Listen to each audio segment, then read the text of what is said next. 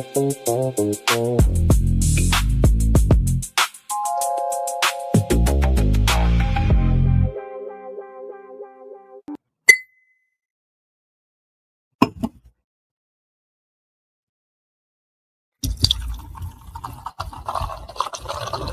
layer's a hard place to live. Real hard. Ain't no soft landing nowhere in it. Smiling at you like it already know your name, already in the room when you walk in.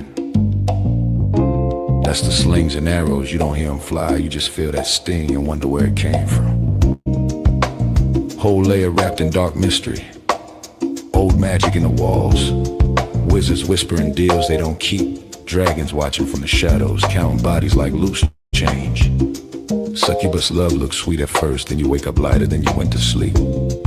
Hard tax, soul pawn. It's war out here. Quiet war. Betrayal wear silk and smile real nice. Same cats break bread with you. Be the one selling your name 2 streets over. This whole thing a stone cold trip, baby. No fair fights, no refunds. So whatever shield you walk around with, it better be battle tested. Not shiny. Not shiny. Not fresh out the armory, I'm talking chipped paint. Bent edges. Blood you couldn't wash off even if you tried. Cause the layer don't care how fly you look in your armor. They care what's still holding when the smoke drifts off. If you're still here tomorrow, still breathing, still standing on your square, then yeah, you's a bad mother. Shut your mouth.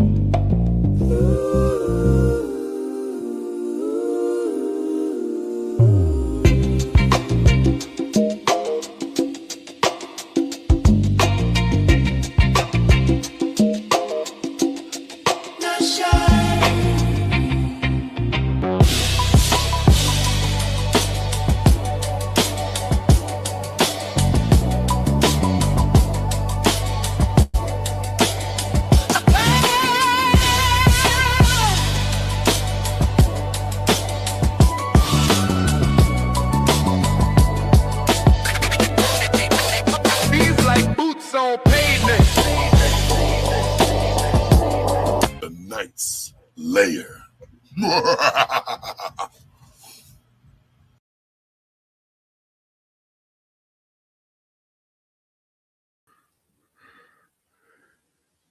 Shout out to the people that come through, leave their name and say what's up and then bounce. Because I can see the number there and I can see the number of people over there. I do it too. I'm not saying nothing crazy about it, but shout out to the people that come through, say what's up and bounce. They don't even be here. But anyway, I already said, hey to Almond Eyes. What's going on, Zoomer? What's up, Deacon Dave? What's going on, Lord ADS? What's going on, Gas Mask? Somebody said that the night isn't funny anymore. We have to see if that's the truth. I'm just going to grab a clip of something that just happened recently. Let me see. How do I do this? I go here and into video, right? Then over to screen recordings and grab the last screen record. I don't think it's the last screen record. I think it's this one. Let's see. Let's see. Go ahead, James. Okay, just to be clear, Tommy, I got appreciation for you because, as I said to you before, some of the things you say, some of the things Tommy says are spot on, and I can voice my appreciation. Some of the things that you said, you may say I have no real tolerance for. Let me say this before I even get to the joke. When it comes to situations with me, it's about does the good outweigh the bad. I had something happen just recently. Y'all know I'm an incel. I never leave outside of the house. I sold my car. Well, I didn't sell my car. My son destroyed my car. We had a 1997 Dodge Caravan. He took it to school and sideshowed it and did blah, blah, blah, and tore up the engine. I don't know how he messed it up, but he destroyed it. And I left it in my my mechanic's place and told him, get somebody to come up here, no. I called some people that went up to the mechanic shop and they took it and, put it in their junkyard or whatever. And I haven't bought a vehicle since then. So when I need stuff done that need me to be physically there, I got a cousin that I get to do it. So recently I've been selling stuff on Facebook Marketplace, right? And one of the things Facebook Marketplace be concerned about, they say it could be a scam type thing, is they say you really don't want to do Cash Apps and Venmos and what I got, and PayPals and Zelles. You really want to have these people come and bring you cash, right? So I can't do nothing with cash because the way the cash thing go, I have to go outside and spend the cash. I don't go outside. So I have one of my cousins come here to take the cash to put it on my Cash App or PayPal or whatever. So I was explaining to him, while you're doing that, go to the store and grab me a couple of items, right? And he said, well, I got to go all the way to such and such, I said, no, while you're in the store, all major stores will take cash and put it on Cash App for you. I didn't know that. I'm telling you, I'm trying to tell you, all major stores will take your cash and put it on your Cash App. That's one thing. So we negotiated a price. He agreed to it. Then when he came back, he was like, cuz I needed $5 more. So I just took it. I said, that's cool. But you understand what that's called, right? What? That's stealing, nigga. You stole from me. And we had a whole back and forth. He started arguing about math or whatever. I said, listen, cuz, we agreed that you was going to get $25. I gave you $113 cash. Asked you to buy me $50 worth of stuff from the store. Let's do the math, brother. 50 from 113 is what? $63 left. You came and you only got $30 on the Cash App. So you negotiated and said you wanted 25. So what's left after 33 and 25?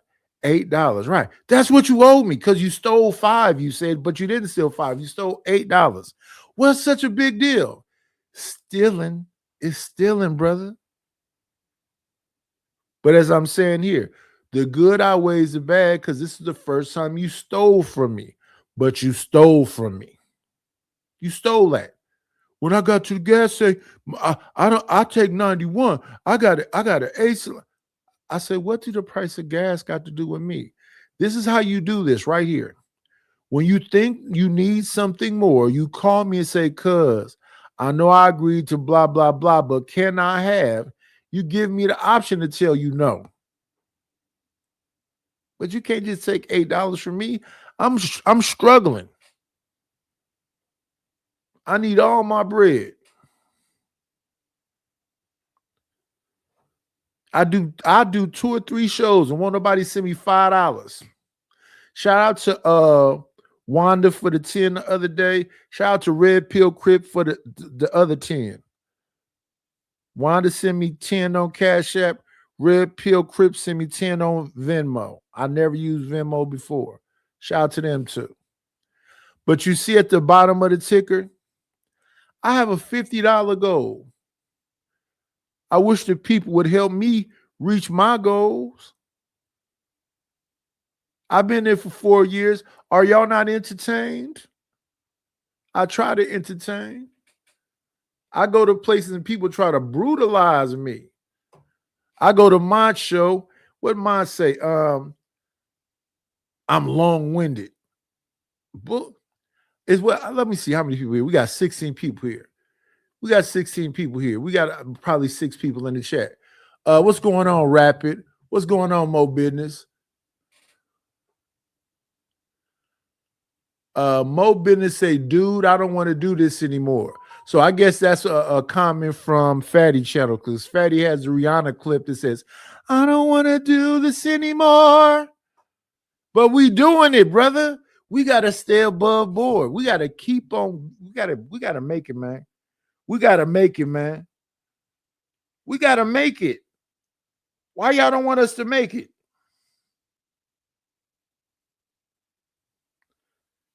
Let me shout out my brother. One of my brothers. And let me talk about my brother too. My brother swear I be trying to crush him. I don't try to crush you, brother. I thought you was one of them ones. Thank you for the money. Cheese, Betty, the dough. Buddha, scratch, Skrilla, paper. Maybe it was an echo because I had the monitor on. I've torn the monitor off. Shout out to my brother, Lord ADS, Sir Lord ADS, for the Cash App. I appreciate you. I appreciate you. I appreciate you. Lord ADS be like, I be trying to crush you. No, I don't. That's my dog. We just do a little fun roasting back and forth. That's all. That's a little something, something. But I didn't come up here to in particularly point you out. And I don't really have any hatred towards you or any man for what they have or what they don't have. I ain't that dude. When I said even you, Tommy, I thought maybe you remembered me from yesterday. And I never had right, but I never voiced. So I want y'all to pay attention to this individual right here. But shout out to Gas Mask. He said, gotta maintain the grift. Now, let me tell you what I think a grift is. A grift is when you're not really doing nothing. One of the homies that people tell me I shouldn't fuck with because he's what they said did they say was a proud boy? They say it was something. But shout out to Flow State. Flow State calls himself a grifter. But that's a joke. That's an inside joke. He really has conversations. He really brings people to him, and they really get down and get into it, right? That's what's supposed to happen up here. But I swear I could be up here with Lord ADS, Ruthless, and everybody. Ruthless got a thing about, he going to make it about the women no matter what. That's not us chopping it up about whatever this individual thing is. That's him taking it back to being about the women. And Lord ADS be up here sticking his tongue out, trying to be cute, flirting with it. So they don't give a fuck about what I'm talking about. They doing their thing. I don't mind opposing views. Let me tell you, I can't fuck with Rishon because he be on bullshit. He just want to say nigga. I can't fuck with Imperious because he be on bullshit. He just want to say the word nigga. I don't care about y'all using nigga. Use it as much as you want to. If you really want to be tough, go in the hood by yourself and get around them youngins and get to talking about chimps and niggas and monkeys, and don't bring no cameras with you, and let's see how it work out.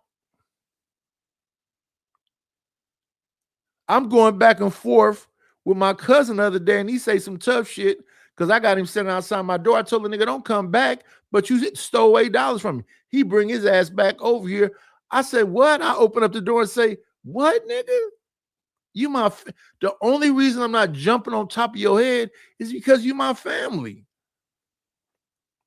I wouldn't let a motherfucker take a dime from me, 10 cents. Because it's about the principle. You get comfortable with taking any fucking thing from me, you'll take everything from me. You'll attempt to. And this is not no tough guy shit. I'm not a tough guy, but I'm going to crush your fucking skull if you try to take something from me. I just got to go sit down. I had a motherfucker doing maintenance on my house. Kind of, you know, a passable job, but not hella good. It was him and his brothers. I think they was Honduran or some shit like that. And this motherfucker came back and I did the math. Right now, I messed up on the math, right? Cool. I'm telling him, I'm doing the math. Here you go. This is what it is. This is what you agreed to. He talking about, no, we're going to fight. I looked that man dead in his eyes and said, we're not going to fight. We're not going to fight. What the fuck are you saying right now? You write it up and you see what the math is. But we're not going to fight because I'm not going to fight you. I'm going to bash your fucking skull in. And I always get these jitters because I know what the fuck I'm going to do. The only thing that's going to stop me is if you stop me. Whenever motherfuckers get to talking like that, I just go, oh, shit.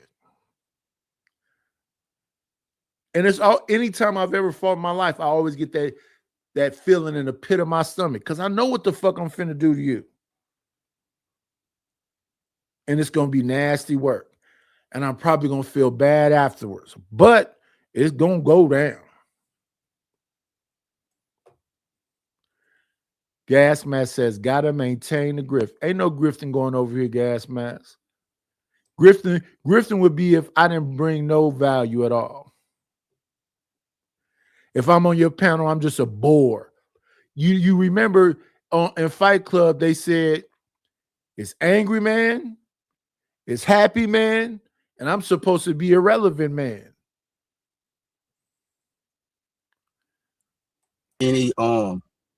Any hatred towards you as far as whatever you think your status is and whatever, because do you hear this hateful shit that's being said?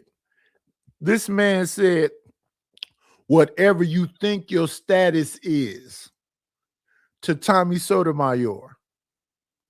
Now, the ladies in this place with Style and Grace said that he goes around in white boys and he gets shitted on. When he go around the white boys, he be on some Dubai shit. That's what they say about Tommy. He popping up on random panels because, you know, he's irrelevant now. Why they keep letting him up then? Y'all got to do better. Well, you just always start off with like there might be an issue with me. Like you start off with like you have an issue, and I keep thinking if people are going to lead with that, then just go ahead and tell me what it is. This is the perfect time. I know if I ever got a chance to talk to Donald Trump, I'm gonna tell him what I think. I know if I ever got a chance to talk to so and so, especially if I got a problem.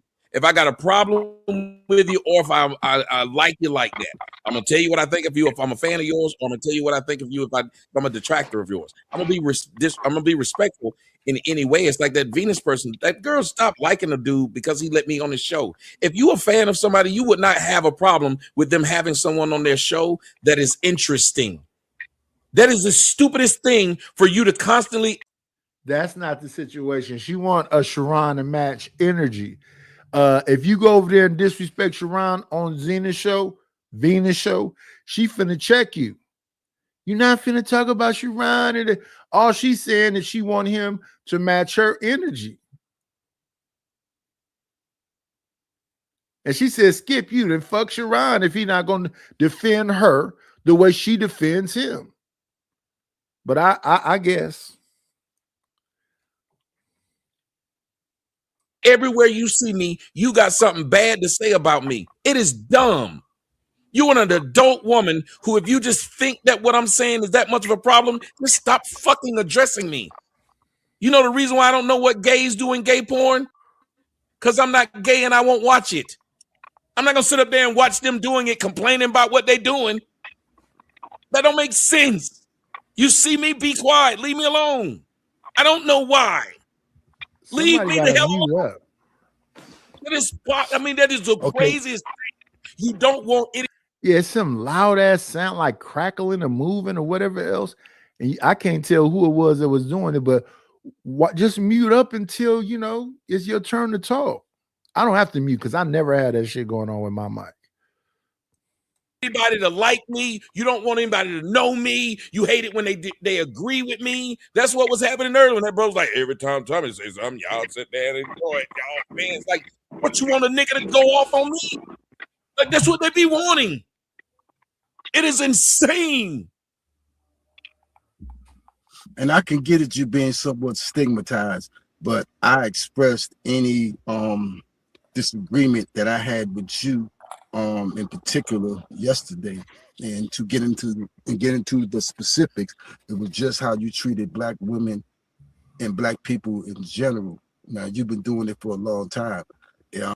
So listen to what he said. He disagreed with him the day before. Now he's over here this day talking about, I wonder if you remember me from a day ago about my argument, or do you recognize my name? What is that other than Cloud chasing.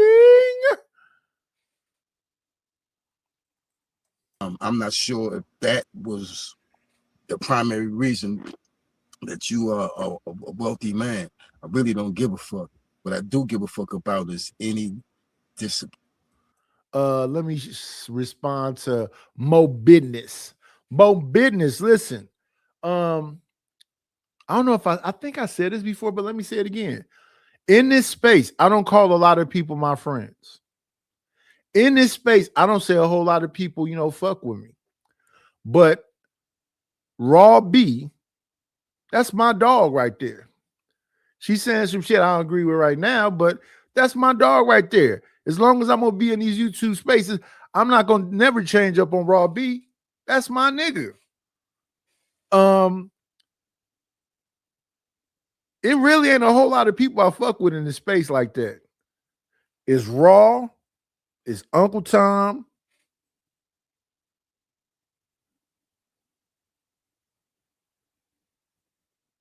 It ain't a lot.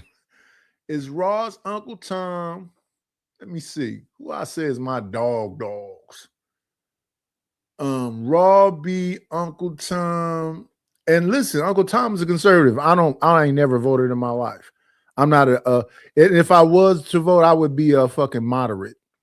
I would be in the middle. But Raw Uncle Tom.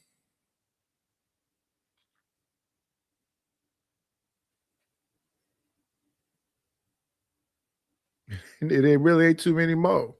And the other person I could say, really had my back and helped me get to a certain point, I would have to say Fatty. Even though me and Fatty don't agree with each other right now, it's Fatty. But my dogs is Raw B and Uncle Tom, to be honest with you. I'm cool with it, like a lot of people, but my dogs, the people that help me in the back, help me get my, I had to get that all to, and fucking DJ Cuda. Raw, Tom, Cuda, Fatty. Fatty helped me the most. Second helping me the most is Raw. And then Cuda.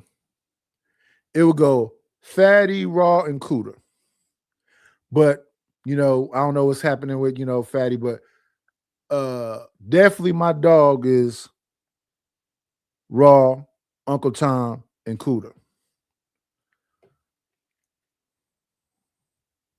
And Cuda, I guess, I wouldn't even, Cuda's cool, but I ain't really kicking with Cuda like that.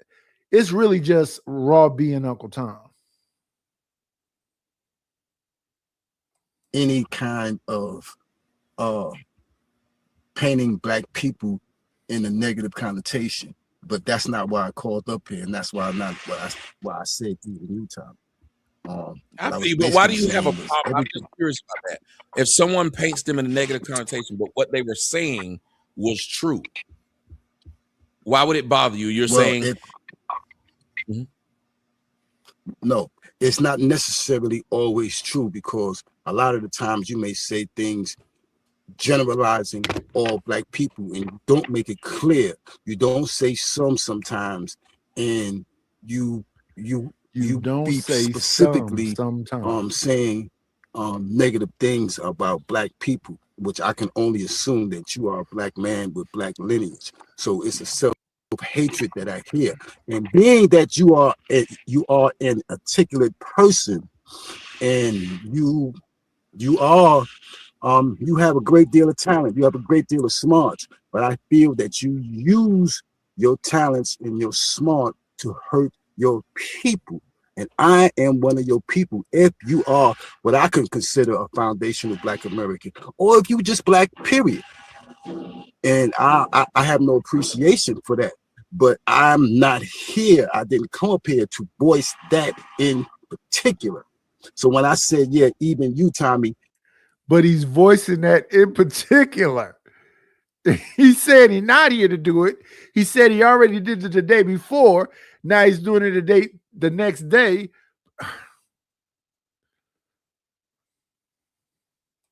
That may be some of the. Get to that discussion. No, if you don't have it, I kind of have it. If you're right there with me, why bring it up? Why would I say, like, if I want to say, JT, you know, you did some things I don't particularly like, but we ain't gonna talk about it right now. And every time I see him, I'm gonna do this, and it just left out there. It never gets addressed when you could address it. Yeah, James, can you speak on what exactly? Well, when you speak your mind, I mean, you. No, well, you said I don't have James, anything in particular. James. I'm not going. I'm not James, going. I'm not going James, to Tommy. When I first, James, 1 second. You rapid. When motherfuckers be talking slow like that, that's when you know they on bullshit. All that. Listen, brother, you understand what I'm saying? It's like this. You know, I'm just trying to make my point. And you dragging it out. And at some point, you know I gotta get him. You know I gotta get him because they'll say that I'm long-winded like that. I'm waiting till we get some more numbers up here so I can ask everybody, do I be long-winded or do I be cutting the motherfucker off because they be hella long-winded? Then I gotta get them.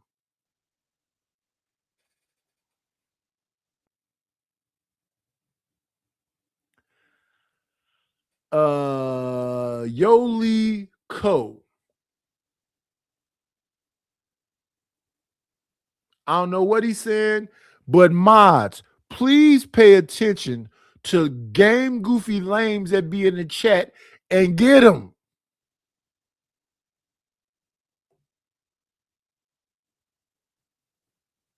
Said you're not going to I'm do listening. it. You said you're not going to speak on something, but you literally just spoke on it. Yes, and I would have responded to what you said. Like I would have asked simply. And now we want to know what it is. Yes, like because think about it. What you said was you said I hurt black people. It's blurred. You would have to tell them how I hurt them. Okay. Because that's how I get into so many fights, arguments with complete strangers, because they use words and don't explain them. And black folks will get rah, rah, rah. You can say this guy's racist. Black folks will get mad at that guy and won't know what he said that was racist. Somebody just said he was racist. You hate yourself. Nobody ever explains what self-hate means. Even the word says self, meaning I would look in the mirror and say, I'm ugly. I don't call myself crispy. I don't call myself ugly. I don't call myself these things. Y'all do. So how would I hate myself? When I'm talking about black people, listen to what you're saying.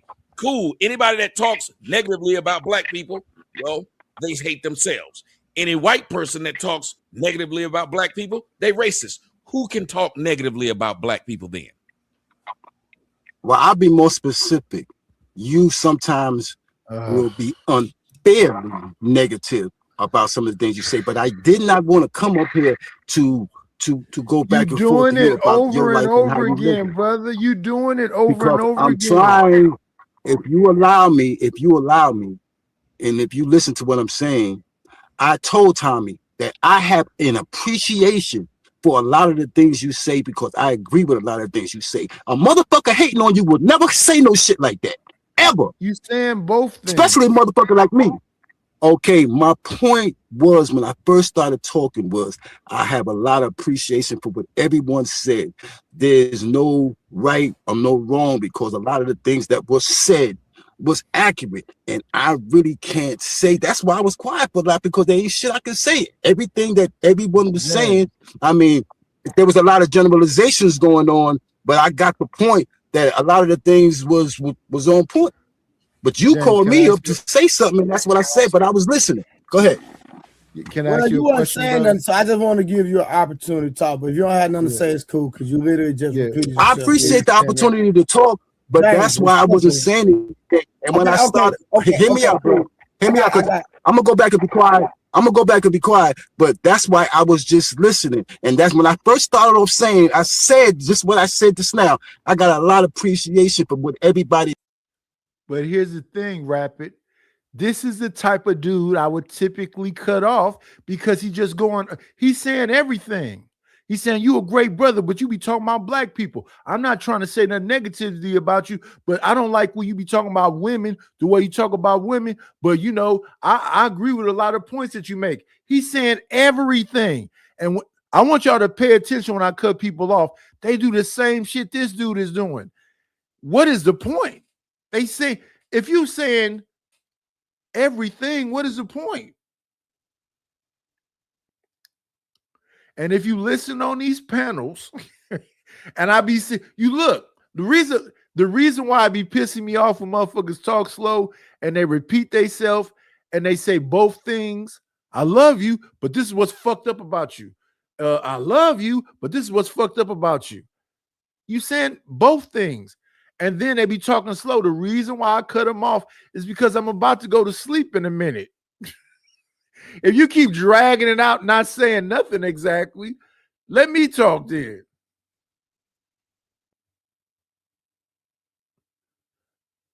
Now listen to this lie. Listen to this lie.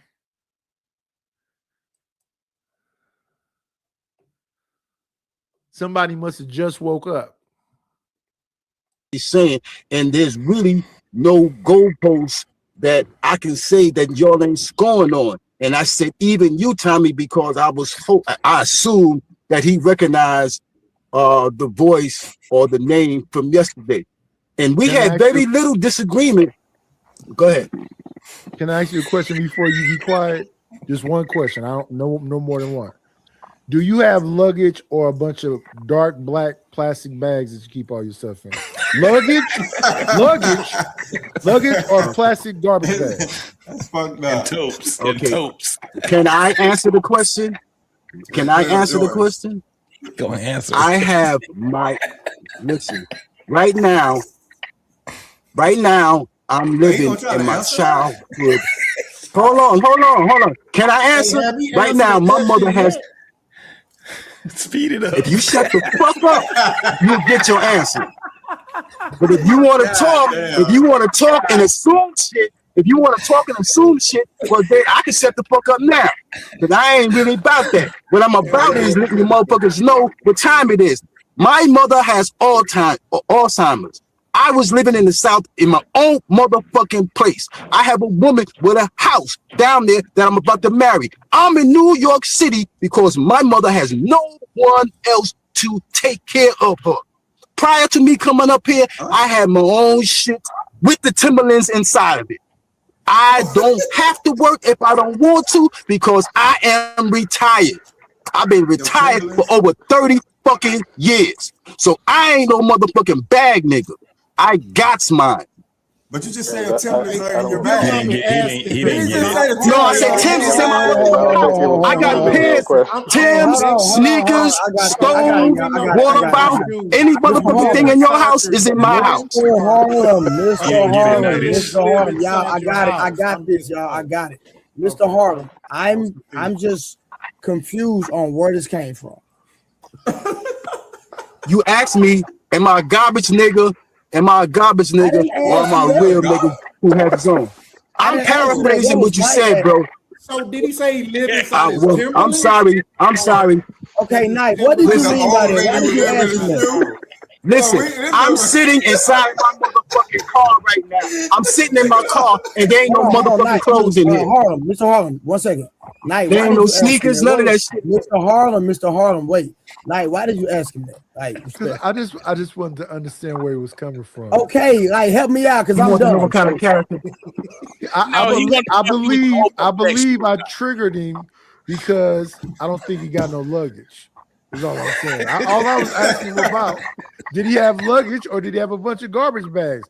I got him. No, what you saying is no, bro. The premise of your question, I listened to the conversation. Great question. I listened to the conversation, so I know why you asked me.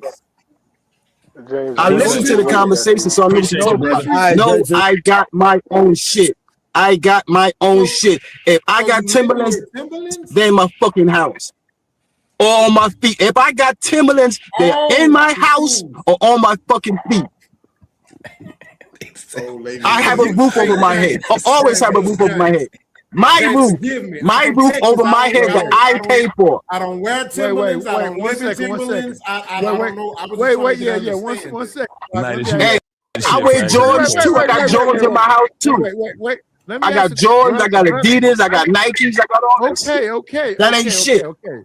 Okay, Trey, did I violate by accident? Did he have luggage? No, I was confused. I was just trying to see what He you took that to heart, Fuck man. that shit. I mean, do y'all okay? But do you understand what I'm saying? Right? Yeah, you violated. Do y'all understand what I'm saying? I'm not no millionaire. I'm not no millionaire, but I ain't no bum. I ain't no hobo. Construction boots in the I ain't summer. that nigga. We know you ain't millionaire. I never He understood took, that. he took that personal. Like them He niggas, took them that to niggas wear heart. construction boots in the summer. That shit is really ugly. Hey Trey, that was a rhetorical question. Yo, that's the style, yo. Sometimes that's the style. On a rainy day, that's the being style. nice, y'all. Nightish was being nice. Nah, I got you. Violating ass. Nightish, is you drinking out of a fucking measuring cup? Yeah. Pyrex. This nigga be measuring the alcohol, right? That nigga drinking out of Pyrex cup. That nigga different. That nigga said 2 cups of whiskey.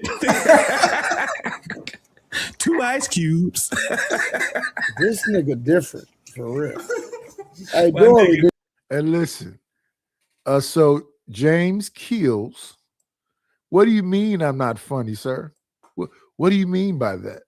I'm hilarious. Listen, I got a person triggered because I said I don't think he got luggage. I didn't say nothing crazy. I just said I don't think he got no luggage. I got another whole group of dudes triggered because I said I'm not coming on the panel if it's too many niggas up there with a lisp. I'm not going on the panels with like too many people that talk with a lisp. And now they pissed off everywhere I go because I said I don't want to be on a panel with a bunch of dudes with lisps. I don't know how you fix a lisp, but it's too many dudes on the panel with a lisp. I'm not going up there. And they talking about women with a lisp. Black women with a lisp? Come on, dog. Hey, Angel Earth Love. I'm hilarious, James Kills. How dare you sit there and try to suggest that the night is not funny?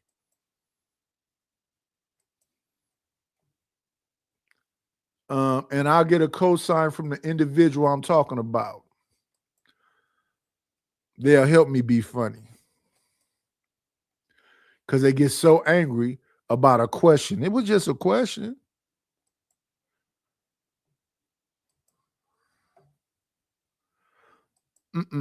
Now, y'all remember this dude, Dominique Alexander, was in the Carmelo Anthony case, who got somebody to escort Jeff Metcalf, who was Austin Metcalf's daddy, out of that, meeting that they had, and he was the forefront of.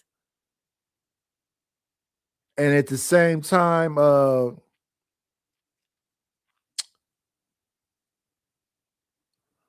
I believe his name is Andrew Anthony.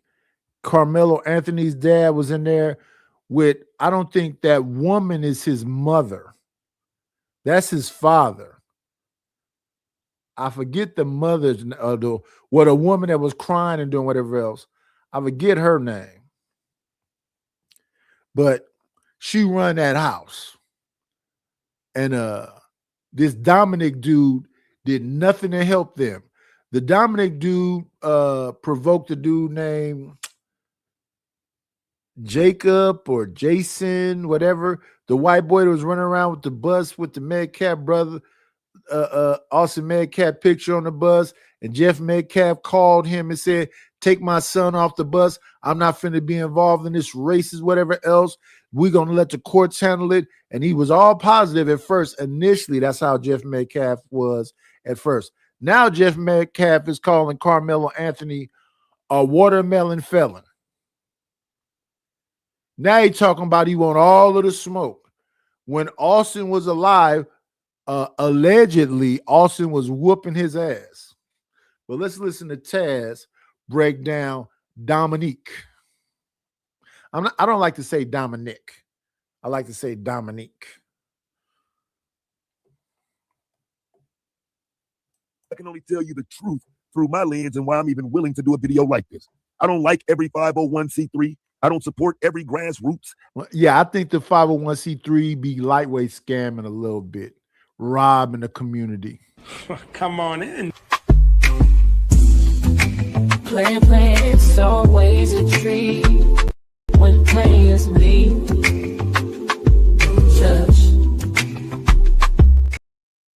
Hello, Miss Candy. Hello, Bay Love. Let me do this right here. Let me talk to my brother, Lord ADS, because I got to talk to him about panel etiquette. What's going on, Lord ADS? Facts. So, what's up with panel etiquette? You know, the best thing is when people are on camera. Your hair ain't did. You always be on panels. You always be on panels with Deputy Dog. You with my physical face presence type shit. No. But would you agree that panel etiquette the best? For example, when I go look at Fatty panel, I don't see nobody that's off cam. I'm gonna make this easy because it's Sunday. My cam ain't coming up. I think it broke. There you go. The lies on a Sunday. There you go. A lie like this, a light-skinned dude with 2 braids and a dingy V-neck on a Lord's Day tell a lie like that. But other day when dude was talking freaky, he could keep popping that camera on to stick his tongue out. See how Lord ADS do me? Man. And he said I be doing stuff to him. What? Yeah. When them girls were talking about violating men and taking the thing from them, all of a sudden, Lord ADS camera works.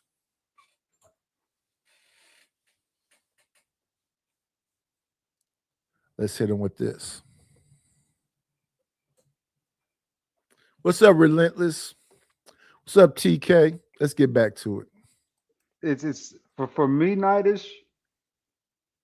If I'm dealing with a woman, it's not a violation unless it's out of bounds, right? Just that simple. But not everyone sees it the same way, right? Some guys will call some stuff a violation. Oh, you can't touch me tonight. Don't do this, don't do that. No, we might think it's a little bit off-putting to hear that from grown men. But you also have to respect their agency and how they perceive things. So I'm just saying. Let's be honest about it. The reason why the guys responded in the way that they responded is because, you know, a lot of these guys, they have an audience that they got to make sure they quench their thirst. And the audience have heard about women taking their husbands to court because their husbands feel like they are their property, right? So that was a big thing probably about a year ago. These women that was talking about, they were being raped in marriage. And then we had a whole discussion that went on about it for probably about 6 months, a year or something ago. You remember that? Because it used to be that we belong to each other. If we're in a marriage and we belong to each other, you are mine. And we just had that conversation the other day on my channel about they believe they own a woman and that they woman own them. So if she want it, give it up.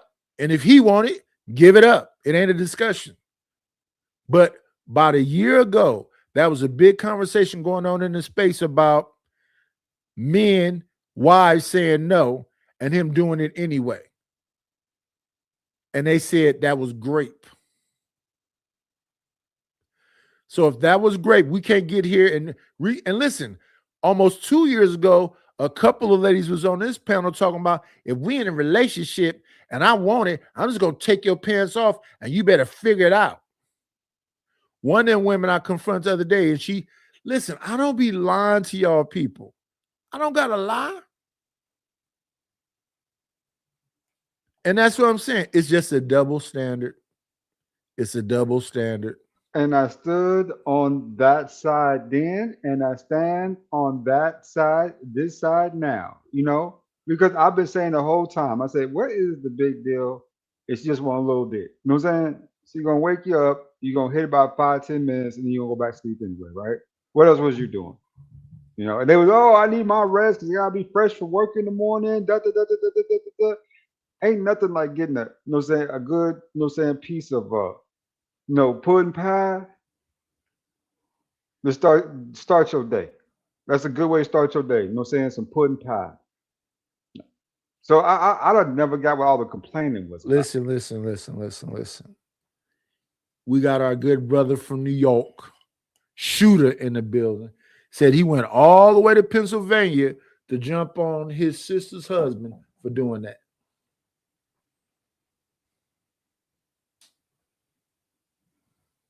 For doing what?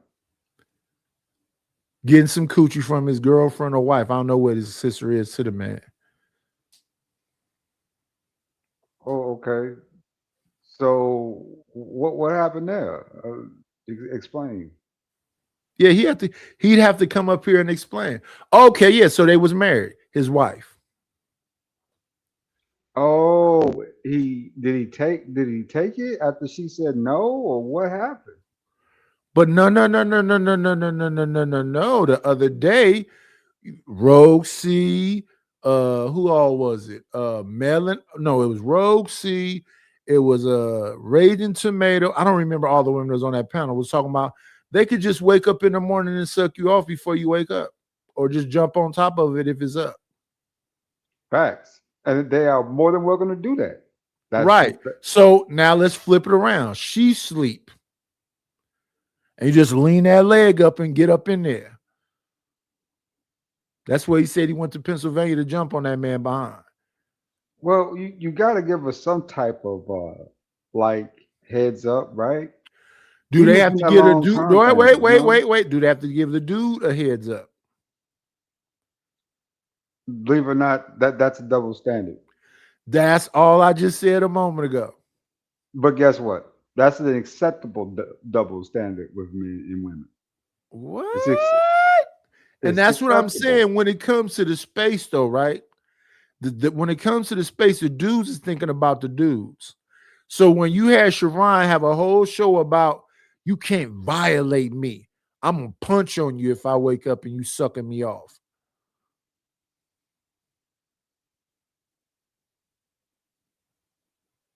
He had a whole show about it. That's why I think Sharon is kind of going into his red pill phase. It's been a couple shows where it's kind of sound like he's straddling the fence. They said a couple weeks ago they made him king of the sisterhood, but I don't know how you can be a king. I ain't gonna do that. That's no. I know how you can be a king. Oh, don't snap your finger. Yeah. Snap your fingers, do yourself. You can do it all by yourself, baby. Yeah, like T-Pain said. I don't think every person that is claiming to care about the community cares. And this is the perfect example of how those people position themselves to benefit from a community they could care less about. So, listen, fam, he's not going to give a fuck that Carmelo gone. Dominic Alexander, you led Carmelo Anthony to his demise. I hope your fake activist ass rots in hell telling his parents to choose Toby Shook and Mike Howard as their son's attorney. Tell them who and not to talk to and not to hire black attorneys. What a shame on you. See, people starting to talk about this a little bit more, but we don't know who Dominic Alexander is for real. And so with that, we have to take a look and see who this person is. And I don't like jumping to conclusions and getting on here saying he this, he that. I'd rather go and look into it and then bring it back to the people who support me. So when we're talking about it, at least you know who we're talking about and we've done some layer of research on it, right? So again, this dude is right there front and center in front of the case. But why? Why is because he positioned himself years ago, like a lot of people did, back when the protests and whatnot was happening, 2014, 2015, when names were coming up and names were being hashtagged. We talked about Dominique last year when we first heard about the case. That's why I say when I be thinking about this stuff, since it's kind of shows I did a long time ago, and I do a show like every day, it's hard to be able to like pinpoint everything, but I know enough information to at least talk about it. This dude did not help them at all. And I said this when he first popped up. I'm like, who is he? He's supposed to be like Khalid Muhammad. He's supposed to be like, one in the Nation of Islam or somebody talking to him. He's supposed to be like Brother QX. Y'all forgetting about that PR dude they had. Remember that PR dude they had about This is him. This is him. This is him? Dominic, yeah. That nigga there, to me, I think he one who actually lost the case for them. Well, that's him right here. Dominic Alexander. Hey, Brownie. I don't even see Brownie. I see them talking to her. Brownie. Oh, there you go. Hey, Brownie. Yeah, that's this dude. He especially when he said kick Jeff Metcalf up out of there. Kick him out of there. Why? He wasn't gonna do nothing. Let that man be in there. That's a grieving father. And a grieving, exactly. You know, and these people out here, man, trying to prey on that shit, talking about, oh, he shouldn't have said this and that. Man, if I'm a grieving dad and if a white boy murders my son, I'm gonna hate white fucking boys. I'm gonna hate them. This is gonna be natural, right? You took my son. You're not giving this guy time to heal from what's going on. You're throwing him right in the mix and then tearing his shit apart every chance you get in some type of justification. Like that's gonna help Carmelo. Is that really helping Carmelo Anthony that you turn apart the daddy of the father of the saying the father of the child who was kind of lost in this situation? You know what I'm saying? Right in a week before Father's Day. How's that going to play out for you? You know, it's kind of crazy, man. Listening to these folks and how they perceive things or how they think. Right? It's so like introverted, stupid. Right? It's amazing to me how long they've been getting away with this shit. It's just introverted like stupidity. Yeah, I agree with you. Brownie, the conversation wasn't about a woman. Fatty had a show, and somehow the show turned into about women sucking a man off while he sleep and jumping on top of him while he sleep. And as Lord ADS just said, it's a double standard because ain't no dude finna take his wife to court behind that. But we talked about this like a year and something ago. A year or something ago, and women was taking their husbands to court behind that. When I say no, it's no. Udo was just in the chat talking about he went and jumped on his family member's husband behind that. No means no. So then the other day, Fatty had a show with Raging Tomato and Rogue C and a bunch of women up there talking about sucking you off in your sleep and jumping on top of you in your sleep. Yeah, they said the rules don't. They said the rules don't apply. And then probably like 2 years ago, I had a couple women up here saying, if I was a nigga, they'd just rip my pants off of me. I'm like, what? I say, how that work? But Lord ADS said, please violate him. Depending on who that right there. No. Don't change it now. No, like that. No, brother. You said please violate. No. If you sleep, you said no. You said take you as you are. I heard what you said, brother.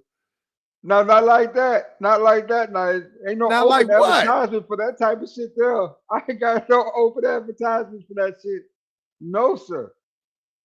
No, open advertisements for what shit? We are talking about a woman. We are talking about women, sir. Oh, okay, but even then, it's still very subjective and selective, man. I don't like all women. Well, we talking about what other woman would be in the bed with you other than the woman that you picked? You never know, man. These girls is crazy out here, insane. You don't know what they thinking. Shit. So Lord ADS think he one of them ones that just women is gonna creep through his windows while he sleep. Let's get back to it. People were coming out to the forefront. Everybody was a leader, right? I know y'all remember the time. It was an interesting time. I look back to that time and often wonder, how did all of that energy get lost? And well, then we stumble across a situation like this. Of course, this is why.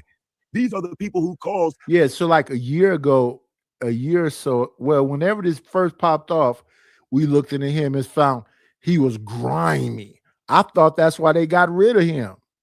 But he somehow influenced them getting the damn white lawyers still when they got rid of him. That's crazy. So he was still working with them, even though they saw all this shit that he was doing. Yes. Wow.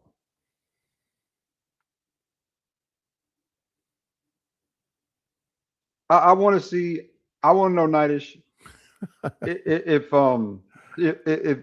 they've investigated him yet for any type of laundering, because I I don't can't think. know. I don't know about that, but it's so much shit wrong in this case. It's so much shit that's wrong. The jury of your peers is off. The defense attorneys, your defense attorney is supposed to object everything. And then your defense attorney is supposed to say all kind of shit and get objected. The Metcalf boy leaned into him and kind of fell on a knife. Objection, Your Honor, but you're supposed to say it anyway so the jury can hear it. I don't even want to know because I don't want to ask. Carmelo is 5'9", 130. The Metcalf boy is 6 something, 2 something. The Carmelo was sitting down when the big guy was standing over him. Carmelo only stuck one time. So you're supposed to put shit in people's brain as the defense attorney, right? Carmelo was sitting down. I think his name is Austin Metcalf, was standing over him. He's a bigger presence. And as Carmelo got up, Austin was falling on him. Let me give you my just holistic breakdown. Give me 1 second. We got to bring somebody up right quick. Come on in. Playing, it's always a treat when players leave.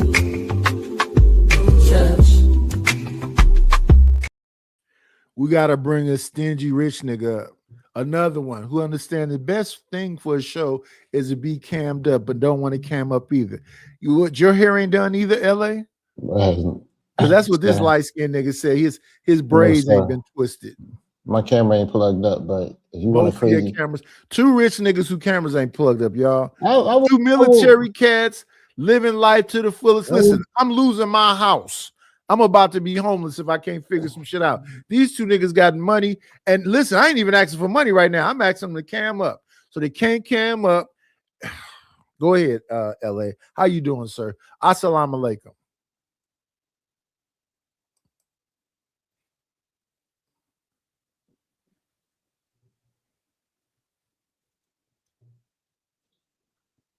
Okay, so let me give you my holistic breakdown. Where you get that money thing from?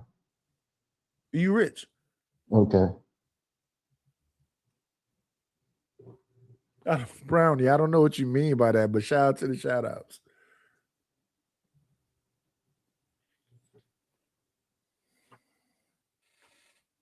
I'm listening, Lord ADS. What were you saying? Okay. So we're gonna start out with the $630,000 on April 2025, right? And that month for April 2025, that's when all this stuff went down, and that's when they start collecting money. They didn't get none of the money though. No. The give, send, and go. So they were getting the money. All the finances have been dispersed. They did, but they didn't get it because they were saying they were scamming and whatever else. They didn't get the money. No. They said they sent it to them. They sent it to them, but they didn't get it. It was froze up and taken. I don't know who got it right now. I understand that people sent it, but the Anthonys don't have it.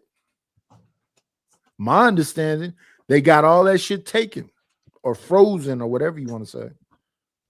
Anthony family get the go send go money.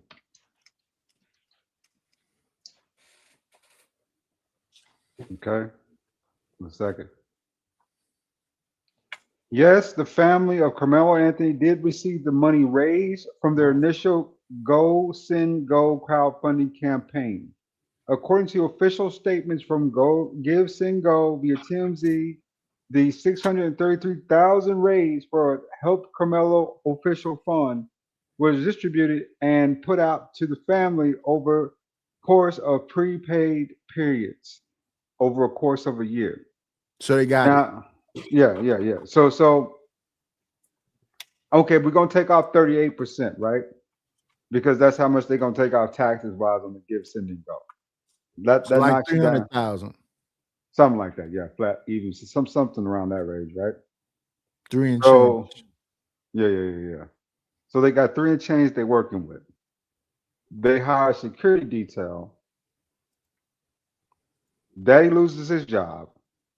They get a bigger house, says it's for protection because of the fence, probably a dream house the way it sounds, right? And then they sign a 5-year reserve lease on that. And at the end, they end up getting their son this really thrift store lawyer. What you call him that?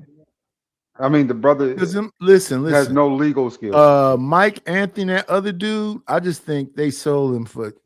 Listen, you know how you're supposed to be as an attorney. I think Auntie said it best. You either want a badass attorney or you want an attorney that's friends with the judge. You have to be able to pad some pockets. I just don't think you it was can't win the case. You got to do. be able to pad some pockets. I don't think it was anything they could do. Bullshit. Honestly, Bullshit. it was a losing battle. Like bullshit. I don't understand the bullshit. Okay. Why do you believe it was a losing battle? They charged him with murder. Yes. Right? And then they threw manslaughter in there at the end. He admitted to stabbing the young man. He put the knife on school property. Which should have been thrown out. Which should have been thrown out because he wasn't Mirandized and he didn't have his parents there. Really? Yes, he's a minor. And as the police officers were saying, you really shouldn't say anything. You really shouldn't say anything. You should wait until we get down here and we get your parents around you. But do you understand when parents were here's the thing. You as a police officer, you know you have to write a report and you know you have your camera on. So they had to say all of that, but all that shit is fruit from a bad tree. No, it's not. All that shit gets thrown out. And No, any lawyer worth any fucking thing know that. No, that's not how it goes, sir. This is the key. People don't. I know for a fact that's how it goes. I need people to understand this because that's not how it goes. If you willfully start talking, I fought my own cases and beat them. I get that.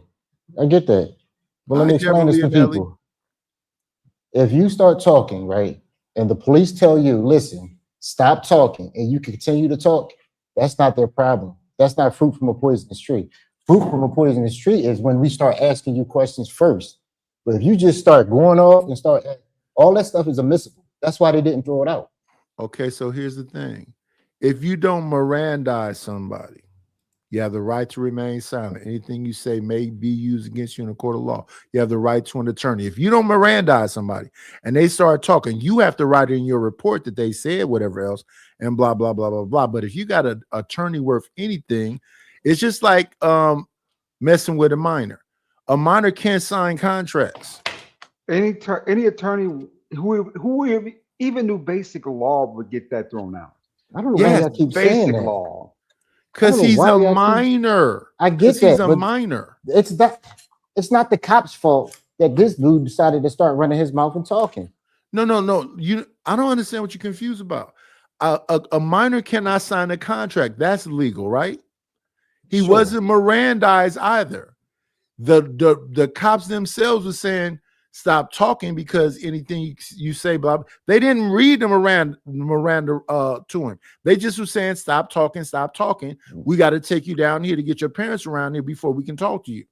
They never read the Miranda to him. They don't have to if they didn't initiate. If they are not the ones that, like, all right, in the Philadelphia Police Department, the patrolmen don't Mirandize. We don't ask questions, right? So, but if somebody start talking while they're in the back of my patrol car, anything they say, it doesn't matter. If I'm telling you to shut up, if you committed a felony crime, minors don't really matter when you commit felony crimes. That shit kind of goes out the window. But if you committed a murder and you in the back of my car as a 17-year-old and you start talking, I say, listen, stop talking. But yet you continue to talk. And I say, stop talking. Guess what? I can write all that down. You know why he's talking? Why? Because he's not a criminal. He don't know nothing about none of that. Well, his actions led to that. In that community, in that community, that's like a freak accident. Nobody's thinking people's walking around with knives. Nobody's thinking now. If he was in the ghetto, he'd be completely prepared for all of that because everybody around this bitch is walking around with guns and knives and everything else. We expect guns to be at school. We expect knives to be at school. We expect people gonna jump you.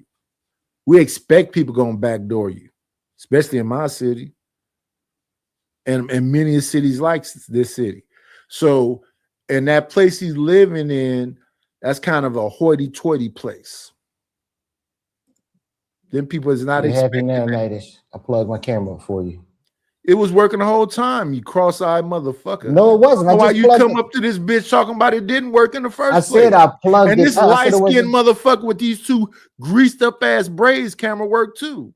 Listen, you know the best content is when we own camera. They want to see your, your angles.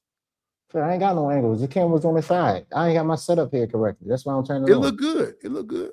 Okay. I just don't know what y'all want the lawyer to do. Be a fucking lawyer, fight like a motherfucker, object every motherfucking thing. That I can agree with. Challenge everything. Question little motherfuckers who all went to the same school with the motherfucking Medcap boys and say you're a fucking liar. Objection. Just say it though so the jury can hear it. Get him something to hang on to versus just let everything go. Well, this is that my fucking question. Defense attorney didn't do shit. Let me ask you a question. Yes, sir. As soon as he got in trouble, what race did he run to for help? Evidently, this Dominique Alexander piece of shit. He ain't run to a black lawyer. The Dominique piece of shit that we watching right now told him not to go to a black lawyer. But it's supposed to be black. And listen, the daddy didn't do shit but hold his wife in because she the one running that house over there. And this motherfucking political rights activist motherfucker that was speaking for him that kicked the Medcalf father. He should have been trying to be cool with the Medcalf father. In the beginning, the Medcalf father said, don't use my son's name with this Jacob dude that was running around there talking that Klan shit. And he said, let's let it all, be taken care of in court. When we first saw Jeff Medcalf, he wasn't on no bullshit. Now, after this fake black revolutionary motherfucker came in there and said, kick him out of here. Kick that grieving father out of here. And he was hustled out by security. And then they started talking all this weird shit. Now, not only is my son been deleted, now y'all talking shit about me. So he's a grieving father who got grabbed up by his shoulders and put outside, and they did all this shit to him. So I can understand him being angry. I can honestly say I truly don't blame him for not liking black people. I truly don't blame him for that, bro. Well, fuck that motherfucker for not liking black people. Who not liking black people? The Metcalf daddy. Where you get that from? Because he called him a watermelon felon. He don't like that nigga. Don't mean he don't like black folks. I ain't never hear him say one bad word about black folks. He talked about y'all. Listen, he said y'all. Sure. He talked about the nigga who killed his son. No, regardless of he said y'all.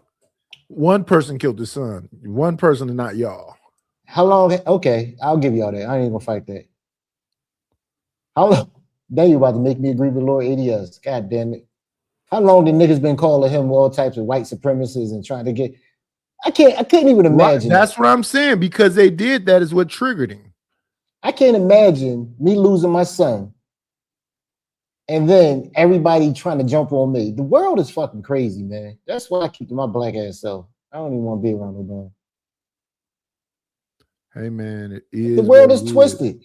I said a long time ago, when somebody considers you the enemy, they'll do whatever was in their power to destroy you and justify their own actions by some.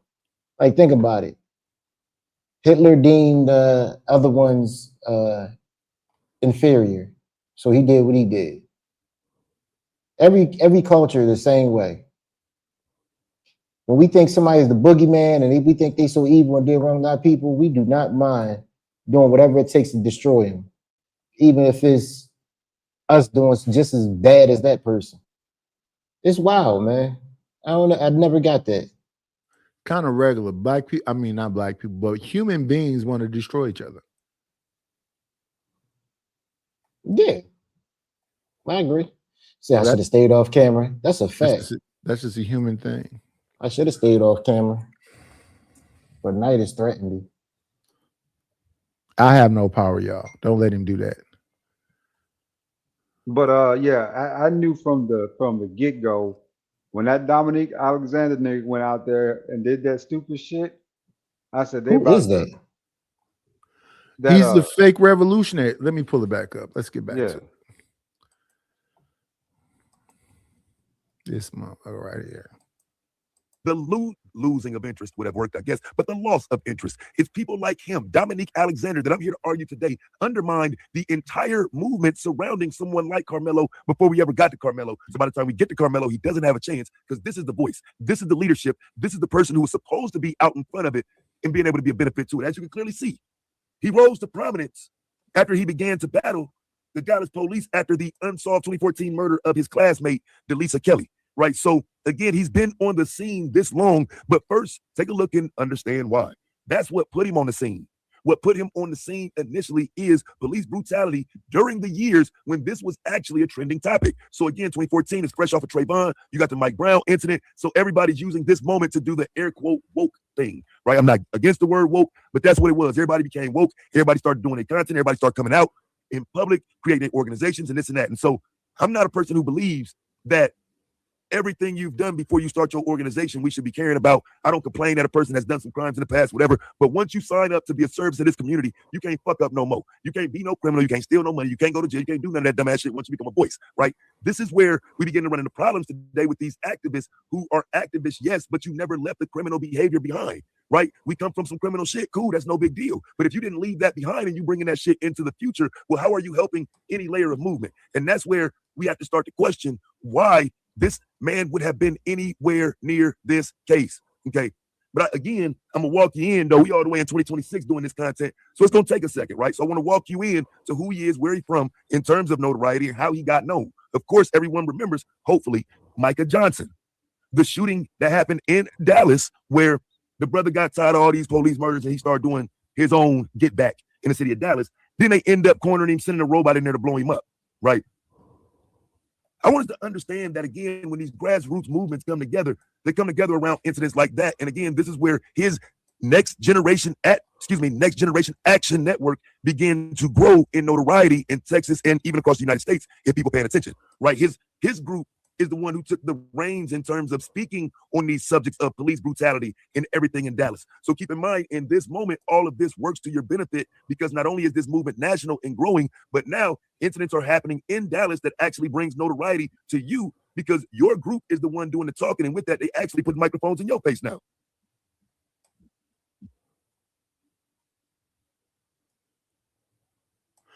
And we bad with that too.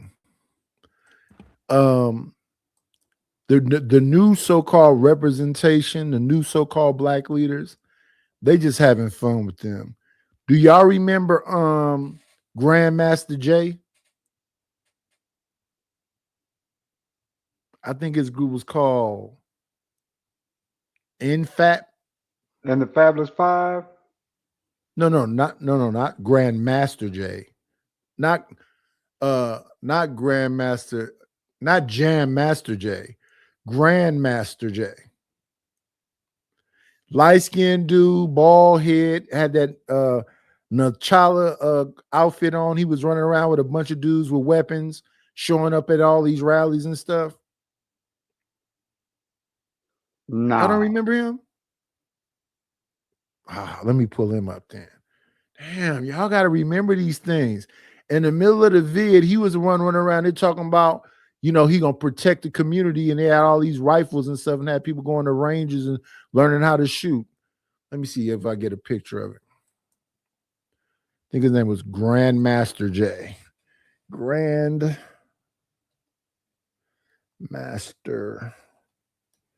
J. NFAP, I believe. NFAC. Let me see. Let me get a picture. Here you go, right here. Give me 1 second. Here we go. Stop that. Bring this up. Images.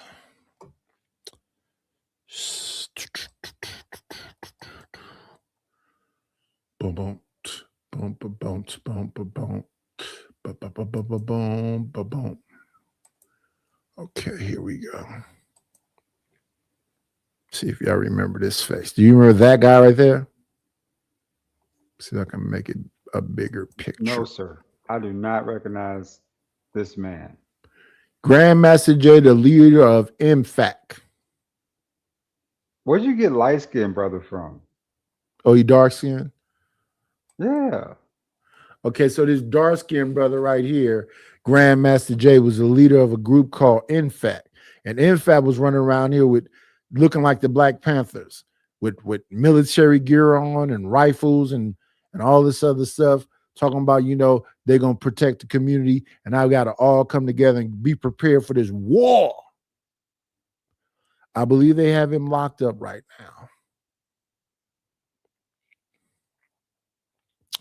Let me see.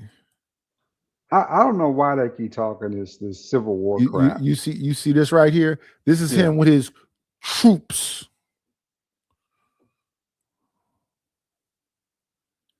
Because a lot of people is on that. I was on a panel with over there at Drip when Tierney was up there talking about black men. Are y'all gonna stand up or y'all gonna keep being cowards?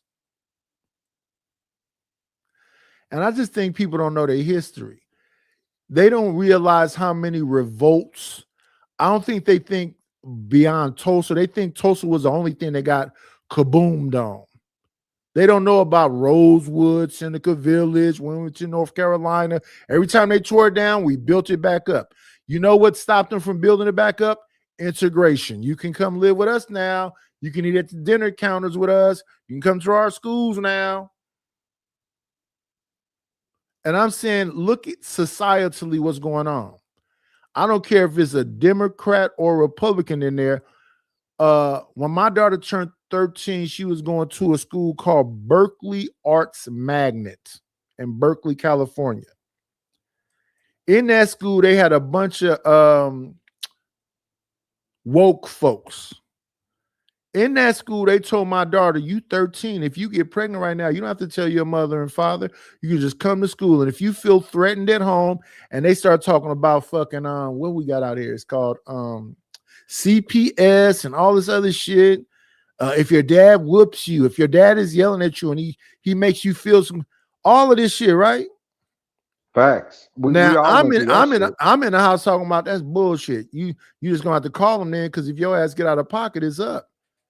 So she called them over and over and over. They was talking about locking me up because she kept fucking calling CPS and the police.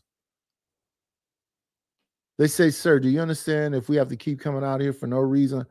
I'm like, yeah, I hear exactly what you're saying. The CPS came out there talking some shit to me. I said, listen, if it is what you saying, lock me the fuck up. Yeah, they think that shit's cute and cool until their ass got to go to that orphanage, because ain't no place else to go but to the orphanage. CPS came and got her one day and she emancipated herself. Facts. And she went and lived in the fucking foster care shit, and that shit was a shithole. So now my wife not finna let her daughter go. So now we at the fucking foster care every 2 seconds. She needs some blankets. She needs some this. She needs some that. I don't agree with none of this shit. But that's where we are today. That's where we are today. I'm going to school trying to get a degree to get a better job, and I got to be at a fucking courthouse every 2 seconds. Mm-hmm. So kids, it's hard to explain that to children because children have no life experience. Their experience is coming from media that they read or something they seen in a movie or a TV show, right? They expect things to go like the TV show went, for that in the situation. And sadly enough, there are worse places than saying your house. There are worse places, far worse places than here. You know what I'm saying? There are places you really don't want to go. This young lady was spoiled. Her and her mom did this queen and princess shit. So she still thinks she's a princess. But if you saw my daughter, I believe she's tatted everywhere but her face.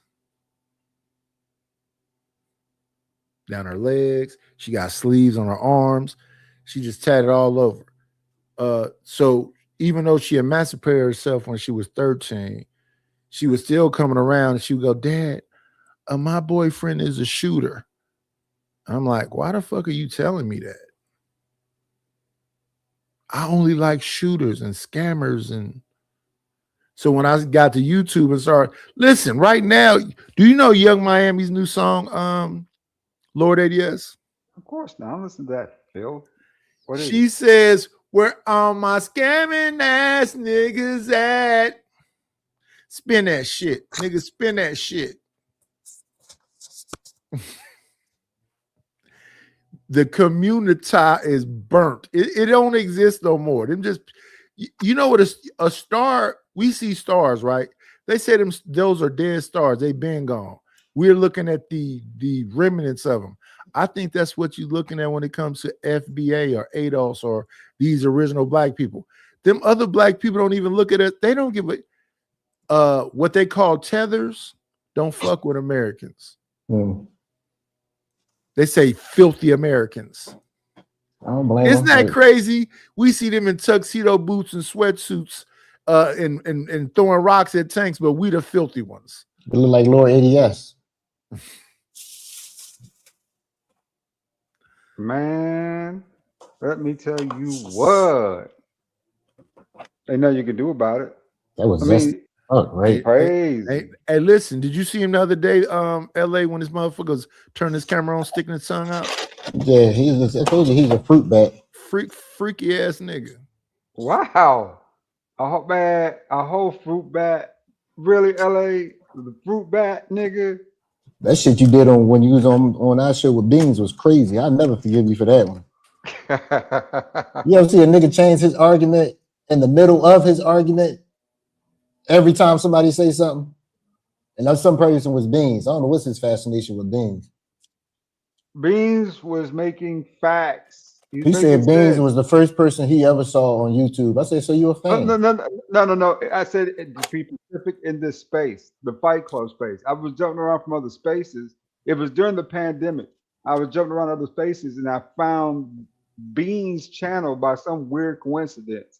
So you was enamored by Beans when you first saw him? No. It's too debative, right? Did you hear his story before you saw him? No, I didn't. I didn't know his story till last week. That is keeping it real. He's a freaky ass nigga. I didn't know that shit. And angry than a motherfucker at black women. Look, man. Why you gonna spread them rumors? Not a rumor. Watch the show. You take up for black women. When I first met the nigga, I said, okay, so we all Fight Club alum. Back then, I was all about collaborating. And me and him was chopping it up. I was like, we should collaborate. He said, nah, I don't fuck with you. Wow. I said, and he said, if we did do something, I have to run and shit and tell you what to do. I said, okay.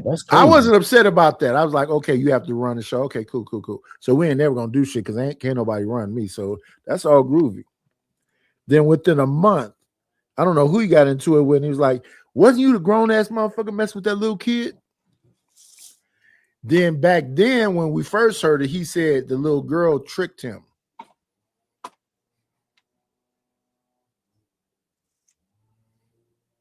I don't know what happened, but I don't know what's going on. This is a hard one here because I mean this happened 24 years ago. I don't give a fuck when it happened. I don't want to talk about the man's story because to me it just kind of make, like you said, my stomach turned just a little bit hearing it because you know what I'm saying, that's crazy, right? Why you ain't never tell him that? Because at the end of the day, that's not my business to even get involved with that stuff at all. None of my business. I told him fucking. So he always yelling at me, bitch ass niggas, this bitch ass nigga gonna keep talking over me, mom. I say, Beans, I don't care about you calling me a bitch ass nigga. I don't know about all this bitch ass nigga shit I done in my life, but the shit you saying right now, Don't make no fucking sense. The intellectual standard of a 17-year-old manipulating you into doing something because you at 24 had arrested development because you had been locked up. Like, what the fuck is you saying? It makes sense. It makes sense. How does it make sense? See what I mean? See what I mean? Come on in. Playing, it's always a treat when players meet.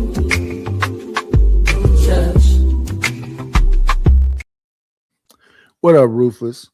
Lord ADS, before you go into that statement that you about to make. No. We're going to come back to that.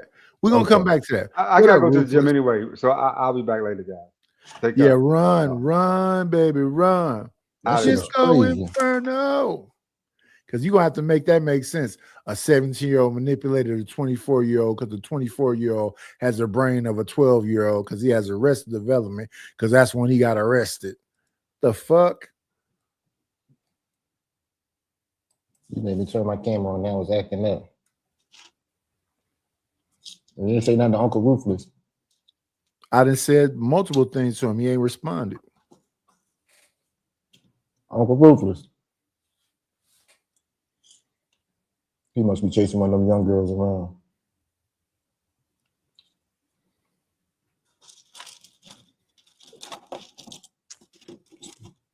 So what else is new in the space? Nothing, not a fucking thing. It's all the same shit, just a different day. Who you argue with lately? I'm arguing with everybody, supposedly. Let me see, let's get that up out of here, Mr. Grandmaster J. And in fact, and go back to Dominique Alexander. That's the dude that was on Anton's show. The dark skin guy. Who? Is that the lawyer? Dominic Alexander was on Anton's show? I'm asking. I just saw a dude on Anton's show. I don't remember if it was. Is he a lawyer? No, he's some black political rights activist or some shit. Oh no, he wasn't on Anton's show. I think he was talking about Okay, let me Oh no, the dude that, if you talking about recently, that dude was the dude that defended the Asian dude that shot the little boy Cyrus in the back. Are you talking about him, the attorney for the Asian dude? Yeah, where was that at? I don't know. It don't make no difference though. It's more the same shit. Black lives don't matter. Get to this video right here, because one thing is clear in terms of this. It's like, where do we go if ain't nobody gonna get an info? Well, y'all used to be on JP show. Now none of y'all fuck with him. That's crazy. This one though, hold on. That might be. I think that is the wrong. Well, he's a fuck nigga. Video. Hold on, y'all. 1 second. Let me get the other video lined up here. I hope everyone is having a good, decent, legitimate day. While it was 107 degrees out here today in Las Vegas, you know what I'm saying? So it was all right, but yeah, 107 degrees though. So you can imagine, ain't nobody did nothing much outside of stepped outside and stepped in the pool for a minute. Ain't no basketball or none of that. 107 degrees. All right, let's check this out. Let's take a look at this. You real hot in the summertime? Where you at? Brutality protest in This Dallas. nigga No, not really. 5 police officers by a lone gunman. He was been on the protest scene since 2014 and was picked by Dallas City Manager T.C. Broughton to be a part of a panel of police candidates. Well, guess what? Some conservatives are not too particularly happy with that, including that little child used to be on the Blaze, who I don't really care about. But the Dallas Morning News editorial came out blasting them, saying no, voices like Dominique's need to be on the panel. The question that's police chief Dominique joins us right now. Dominique, how you doing? I'm doing pretty good. How about yourself, bro? I'm doing great. So of course you have the haters out there and complaining about it, but the reality is, oh, I know this nigga. Of the Next Generation Action Network. How has this process gone with you and others? Again, interviewing potential candidates for police chief. Well, you know, it's very important. It's very important for a very diverse community. But it goes back to seeing them ousting me or whatever. It goes back to the racism in America because I'm the one black individual that's actually on the panel. However, in July 7th, I was just the only other black person that actually organized the July 7th, but I'm always in their mouth. And, you know, overall, it's very important. And the city manager of the city of Dallas thought that it was important. Council. So, you know, and the community supports it. But, you know, we have a long way to go in America when it comes to the blame game. Tiffany? So yeah, that's Dominic Alexander. I remember him. He did another case that he fucked up on. But he's a political activist. He's not an attorney. No, I'm talking about. I mean, he always had to. Not always, but he. What was another one he was on? It was a couple years ago. He was on a not as a lawyer, but as a nigga just talking. I don't know, but he don't be helping. No. Let's continue. American tradesman is crazy. Besides being the only black person on the panel, what are your intentions for the conservatives who don't want you on there, who are mad at you? What is your agenda? What are your intentions on there? Well, let me say this real quick. I would never ask the people who continue to oppress us for validation on the liberation of my people. I like that Thing I won't do. But at the same time, our intentions is to give a voice to the community and also give a voice to the police officers that continue to support NGA and continue to give a voice towards these growing issues that we have in Dallas, in the city of Dallas. You know, since July 7th, there has been a lot of different things, the rise and fall of our current police chief and all these types of things or whatever, and you know, all those things. So, you know, the truth are out here. So we really need to get a chief of police that understands the issue, and we don't have an opportunity for somebody to come in here and have a learning curve. We need everybody at the table, so this person, he or she come in, will have the best opportunity to make sure that we can bring the type of relationship we need in the Dallas County. Dominique, we really appreciate it. Thanks for joining us. Weekdays on TV1. I will never lie to you. What police chief they talking about? A different case. He just he wouldn't be in the dark of anything happening in that area. And I'm saying that because he's been in the mix for over a decade. You know what I'm saying? Organizing rallies, he's the face of. In a lot of ways, I don't think it's a mistake when they're tying him to BLM. And so he was growing in local prominence, and I think that's important in terms of how he was looked at for this situation. Because with Carmelo Anthony, you don't mind bringing him to the forefront if he's got the resume of working for black people, at least on paper. You know what I'm saying? He's meeting with all the big people. He knows all the right names. He's in all the right places. But why? I mean, I'm just asking. You know what I'm saying? 'Cause again, it's not like he's an elected official or anything like that. So when I start to question some of it, it's because these dudes be super dirty, you know? You know, we talk about people stealing from the community and all of that, but it's like, do we know who those people are when they do it? And is there a real concern with it, or is it just a talking point?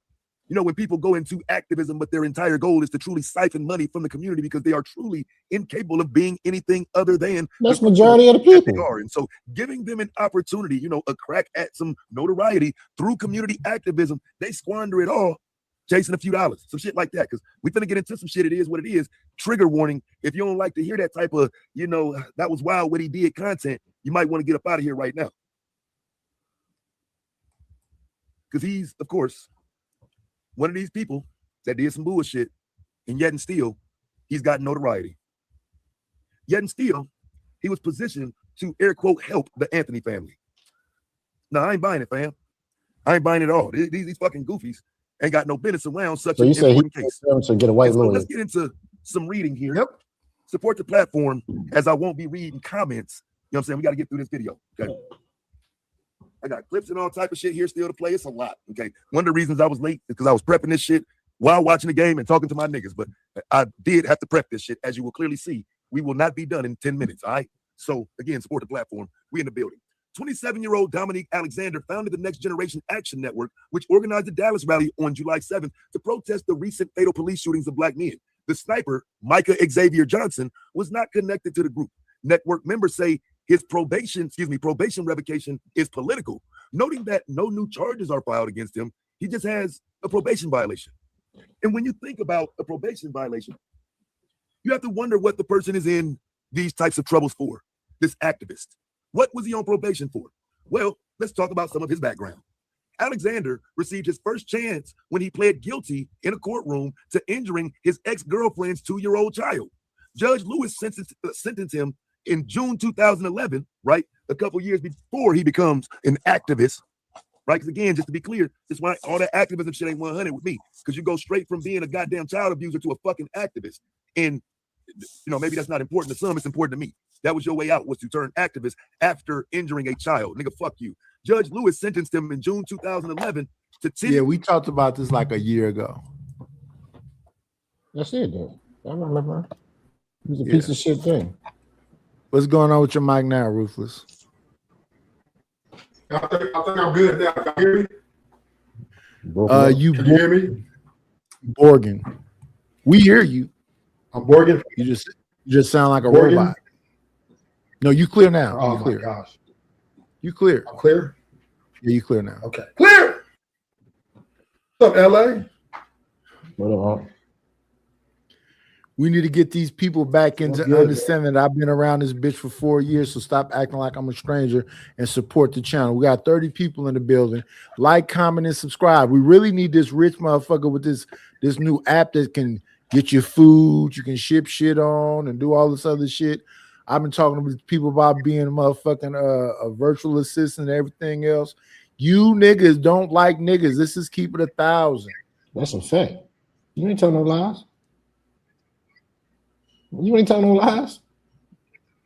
And I got some Asian people that's my damn realtors. That's your fault. I'm trying to talk to these motherfuckers, but black people is protesting they massage parlors and they salons and everything else. I don't know if they stopped talking to me because niggas is protesting Asians right now. I don't know what the fuck is going on.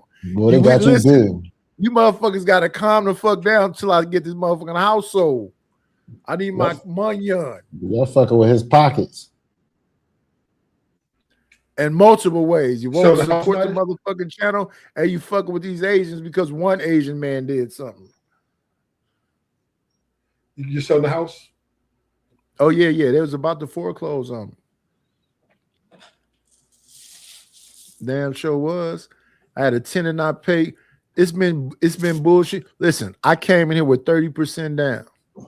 Like 142,000. The house is 500,000. So I think, I got 130-some thousand in equity because that's what I just spent on it. So I'm gonna talk to the lender about using the equity to get a new roof, get the plumbing done, get some appliances, get some floors in here, and we'll be all good. Oh no, you can't do that, sir. We don't get the money back to repair the house. And then I'm talking to another motherfucker that said once the house is repaired, the value is going to go up because it's going to be repaired. So it's just, bullshit. Let me see. Somebody just entered the building. Let me see if I still got her B around here somewhere. Is this it? Is this her B? There we go.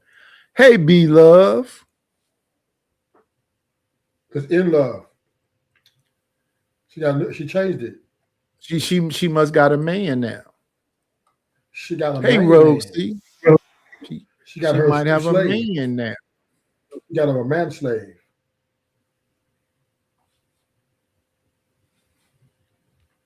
A man slave. That's what women are. I don't think it's a short sale. It's just a regular sale. But I was looking at the motherfucking apartments around here. So I was renting out the front house for $2,700. Now I'm looking on these motherfucking websites for 1 bedrooms. They talking about $1,900. I'm like, then why the fuck was my shit being only rented for $2,700? 1 bedroom is the low price is $14,000. If you really want to get comfortable and have something decent, you got to spend almost $16,000. So if it's $16,000 for a 1 bedroom, 1 bath, and studios is down $14,000 and change, my fucking front house should have been going out for $3,000. But the tenants left this time because they said it's too gangsta over here. It's too many shootings and all this other shit. I don't be hearing a lot of shooting. Do I hear shooting sometime? Yeah. But not a lot.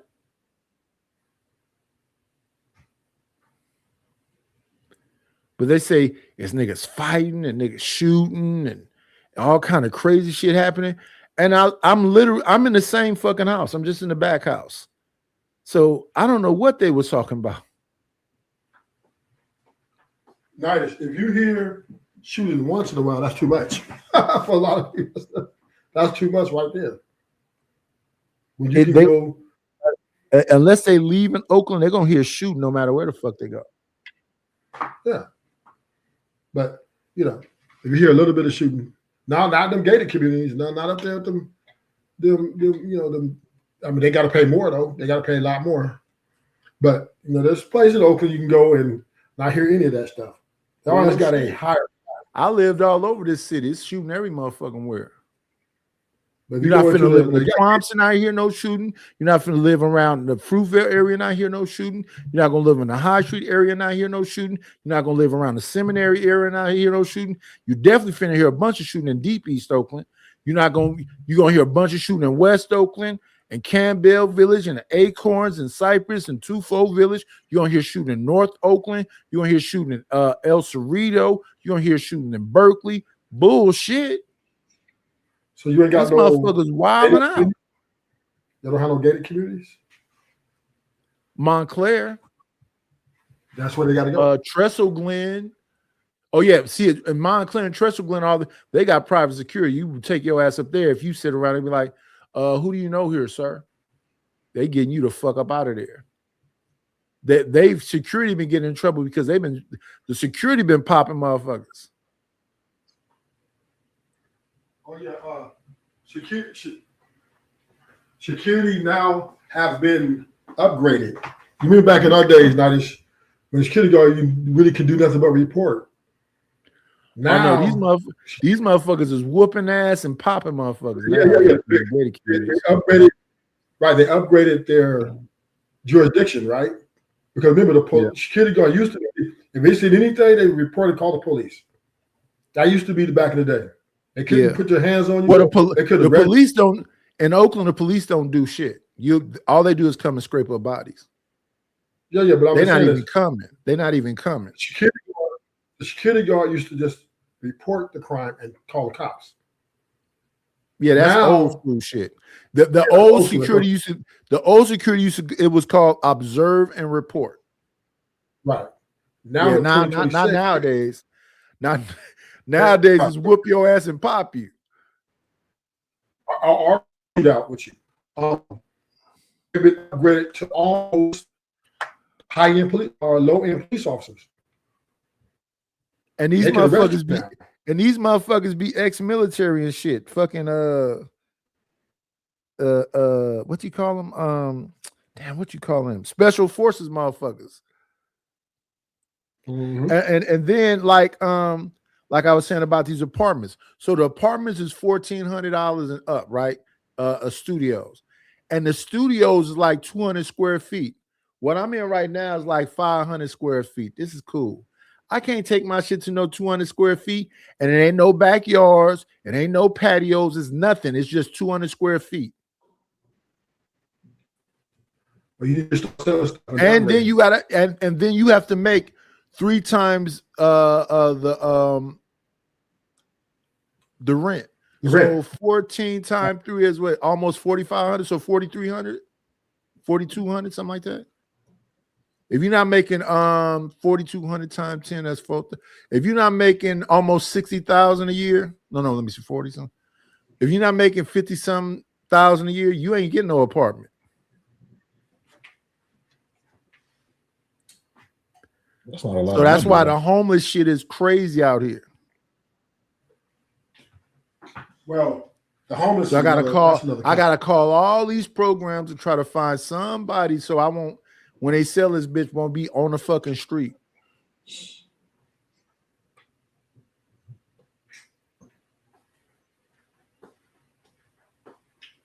Yeah, see, in this day and age, the way America is going, it's opposite of the way the economy is going, right?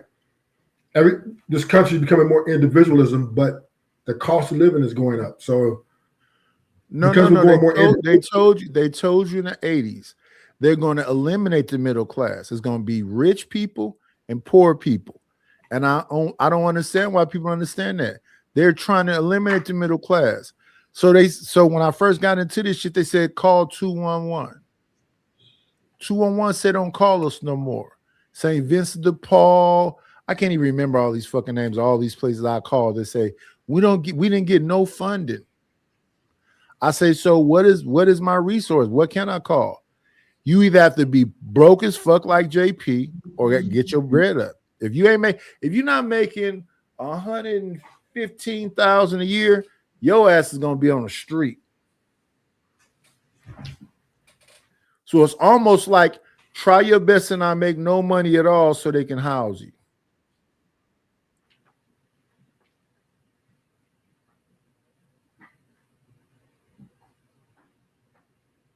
I didn't even look into the old folks' home. So go to the old folks' home and use my YouTube money. They don't have elderly homes there, like apartments. I don't know nothing about it. I've been a homeowner all this time. Yeah, in Pennsylvania, they got subsidized apartments just for elderly people, and the rent probably like a couple $100 a month under the subsidized. Well, I gotta find that because these motherfuckers in the space is real, fickle and funny style. I be at another person trying to be like, nah, this when you gonna start up a show? I say, listen, I've been consistent for 4 years coming on from midnight to 6 a.m. And I did that shit after they demonetized me night after night after night. And there's no way you can't know it's me because all my thumbnails have me on the motherfuckers. So, Nightish, I didn't know you had a new show. I don't have to know nobody have a new show. All I got to do is look at your thumbnail. I look at a thumbnail that says everybody hates Mont. So I know that's Mont. I have to go figure it out. It's not that complicated. Go down. So when you start a channel, you're out the algorithm though. You go out the algorithm, so you're not getting your when they're logging on, they're not getting your channel. It's not coming up. Unless they type in Nightish, blah blah blah. It's not coming. Your algorithm totally destroyed. So that's why you got your channel take longer because you got to build the algorithm up, and then everything's about algorithm. You know that. The other day it was 80 people here. 80. All they got to do is subscribe and hit the motherfucking notification bell. They fickle. We all sharing the same audience. So what it really breaks down to, if Wish Doctor is on and Trey is on and Fatty is on, they there. Who's giving the best product? All about supply and demand. I don't even think it's that because I don't see the major difference between none of them. Well, the difference between me and them is that I'm not Red Pill or Manosphere. That's the only difference between me and them. They're either Red Pill or Manosphere. There's a difference. They Fatty them debate with the women. People like to see that. Right. So that's Manosphere. Izzy channel ain't growing. So Izzy ain't growing. They like conflict. People like conflict. People like toxicity. They're attracted to chaos. That's the product they want. That's what they want. We've been over this before. Huh? That's the product you want? No, that's the product the people want. No, I'm asking about you though. That's the product you want too. I like more organized, more structured. I don't like people over talking. I don't like all that shit. But let's be real. People want control chaos, right? They want somebody who's going to stand in a position and agree with them, and then they need somebody, right? Not necessarily echo chamber. They want something to do, so one right can be against the other right, and see if they can make it right. It's conflict, some sort of conflict. If there's no conflict and you're just doing regular shows, and you're not putting, your channel won't grow in this space. I guarantee I just think people fuck with who they fuck with, and sometimes they gotta plan A, B, and C. And if you ain't in that A and B, they probably gonna go to Fatty first, Wish Doctor second, and then on down. Because it ain't like they saying anything profound. And now that Trey is calling this show the New Fight Club, they be over there for that too. Yeah. My thing is, I don't want to fight with you goofy, lame ass motherfuckers. And then I go somewhere and motherfuckers say, oh, Nightish got some kind of notoriety, so we got to knock him down a peg. So I'm over there on Mont channel. He talking about I talk hella long. I'm long-winded. I'm like, nigga, you just making shit up. I talk the least amount, but you cut people off. I cut long-winded motherfuckers off. Can anybody else talk? Listen, if Angry Man come on your channel, he gonna talk the whole fucking time. If Jay Prince come on your channel, he gonna talk the whole motherfucking time. If Beans come on your channel, he gonna talk. They gonna take over the fucking channel. I cut them off because can any fucking body else talk? Because if it's just the Angry Man hour, I'll just stay the fuck off the panel. If it's the Jay Prince hour, I'll just stay the fuck off the channel. Here's the kid. Here's the deal. I'm gonna give it to you like this. Everything's about clout. JP didn't bring clout. Angry Man brings clout. Really? So that's why they get the people cater to them. Let them do all that talking because they're bringing 300-400 people with them. JP bringing about 200 people, whether they hate him or love him, they want to go and see, right? Build the numbers up. It's the name of the game, right? That's why don't think that Angry Man ain't smarter or better than you. They got clout. They got a little more clout, and people want them guys with clout on their space so they can grow their shit. That's the name of the game in the space. Clout begats clout. Uncle Tom got a good show. Uncle Tom does a good show. Yeah, but they don't want to hear that shit. Shout out to Angry Man and all of them, but Angry Man got his own channel with 500-some thousand, whatever. And I think that's I believe right? I believe he's like a Drake. He just go over to the new shit and just take over. No, you only got 500,000. That's not 500,000 is not a big number anymore. There's people with 20 million. You got people, man. You got motherfuckers running it. My God. What's the average amount? 500,000. What's the average amount of subs you think YouTubers get?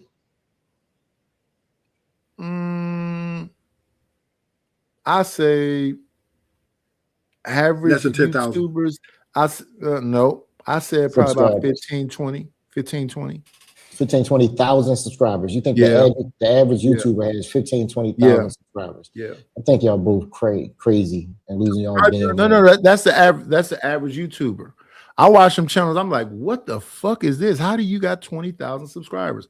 I watch a channel with an old ass fat dude. I'm gonna say who all he does is watch his grandmama make bullshit ass meals. She made a meal out of 2 cans of soup that she added the same ingredients into to make it, fuller. So she had some potato chicken soup that she cut up some potatoes into, carrots into the same shit that's in the soup. She added carrots and potatoes and whatever into the soup, and then she added some cheese in it. That was one of her cooking shows. Then there was another one where she just walking on the porch just saying whatever wild kind of shit. That motherfucker got 20,000 subscribers. Yeah, but regular ain't talking about shit. He got sponsors and every single thing else. Y'all, we listen. I already said what you're supposed to do. I'm just waiting until they give me my monetization back on this channel so I won't even be on this channel. I'll be over there on the fucking Sir Knight channel. But I'm supposed to tell you about this camera I've been using this 4 years. I'm supposed to be telling you about this mic I've been using. I'm supposed to be telling you about this Rode arm I've been using and get all the affiliate links connected to them so you can go and buy a fucking Rode arm. So you can go buy a mic so I can get the little, percentages from the affiliate links. You're supposed to have emails. You're supposed to have a funnel with a website in it. You're supposed to be marketing, selling. Your ass supposed to be on TikTok, on Twitch, on Kick, on Twitter, but all of them things are different things because some of them you can't do the shit that I do here. So I gotta have that's why a lot of dudes say you got to have a couple dollars because you ain't going to be able to do it yourself because I'm supposed to take these shows and take out the parts that's cooler. Right now, you got Adrian Broner and Dean the Great doing 24-hour streams for 30 days, right? They're just doing whatever. They spend money on the motherfucking clickers that make all them clips for them. So all the little shorts of the best moments is just running up the bag. And then when they see and they flooding you with shorts. I was just going through it today. I saw 30, 40 shorts. If somebody putting out 30, 40 shorts a day, and they funny, and you ain't putting out none. But AJ Brown is funny. That dude's a funny dude. I'm not saying not funny. Yeah, I think yes, he's gonna die early. I think he's gonna die early, but he's funny as fuck. But I agree with you. You got to spin to win. He asked the girl the other day. He said, I don't really know you, baby. What's your name? She said, I think she said patient or some shit like that. He said, I'm patiently waiting for you to get the fuck away from us. The bitch lost her mind. Yeah. Oh no, she said passion. She said her name was Passion. He said, I'm passionately waiting for you to get the fuck away from us. And they do all kind of rapey, Diddy type shit. He be trying to get a bunch of them bitches to sign NDAs. He ain't never called one of these women a woman. He be like, hey, bitch. Hey, bitch, let me talk to you. He blew up in 30. You know, he's only doing this for 30 days. Yeah, he only been doing it for 30 days, yeah. And he's got 2 months. over 60,000. He got but Dean had already had the channel. Yeah, but Dean was smaller, and when Adrian came over, he blew him up more. All Dean's clout came from Adrian. I remember Dean, he was slapped. Right? I hate when y'all do that. That's that nigga shit. If it wasn't no fucking Dean, Adrian bum ass would be somewhere drunk, broke than a motherfucker. No. We're not saying that. Okay, what I'm saying is this. But Adrian be slight way trying to play that bullshit. So Adrian Broner. If Dean didn't come dig your ass up out of the gutter, you be fucked. Now you get around DDG, you get around all these different content creators, and you be trying to. Them niggas ain't fucking with you like that, Adrian Broner. You throwing up on yourself, you drinking and pouring shit all down your chest. You a fucking drunk. But he's making like $20,000 a month. And he's spinning that shit. And he's spinning that shit. Yeah, that's what he do. Most of them, when he was a boxer, he fucked off all his money. Yeah, 100 million. He fucked off millions. 100 million. He gonna fuck this off too. So probably more than that. Yeah, because Adrian is more of a guy who lives in the moment. He doesn't care about tomorrow. And now he's threatened to leave Dean. Shooting star then.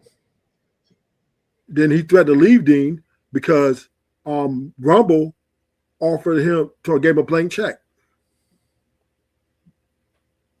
I thought he was on Kick. And Dean, got him a blank check to go Rumble. They're on Kick now. Yeah, because he signed on to that white boy. Yeah, what's the white boy that own Kick? He signed him. I seen him. I forgot his name. He don't own. He don't own it. No, it's somebody that actually. Yeah, no, but hold on. Yeah, it's a white. Yeah, that's a white boy. He was at the dude that Antonio Brown was on there. I don't know where I'll say dumb shit like that. White people own every fucking thing. Are the small hats? I still consider them white boys. Okay, that's fair. That's fair. Not going to argue that. But, it's all good, though. I'm just saying, I mean, in Kick, you got to have money to make money. I think Dean got known for getting slapped because he was getting at that dude's wife, the muscle builder. Larry Wills, the bodybuilder. And Larry slapped the fuck out. Plus, Dean he's a fighter, right? He's a martial arts. No, not martial arts. But no, boxer. MMA. No, boxer. Yeah. Whatever. He's a fighter. Right, but he's an actual fighter, but he's an amateur boxer. Yeah. Right, and he already had a couple of million from that because he's been doing that for a while, and then he invested in a Kick, and he had a little bit of juice. I think he had like 1,000 or 2,000 chat, 10,000 followers. Then Adrian came. I guess he came and got Adrian. He went and got him. Because I think he got him because he said Adrian was his inspiration for boxing. Right, inspiration for boxing, right? And then Adrian just happened to have a tremendously funny, he's very entertaining. And that took Dean to the next level. Them women hate that nigga. Well, they coming. He pays for pussy. Well, those are prostitutes. Yes. He told her, he walked up to a bitch and say, "I'll pay your rent for a year." Come on. And Dean paying to all of them. Dude, this is the thing, man. No. Dean ain't paying shit. You didn't see the clip. You didn't see the clip? Where he get his girl her hair nail done? He get $450 to get her hair nail done? And then Dean? AB said, yeah, Dean. He spent how much? $450 for her hair and nails. Okay, is that a year of rent? Man, that's still a trigger. No. Listen. If you buying some vagina and right for $400, that's cheap, ain't it? No. He's spending more than that. That's just one thing, right? I'm sure she's asking him for more. Listen, if they come, he literally said, if you come back, I'm not giving you no more money. He always tells Adrian, stop giving these bitches. They was leaving out of a party. He walked past. He had a group of girls with him. Dean did. And some dudes had some roses. And he said, you want to buy the girls some roses? He said, no, get the fuck away from me. He wasn't trying to buy them bitches nothing. We can take him back to the house. He constantly telling Adrian, stop spending your money. Yeah, Dean's a selective tricker. That means he tricks within his budget. Adrian just goes off. He been 5,000. Yeah, Adrian is a fucking moron, and he gonna crash and burn. So live it to the best of your abilities, Dean. But that nigga with you is gonna crash out. So y'all calling yourselves the crash out boys. He definitely gonna crash out. This nigga can't drink. Listen, he says you got to finish the whole cup. So he just poured the shit. It run all down his face, all on his chest. He can't take sips. He's real degenerate shit. No, he's just alcoholic. I would call myself an alcoholic. I would call myself an alcoholic, but I'm not finna pour shit all down my chest and shit. You're a different type of. I mean, you drink a lot of wine, so wine is a little different.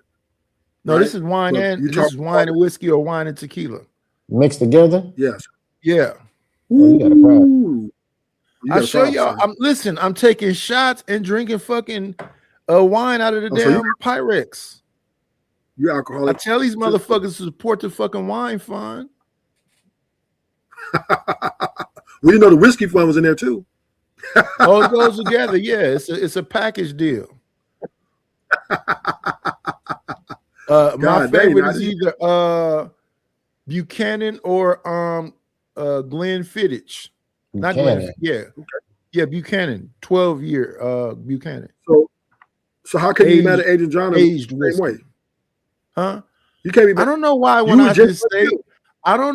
I just say things, y'all say mad. I say things and y'all say crying. I say things, y'all just extreme as well. I'm not mad at it. I'm just saying that nigga gonna die young. I'm 56. I'm on the back end of life. Huh? He's 47. He's like 47. Yeah, that's young. Not that young. It's a few years Pretty younger fucking than you. young. He's lived his life. He got 10 kids. He lived his life. The man is an athlete who let himself go.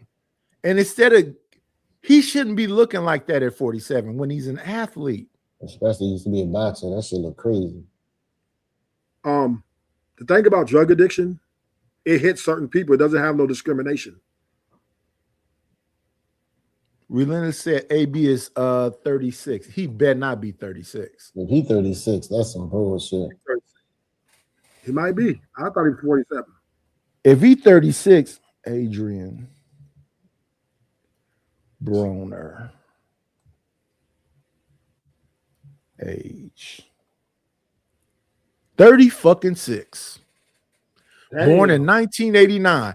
That's too fucking young. That nigga he had a rough life.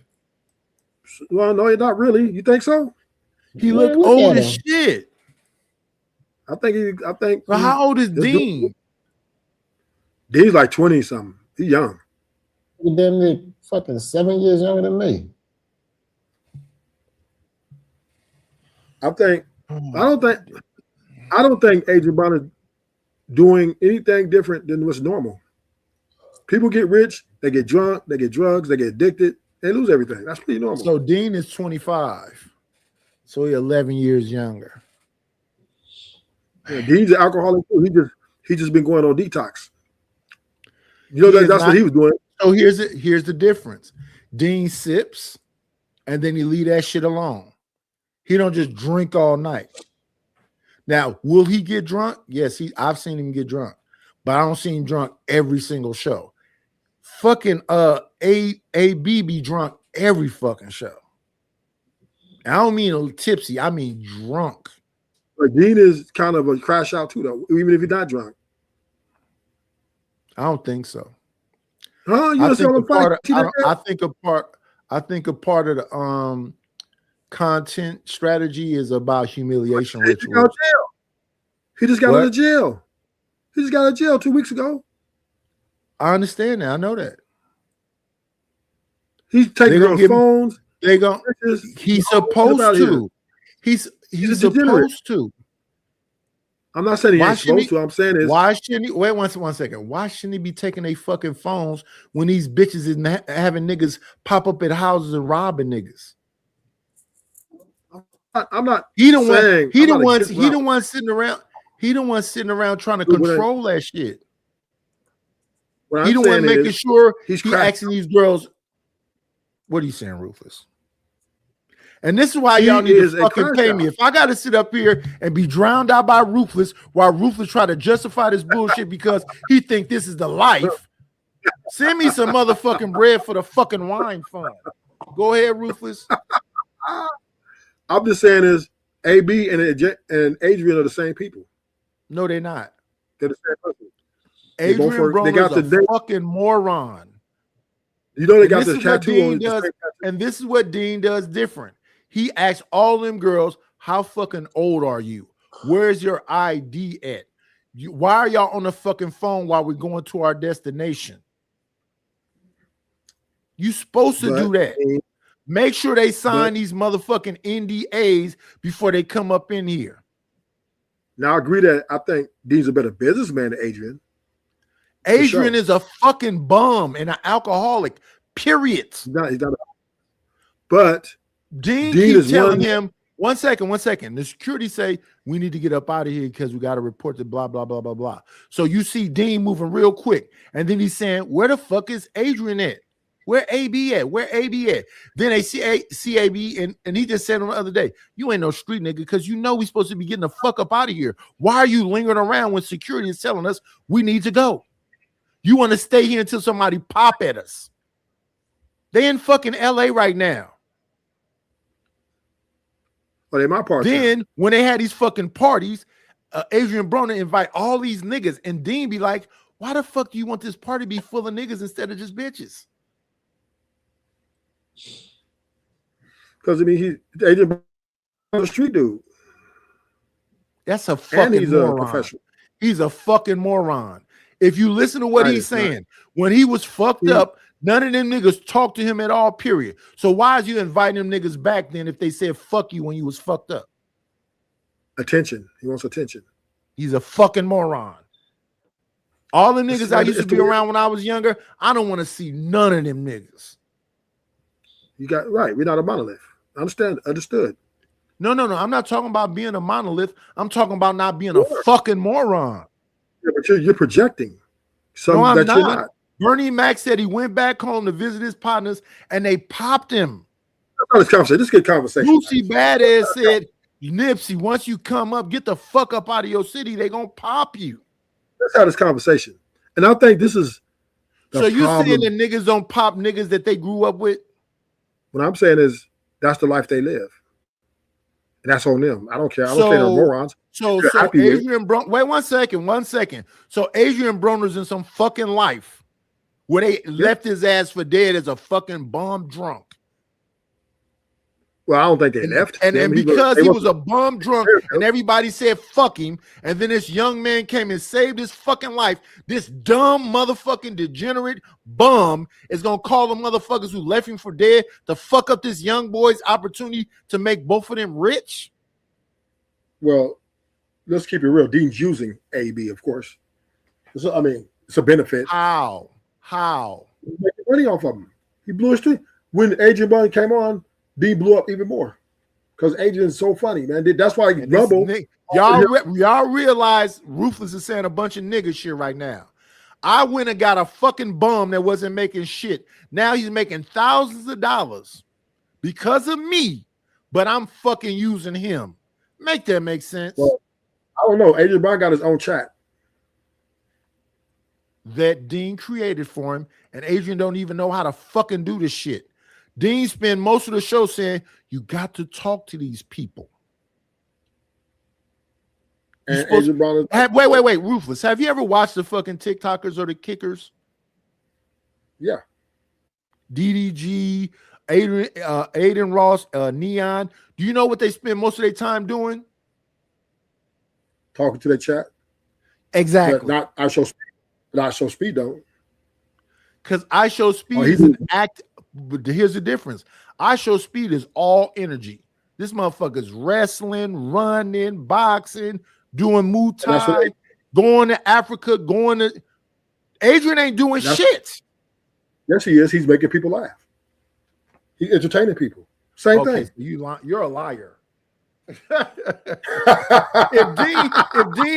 Dean and Mike, listen, this motherfucking dumb drunk don't even know this dumb fucking drunk. They gotta put the mic on this motherfucker. They gotta go. Motherfucking Dean go buy all the outfits, put the mics on them, set up all the shit, and then fucking one day, Adrian Broner tried to set us some shit, and Dean was like, "What the fuck are you doing behind my back?" I'm trying to. I gotta set up, and he gonna fuck it up. So we'll watch it in real time. I agree with you. I got him not gonna last, but right now he's entertaining people, and people are paying him to entertain them. I'm not disagreeing with that part, but he wouldn't be able to entertain shit. He wouldn't be able to entertain shit. He would not be able to entertain shit if it wasn't for Dean. Okay. But what I'm saying is this: I Show Speed doesn't talk to his chat. All he does is He don't have to. He don't have to because he's a live action hero. And so is AD. Ain't no how. All he do is go around, talk shit to bitches, and make jokes. That's all he do. That's all he do. He don't sit there and talk to the chat. He doesn't. Let me ask you this because you're saying ridiculous shit. What will Liquid do to a microphone? I don't know. It'll destroy it. Can I submerge this mic right here? Yeah, it'll be destroyed. Right. So the motherfucker drinks where shit is falling all down. His mic is right here. He's getting paid to do it. So you don't get it. Shout out to the shout outs. I'm not living humbly. I'm not disagreeing. Rufus is up here saying this dumb fuck can drink and pour alcohol down a fucking microphone because he's getting paid to do it. No, he's getting paid to be responsibly drinking. No, he's not. And listening to the fucking security and going along with the program. Every fucking 2 seconds, he's going against the program. Adrian Brown, let's be clear. Adrian Brown on his own is a very funny dude, and he's an A-list celebrity. Then why the fuck was he broke before that young boy went and got him? Because he's alcoholic. Then what are you saying? And he just blew all his money. But he's funny still, right? But he's still funny, right? Yeah, he's still funny and he's making money. Right. So why did he? It's hard talking to niggas. I'm not saying that Dean didn't bring him to the platform, but AD had to be AD to get to where he had. Dean is not funny for AB. AB's funny for himself. It's his personality. That's what's making him the money. If he was done, he wasn't funny, Dean would get rid of him. Simple. So Dean is using him to make money. The other day when AB said some goofy shit, he said, "Cool, AB, go on there. You don't need me no more. Go on there." Because Rumble and he been saying that for the last few episodes. Go on then, because the shit you doing is endangering me. All the funny Well, shit not is just funny. that is, I Shit don't. you say to women, that's cool. But the shit you doing is endangering me. He just got through saying, them bitches you bringing up here, AB, is stealing my fucking clothes, stole my fucking glasses and shit. The Because women ain't getting in. That's you so drunk, you're not even paying attention, nigga. That's on Dean and the security. That's their job. Watch No, it's everybody. not. No, it's not. Yes, No, it it's not. is. No, it's not. I just got into it with my cousin the other day for saying it's the same dumb shit. No, it's not. We supposed to be looking out for each other. You can't say, you can't get on the mic and say, I love this young nigga. He came and fucked with me when nobody was fucking with me. They left me for dead. That came out of AB's mouth. So why you fucking that over then? Yeah. Not is it smart to depend on the drunk? Are we talking about dependency? Yeah, you talking about his responsibility on the drunk. No. Watch everybody to be No, nigga, listen. Don't nigga listen. The man said he was in a fucking dumpster. Nobody was fucking with him. I understand you. I don't give a fuck how much I drink, Ruthless. If you set up a play for me, I'll drink afterwards. Yeah, but I'm just saying is Ages of Dunk has a problem. The dude so you set can't up a rely play on for him. him. Set up a play for him. You set up a play for Right. him. You mean he can't lock a fucking door? I'm not disputing. But what I'm saying is you cannot rely on a drunk to be efficient. That's right. So insane. At some point, you need to go ahead and say fuck him. No, there's too much money being made. See, now he's making money. You're different. No. If the money is being made, Dean, get your shit together, save it, because you know this shit is gonna crash and fucking burn. So Yeah, save he's your gonna let it shit, crash and burn. make great investments and whatever else. But this shit is gonna crash and burn because that's who Adrian Bronner is. That motherfucker's true. Y'all got crash out boys on your neck, but that motherfucker truly a crash out. He kept asking fucking Kevin Gates, what you about to do after this? What you about to do after this? Kevin Gates say, instead of asking me what I'm gonna do after this, why don't you say you want me to stay? I got a family, but why don't you just say you want me to stay? Because that's the real fucking question. Be so fucking selfish that you don't want this married man to go back home to his fucking wife and kids because you want him to stay there. Just say that.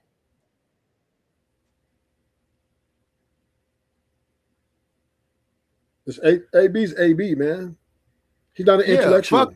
You got to be able to say fuck niggas like that. Dudes who are intellectuals not making money on kick. Yeah. That's a lie. Everybody who's making money on kick are clowns. DDG ain't making that much money. You think Aiden Ross is a clown? Yeah, he does. You see, do the Super Mario thing and all that shit. I understand the humiliation rituals, but do you think he's a clown? He's a clown, and all he does. This is all Aiden does. I don't think Aiden Ross is a clown. I don't think Neon is a clown. I don't think DDG is a clown. There's a bunch of people. And if they are a clown, I don't know where they clowning at. So I don't think that Kai Cenat is a clown. Of course he is, but because that's what he does, clown people, make jokes. That's what he does. Nothing wrong with being a clown. He's a Kai Cenat and AB are the same person. Not at all. Same person. Make jokes, make people laugh. That's their entertainment. I don't see. I ain't never even seen Kai Cenat drink shit. No, he don't drink, but he still makes people laugh. He can be a drunk or not be a drunk to make people laugh. I don't even think you're all that funny. Bottom line is, well, there's a whole bunch of people who do, and he's blowing up. He's the hottest streamer in the United States right now. Adrian Bronner, the hottest streamer in the United States, and he's making over 30K a month. So I don't know what you might think. So that's it. Sell out, niggas. Fuck Carmelo Anthony. Just coon the fuck out. Chimp out. You think that's selling out? Being funny? Well, that's the same thing you're trying to do here. You're trying to build your channel. That's all he's doing. Wait. You think I do humiliation rituals? No. What I am saying is you're trying to capitalize off this social media just like he is. No. Yeah. No, I'm trying to make money, but you think I do humiliation rituals? No. But you do get you do have a little funny personality about you. You can be funny. No. Somebody being funny, that's cool. I'm okay with that. Okay. But I'm talking about humiliation rituals. Well, Adrian Bronner dances like women, humps on dudes. You do a bunch of gay shit. And so does Aiden Ross. Yeah. Eddie Ross ain't even talented. He just brings a lot of. And Kai, I will say this about most of them kickers and twitchers: they all do a bunch of humiliation rituals, zesty shit, demonic shit, all that kind of stuff. Bottom line is, people want to be entertained. That's whoever entertains the best makes the bag. That's the bottom line. And whether you agree with it or not, it's irrelevant. I just don't think these motherfuckers is all that entertaining. I don't see the big so-called entertainment part. The man is making money. Him and Dean, they're making a lot of money for being those are two fucking different things. Being entertaining is one thing. Making money is another thing. Those are two different things. They're paying them to be entertaining. What are you talking about? No, they're paying because Dean is making deals with individuals, and they just happen to have this other drunk motherfucker who don't have no motherfucking standards on his side. And Adrian Bronner is number one because of Dean. No, I'm saying this because he's funnier. People pay for that shit. At the end of the day, wasn't they paying for it before Dean got there? Because Adrian Bronner probably was drunk somewhere on the couch, being drunk, and Dean came to him and probably talked to him, man. So, I remember you. So he gonna bite the hand that feed him. He gonna bite the hand that feed him over and over and over and over, like the typical nigga shit that always happen. How's he bite him? So shout out to him for being the best rookie stream. They should rent an award for it soon. But how long is it gonna last when you got a motherfucker that's gonna constantly crash out and bite the motherfucking hand that's feeding him? You're speculating, right?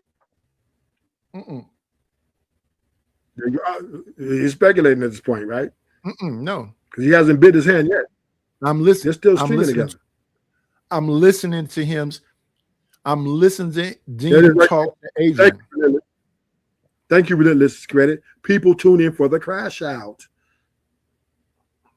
Give me $5 for that, Ruthless. Don't ever read out people's shit that ain't sending no money. You can respond to it, but don't read they shit out loud. I always respond to them, but I never read they shit out loud unless I highlight it. Oh, my bad. Don't read these motherfucking people shit out loud. Don't make them famous. I ain't never seen a cash out from Relentless. Shout out to him for being here. I guess it's a benefit for having retention. But yeah, I think Adrian Bronner, he's gonna live his short-lived success because the alcohol will ultimately take him down. I agree with you on that. But hey, it is what it is now. I don't really think it's gonna be the alcohol. I think it's gonna be the misuse of Dean.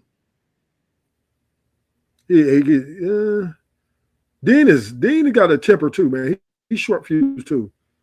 He might take off with somebody any moment. Is that short fuse though? Yeah, this dude walk up to some guy's wife. Wait, one second. Every fucking stream, Adrian is doing some extra shit. Dean literally has tried to grab. He said, "You pouring this shit all down your chest, brother." These little, I forget what they call them mics that you clip on. Them shits are like $400 a piece. And now Dean acted like the women, right? You can't accept me who I am. You knew that way. You knew I was that way before you met me. When you met me. So now you want me to change? I don't have to change for you, nigga. This is me. This is who I am. I blew up this way. Let me fall off this way. You can't. And this is what he already fell off that way. Yeah, he can fall off again. It's wait. Right? And he's but one second. It ain't about Dean. He already fell off that way, right? Right. So now he's no, 1 second, brother. He's conscious of it that he fell off that way, right? And he's still doing it. Yeah. Right. That's Okay. smart. That's cool. That's nigga shit. That's some nigga shit. That's fine. But one thing. No, it's not fine. That's some nigga shit. No, that is fine because that's the way he wants to live his life. No, it's not. That's some nigga shit. His life is not affecting your life. He's just, if he wants to destroy. How do y'all make it about that's his me? problem. No. Well, you make it about no. Let's stay right here for a minute. Why do y'all make it about me? No, you make it about AB. You call him name calling. Wait. 1 second, brother. 1 second, brother. Us as human beings and as black men, we're not supposed to care about each other? Not by name calling. What's the name calling? What do you call somebody who drinks too much? Wait. What? See, and this no. 1 second. What do you call somebody who drinks too much? It's two names. Enjoying themselves. It's two names. What do you call somebody who drinks too much? A lush and alcoholic, right? No. Alcoholic and drunk. A drunk. Yeah, but you call him a moron. I guess you could put that third. I think lush is a white person term, but lush is a fucking alcoholic or a drunk. Is that name calling or is that what they call that? That's what the moron is not what they right. So when I say word, wait 1 second, Ruthless. When I say words, I hate this shit about niggas. When I say words, I'm not calling somebody something other than what the fuck they are. Not a moron. I don't think he's a moron. Listen, Ruthless. I call myself a nigga. Okay, that's normal. Right. Am I name calling myself? Yeah.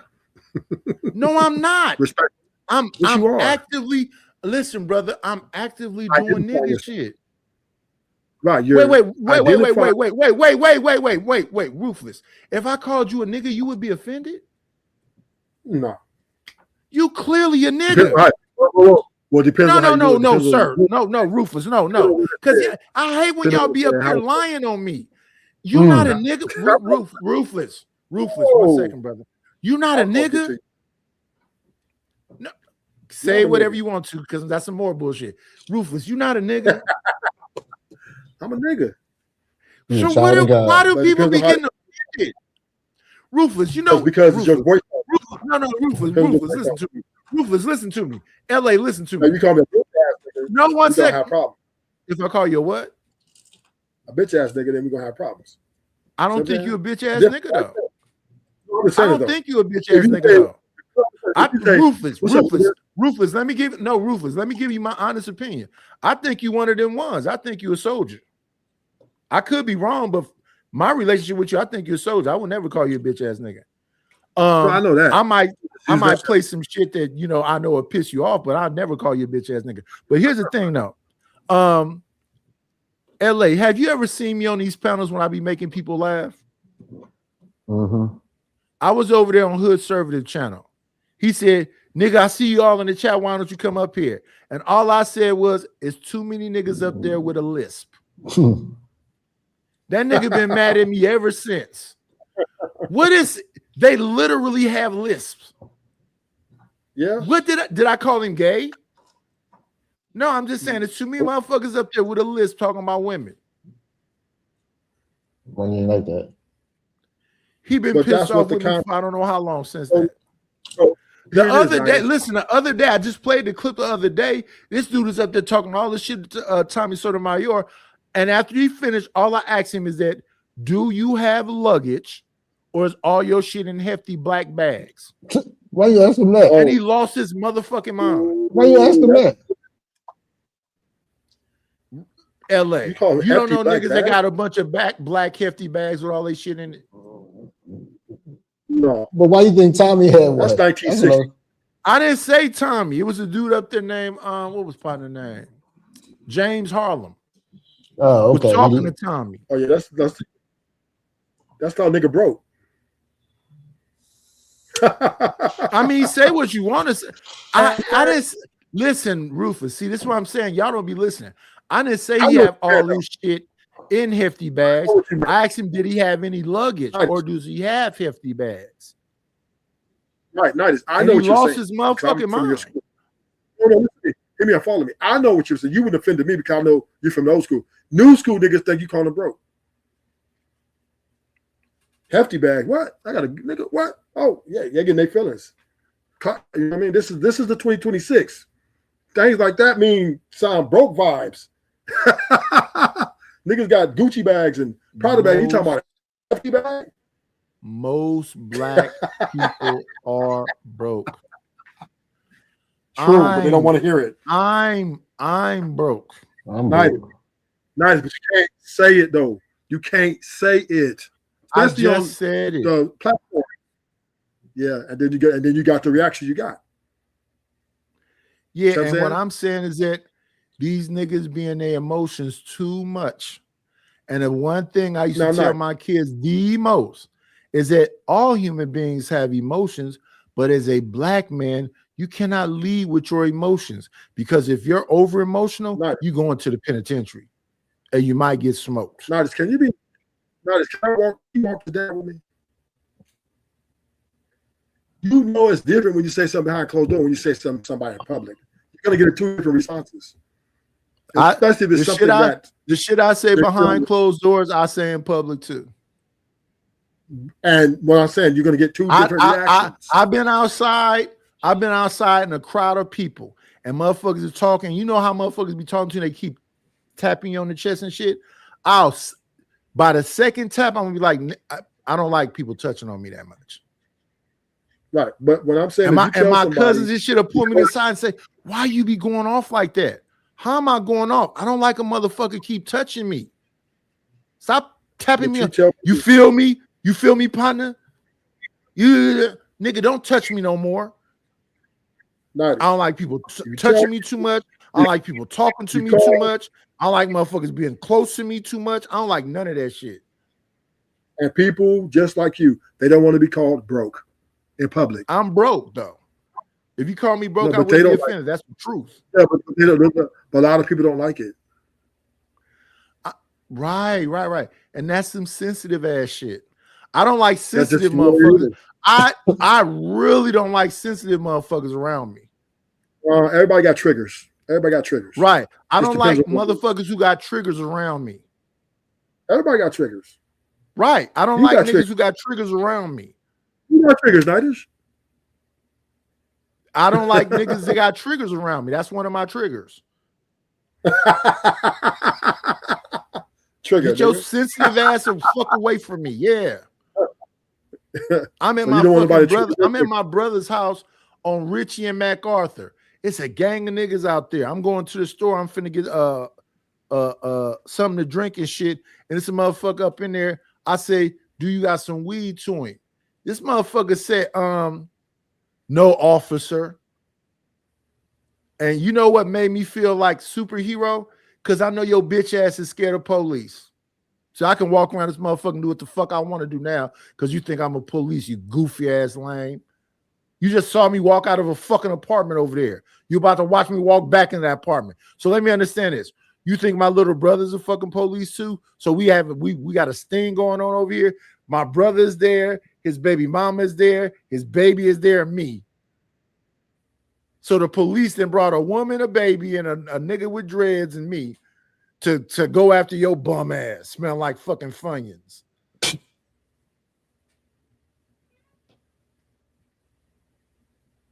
My brother said, why do you be feeling comfortable to come around here when I'm not here? Because I'm not pussy. What the fuck is these niggas gonna do? And you live in a gated thing. I gotta have a code to get in, motherfucker. I come over there and wait until somebody going in the gate. I say, wait a minute. Then I go on the gate right behind them and go right up to them apartments. But I don't even I know. This is before I start going to dispensaries and shit. But you have to understand that people fuck them. Take their offensive thing in front of people. Yeah, fuck them. And that's what's yeah, fuck a lot of people lost their life. Hey, listen. If it's meant to happen, how can you stop what's meant to happen, Ruthless? You can't.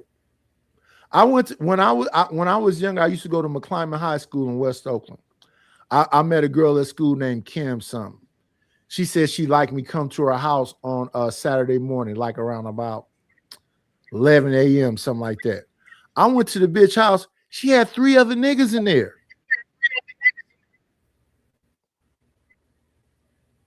One of them I knew. And I was like, how you know her? He said, I'm trying to date her. So I'm like, okay, so I know him. I said, okay, cool. And I asked the other dude. He said, I'm trying to date her. I'm thinking, what's finna happen here? There's a bunch of niggas in here thinking this bitch, they trying to date the bitch. So what we finna have a fight off to whoever wins get the bitch? What's happening here? What is fuck is this? When the second dude said he trying to date her, I just got the fuck up and left. Because I didn't understand what the fuck that was. She's trying to get y'all to run a choo-choo. Well, if I'm not into that neither. So all strange niggas that don't even know each other. It's been a fucking the other nigga name was Nathan. 4 niggas that don't really know each other. I don't think she knew that I knew Nathan, but 4 niggas that don't know each other, she wanna train a strange niggas that don't even know each other. What's the other? Yeah, I'm cool. I'm cool over there. I'm cool. I don't want to be around 3 other naked niggas. I'm Gucci. Hell no. Hell no. Entertainment sales, sex sales, and violence sales. That's what it sells in this military. Violence, sex, and comedy. Those are top 3 sellers. So your channel should be popping, Ruthless. No, the thing about my channel, I'm the women and the men are the same, so I fitted both. So they women. Yeah, but the women, most of my followers, that's crazy.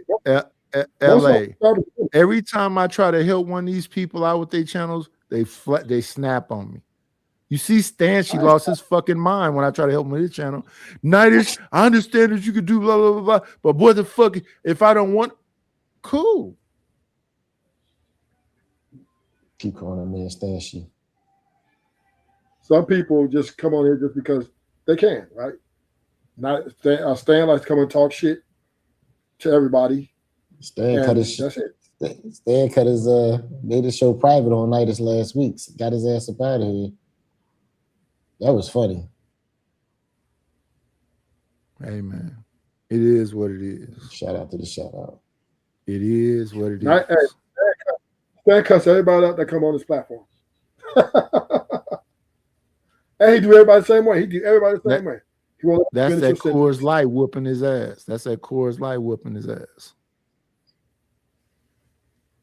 Yeah. He audacity to talk about motherfuckers drinking and he be drinking. Give me a minute, y'all. I gotta go take a tinkle. Shout out to my daughter. I'm happy to see LA back in the game, man. He's been gone for a while. It's been a while. LA is not back in no game. He's been on Uncle Tom platform, this platform, and another one, I think. But yeah, he's been back in there. Not doing no work. That motherfucker's supposed to be doing he's supposed to be doing mostly IRLs because he's in the fucking DR. Where you think people want to see him going out at night, smoking a cigar, sitting on a fucking balcony, telling us stories with the moonlight behind him and looking at the ocean. This nigga just fumbling the bag. Wait. You think people want to see that? No. But yes, they do. Yes, they do. No. The thing with LA's a shit talker. You know that, right? LA used to talk a lot of shit. That's not true. he like I said, he fumbling the bag. They want to see him sitting on the cabana. They want to see him sitting on the cabana talking shit to his employees that ain't getting his shit done right. Talking shit to that little woman with no shoes on. They want to see all of that. It don't need no production. All he need is a fucking them meta glasses and some lavaliers to put on her shirt and his shirt. Cameraman. He did cameraman. Not with Meta glasses. You can't record that long with Meta. Yeah, you can't record that long with Meta glasses. You need a camera. Yeah, you can't record that long with Meta glasses. You get multiple then. That costs multiple dollars, sir.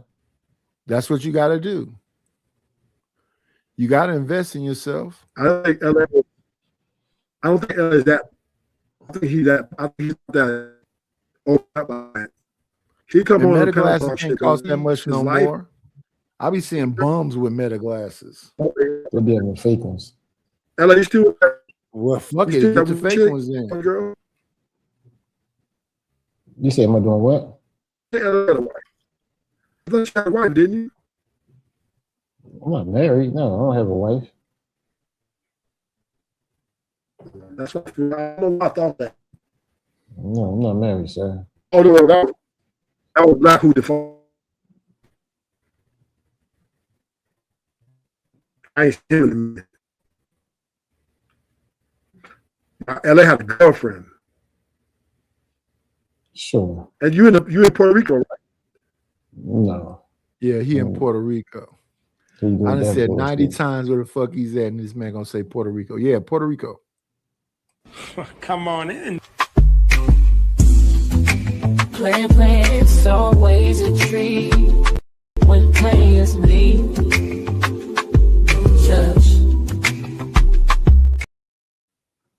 What's going on, Simon? Speak of a drunk. Shut up. What?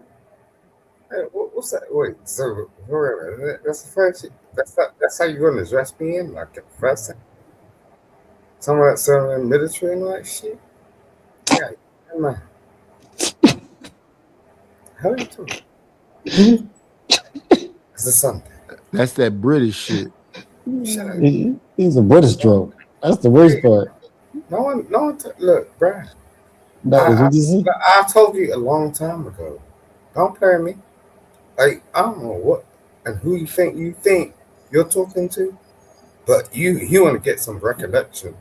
Go and buy like some piece of bread or something, and like put some butter on that shit, and understand what that looks like for the first time. Don't talk to me. I ain't come up here for you. I ain't came up here to speak tonight. You know what I'm saying? Because at least he got something to say. Yeah, you're damn fucking mind, bro. He's a short British drunk at that. Yeah, continue, sir. Continue, sir. Continue. That's the short British drunk. You know, I had your card a long time ago, bro. So what's on it? You know what it is, so I ain't gonna say. What's on my card? What's on my card? You got it. What the fuck to say? Oh, shut up! I ain't got time to talk. I came up here to talk tonight. I ain't got time for you. You're a bum nigga. You know what I'm saying? That's a whole. No, you're a bum nigga. I ain't got just time. say I agree with you. What you talking about, sir? You agree with me that you're a bum nigga? You agree with me? Yes. Okay, well go ahead, sir. Yes. Don't talk to me, bro. I came up here to speak tonight. I'm trying to get some knowledge and some understanding about things that I don't understand, though. Okay. Well, first of all, you got to stop. You got to put the whiskey away. What whiskey are you talking about? What you got beside you? What you drinking on?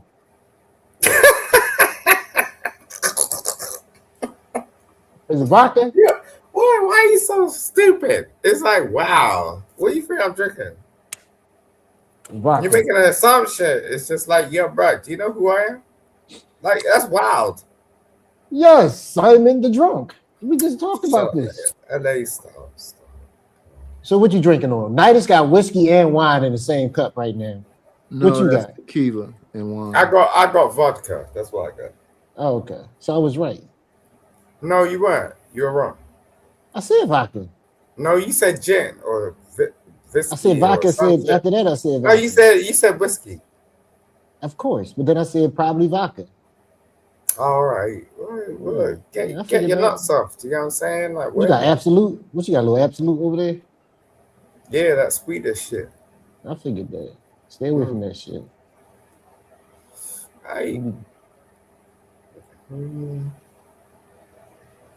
See, night is all quiet. I'm doing something. Nice, look like I'm you got a letting this new man haircut. talk to you. Y'all having an elaborate conversation. He might Did come you, up Night? if his Did you get game's any? right. You get a If new you play your haircut? cards right, Simon. Say that again. If you play your cards right. If you play your cards right. I'll come up as well because LA is a fucking fool. I like LA. He's a fucking fool. This a who fact. He cracks me up. I swear to God. And like we know each other because like we both been in the military, so it's like I get Who both been in the military? us two. You in LA? Mm-hmm. Oh, okay. So what are you saying about the military?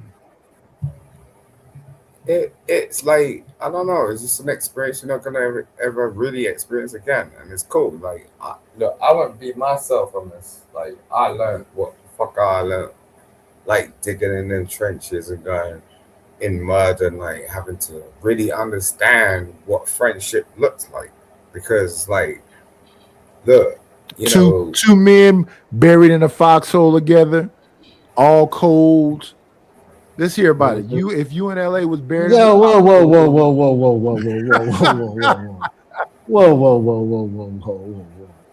What are you doing? What are you doing? You know what I'm talking about. What? No. Playing I'm not around saying Nightis. What are you doing? Okay. What's the point of this?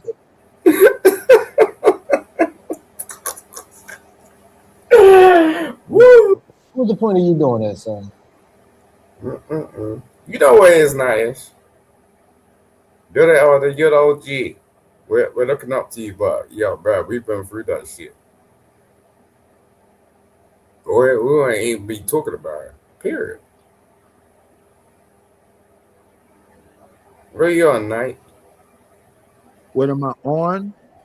Mm-hmm. Told you. What exactly does that mean, young man? Whiskey and then all that gin. Shut up, LA. And I don't know why LA can't hear tequila and Chardonnay. You got that cheap. I've been very clear about that. And I understand why people are not supporting the motherfucking wine fund. They say, Nightis, come do a show. Nightis, come do a show. Nightis, when you gonna do a show? You gotta diversify how it's two things they ask me when I'm on other panels. You have a funny night when you gonna do a show, and then the other thing is when you gonna get monetized again. Then there are two things that people keep asking me. Night, you don't need to be monetized. You just gonna look. You gotta diversify how Shut the fuck up, pussy. Listen, don't do that. There's no need. You know what I'm saying? There's no need. These motherfuckers ain't sending me no money towards the wine fund. Look, I seen somebody right now, but I'm just saying, like, you gotta get that shit straight. Do you see that fucking Cash App on the bottom? No, I can't Cash App. I'm from London. Look, Brad, yeah. Look. I got Cash App, I got PayPal, and I got Venmo. I had Zelle, but you know, shit happens. Look, put your bank account details in the back. Oh, whoa. I don't give a fuck about that. I'm broke. My bank account says penniless. Yeah. You know I support you. It's a negative withdrawal. Brad, look, I'm just saying, like, if you're gonna be broke, be broke. You know what I'm saying?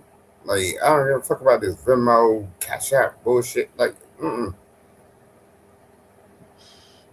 You know what transactions look like, and you know how they watch it. So it's just like, no, I ain't doing that. But yo, I want to support you. I do, like, truly, Nate. I do, because I you know, you're one of the realest. So it's just like, yo. But you want to support me, but no, I'm just saying, like, you can't be like, you know, like, look, people in the US, cool. I'm not in the US. I can't do it like them. So that's all it is. You know, but I will support you. The fact of the matter is like, you know, you just want to talk to a man. That's all. Shout out to the show. No. I just feel like I got it. You can send somebody. What you send the other day? 10 G's, 30 G's. What was that ridiculous number? Yeah, Brad. Look, I'm telling you. Come on in. Playing, it's always a treat when players leave.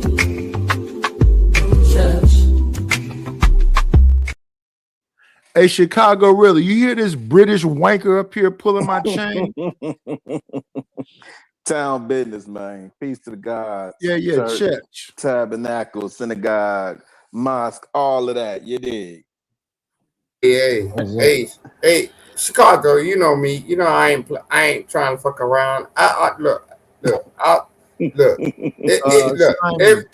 Brad. Look, no, don't do that. Look.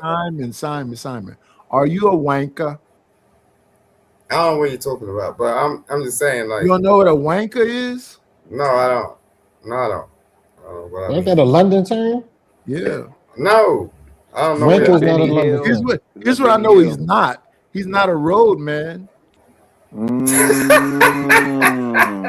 Look, you say what you want, okay? I ain't trying to get at you. I know what you're trying to do because I can turn around and say you're a wanker. Yeah, do you know what I mean? You see how you say you don't know what it is? No, wait. I can reverse that shit. You said you don't know what it is. Yeah, but that don't mean I don't know what it is. You know what I'm saying? What the fuck are you doing? You're out your mind, bro. Don't play this me. Lord ADS brother? Bruh. That's some stupid shit Lord ADS is saying. Nope. You tweak. Nope. You ain't doing that to me. I ain't lying to you, Gorilla.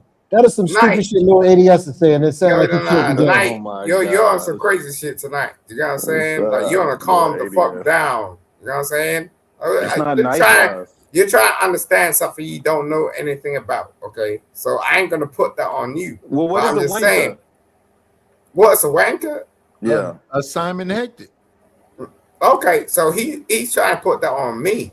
You know what I'm saying? It's like, okay, that's what I'm saying. Night, when they like, okay, you could have look if you no, you could have turned around and just put that out there and go, okay, you know, like what's a wanker? But you're trying to put on me like I'm a fucking wanker. You know what I'm saying?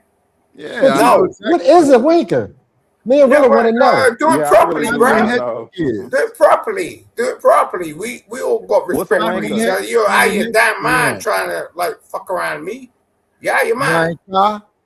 Wanker. You won. When is the last time? All right, so let me explain what a wanker is. Okay. No fucking time. Let me explain what a wanker is. When is the last time what? When is the last time what? You had sex. See? I told you he was a fucking wanker. Yeah, what does 90s having sex have to do with a wanker? No, he said it. I didn't say it. I didn't say it. No. Nigga, if you can tell us what a fucking wanker is, you weirdo drunk. What is a wanker? Yo, LA, your mother turned around and named you wrong in the first place. Okay? I don't know you got raped when you was about 9 years old, so you don't even want to turn around and say shit to me, okay? My mother dead, sir. Wanker. Yeah, you're damn fucking right. So don't fucking tell me shit. My mom died. Oh man. So now you you're out your damn mind talking to me. My mother dead. And yeah, you're damn right. Drunk. You still a drunk. So what that mean? Tell us what the wanker is. Like you're some big dude, like that on road that you can go to any city. Boy, your zestiness is always at its end. Wait, Don't Simon. you shut the fuck up, LA was a big dude on road. Yeah, I just gonna say two things to LA. I swear he's gonna bounce the fuck out because he knows who the fuck I am. Go ahead and say it so I can get out of here. Motherfuckers is not supporting the wine, bro. Come on. You're out your mind talking to me.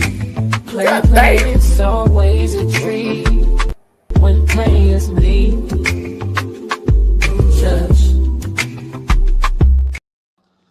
We got Just Hear Me Out in the building, y'all. Can everybody say shout out to the White Man? Well, I mean, I was enjoying my day here. It's 80 degrees. It's nice and sunny in Washington, right? But once I was clicking on YouTube and I just saw this fucking retard Simon was on your panel. Oh my god! I was just like, I gotta join. You know what? Okay, so Simon, wait. Simon, a man came to look for you, Simon. Hold on. Maybe I'm wrong. Simon, you don't have to look any further. He's here. Wait. I want to ask Simon, does he understand that the Chappelle Show was a very popular show? No answer. Okay. You said you were an Elvis was a entertainment hero lawyer to and most, you but he didn't know never the meant Chappelle shit to show. me because he's straight up racist. Wait, what? No, he's quoting Public Enemy. Don't mind Nightish. No, I'm just saying. supposed to come in and say, "Motherfuck your man, John Wayne." Simon claimed to be a entertainment lawyer and he didn't know what the Chappelle show was. Well, to be fair, he drinks a lot. Wait. Let me hear me out something. Does that make him gay? No, it makes him a fucking retard. If he was on the show looking for a boy, does that make him gay? That was crazy. Oh my god! Well, I mean, I guess what? technically. Wait, because y'all keep saying this. Wait, y'all he's have gone? video? Oh, he dropped out. Wait. Simon, I hope you get another year without seeing your children, since you fail at it every time, since you're fucking drunk. Wait. One and that's second, all I sir. gotta say. 1 second, Simon, sir. We do not talk about idiot. people's children's wives or parents. Damn. Wait, but I mean, and again, one of you motherfuckers. That's the only reason I came up here was to call him out. So. Damn. But when he drops it, it makes it less engagement. I'm sure he's back there. Give me a second so I can get back. How hot is it down there by you, Nightish? I mean, West Coast, it's got to be the same, right? It's 82 here in Washington. It's 69. How hot is it down there? Oh, you Pacific Northwest. It's 69 degrees. It's a beautiful. It's same here. Yeah. It's definitely fall activity here in Chicago, and we in June, and y'all don't consider that. All right. No. Awesome. But here's the thing: y'all don't consider that weird. Am I just not hearing anything, or is my bad connection, or nobody's saying anything? You can't hear Chicago? Can you hear me? It's probably my connection. I don't hear anything. All right. I'm going to drop down because the only reason it came up was to remind Simon he's an idiot. Okay, acting like you can't hear nobody. Everyone sub to Nightish. Hear me out. Hit the super chat or not super chat. Hit the cash chat. Acting like you can't hear nobody. You full of shit. Wait, Nightish, do you not consider that weird? Because when my wife's birthday next week, so I gotta turn up for her, right? Happy birthday, wife. Man, listen, I told her she a cougar. She 2 months older than me, so she a cougar. But I got a bucket list of things I gotta do for her, apparently, and that's fair. But I'm looking at the weather and I'm like, yo, fam, we in June. And it's like, it's not it's not summertime shy weather. You know, we have a place that we like to go to on lakefront, and it's not very lakefront friendly, which makes me feel like we're gonna have a shortened summer and maybe a shout out to you rich people. No. The lakefront is for everybody, man. I was a kid running through the projects. You know, when I was younger, when I was younger, Chicago, they used to say the hose was for everybody too. God, town business, man. Crazy. Town business. Hey, LA, man, what's going on in Sasua? What you mean? I'm asking He meant exactly what he said. If I tell you what's going on, people they got tired of the niggas. They had to go. Oh, wait. No. I didn't know. So wait, please tell me. Cause okay, so when I was and because I only learned about Sasua when I was in Atlanta. And you hear all these stories, so on and so forth. And then you hear about the passport, bro. And you actually remind me of my homeboy, Chef. I won't say his government name, but my homeboy Chef got his passport. No. My homeboy really been traveling this bitch. He got his passport. He got a buddy pass out of Delta. He got a connect at Delta, and he brings in New Year's every year, on a different continent, right? And so another rich dude, we having rich conversations up here this morning. No, Nightish, nowhere near it. He just he don't have kids, and he's embraced nomad. My man went to FAMU, and we could have some of the most man, this is my brother, man. We could have some of the most intellectual conversations, but when he goes and experiences the diaspora worldwide, man, I'm tapped in. That's my brother. So I'm curious because he was one of the first people to hit me to Sasua too, and said, "Yo, if you go over to DR, don't go to Sasua." So also when I'm and I'll tell you this, LA, when I'm looking to travel, his philosophy is not the tourist locations. He stays amongst the people. And so that's also my premise. But I'm curious to hear what you got to say about Sasua. It's not like it used to be. It used to be a place where the chicks were at, but they trying to make it family friendly. What up, Scam Likely? What's up, No Chaser? What's up, Hurricane? Shout out to No Chaser. Scam, pull up. Shout out to my brother Scam, man. Yeah, so now they gentrifying Sasua.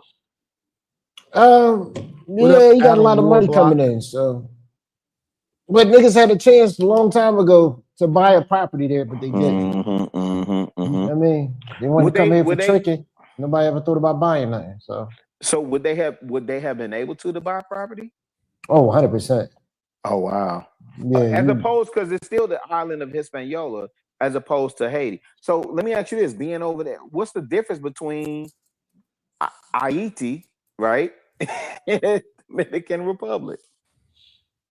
Just the people. It's the same island, and just the one government is little less corrupt than the other one.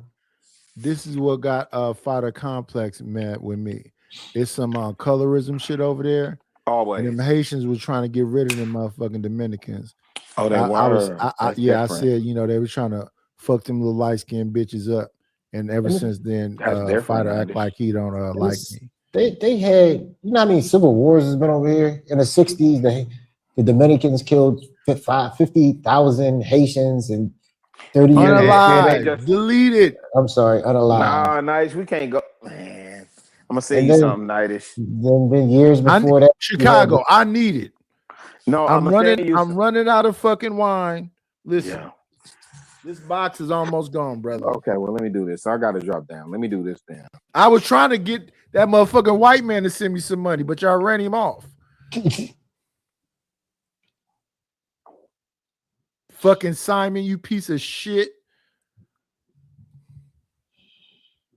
I'm trying to give you a boy with long rock star hair, pink skin, like a newborn pig. Our old school news anchor. He used to be a part of the Night Slayer Action News. Y'all know the acronym right there, LA Wilkes? No. Night Slayer Action News. KLAN. This nigga. You didn't get that one. No, I'm wishing that this is the Night Slayer, sir. He's a part of the Action News team. He had a mic and everything. What did y'all talk about with the Action News team? When he come back, I'm gonna see if he'll come back and be a reporter. Why you ain't never offer a black man that job? It wouldn't work. It was not the same. You think a black man being a part of the Klans, that would work? Yes. How? It worked for Clayton Bigsby. Oh, okay. Maybe so. But would you go buy the mic? Yes. He went and bought the mic. Why can't I use my own? Because you don't have that little thing. He bought one of them. I use this. He went and bought one of them old school like Price is Right looking mics with the little square thing on it with the KLN. All right, I got to do all that just to become a. If you can listen, like I got this dynamic mic, right? If I could put the little square box on here to put the KLN on it, then yeah, you could be the Night Slayer Action News team. And how much did the job pay? No, you pay me. I gotta pay you. He paid me to be the Night Slayer's Action News. What the fuck are we talking about? I don't know. That don't sound like a good deal. It was a great deal. and I appreciate it while it lasted. And what made it end again? He got a popping channel. He over there talking about cases of psychopaths, and he acts out the woman who did some shit. He got a good show going on over there. He passed me up.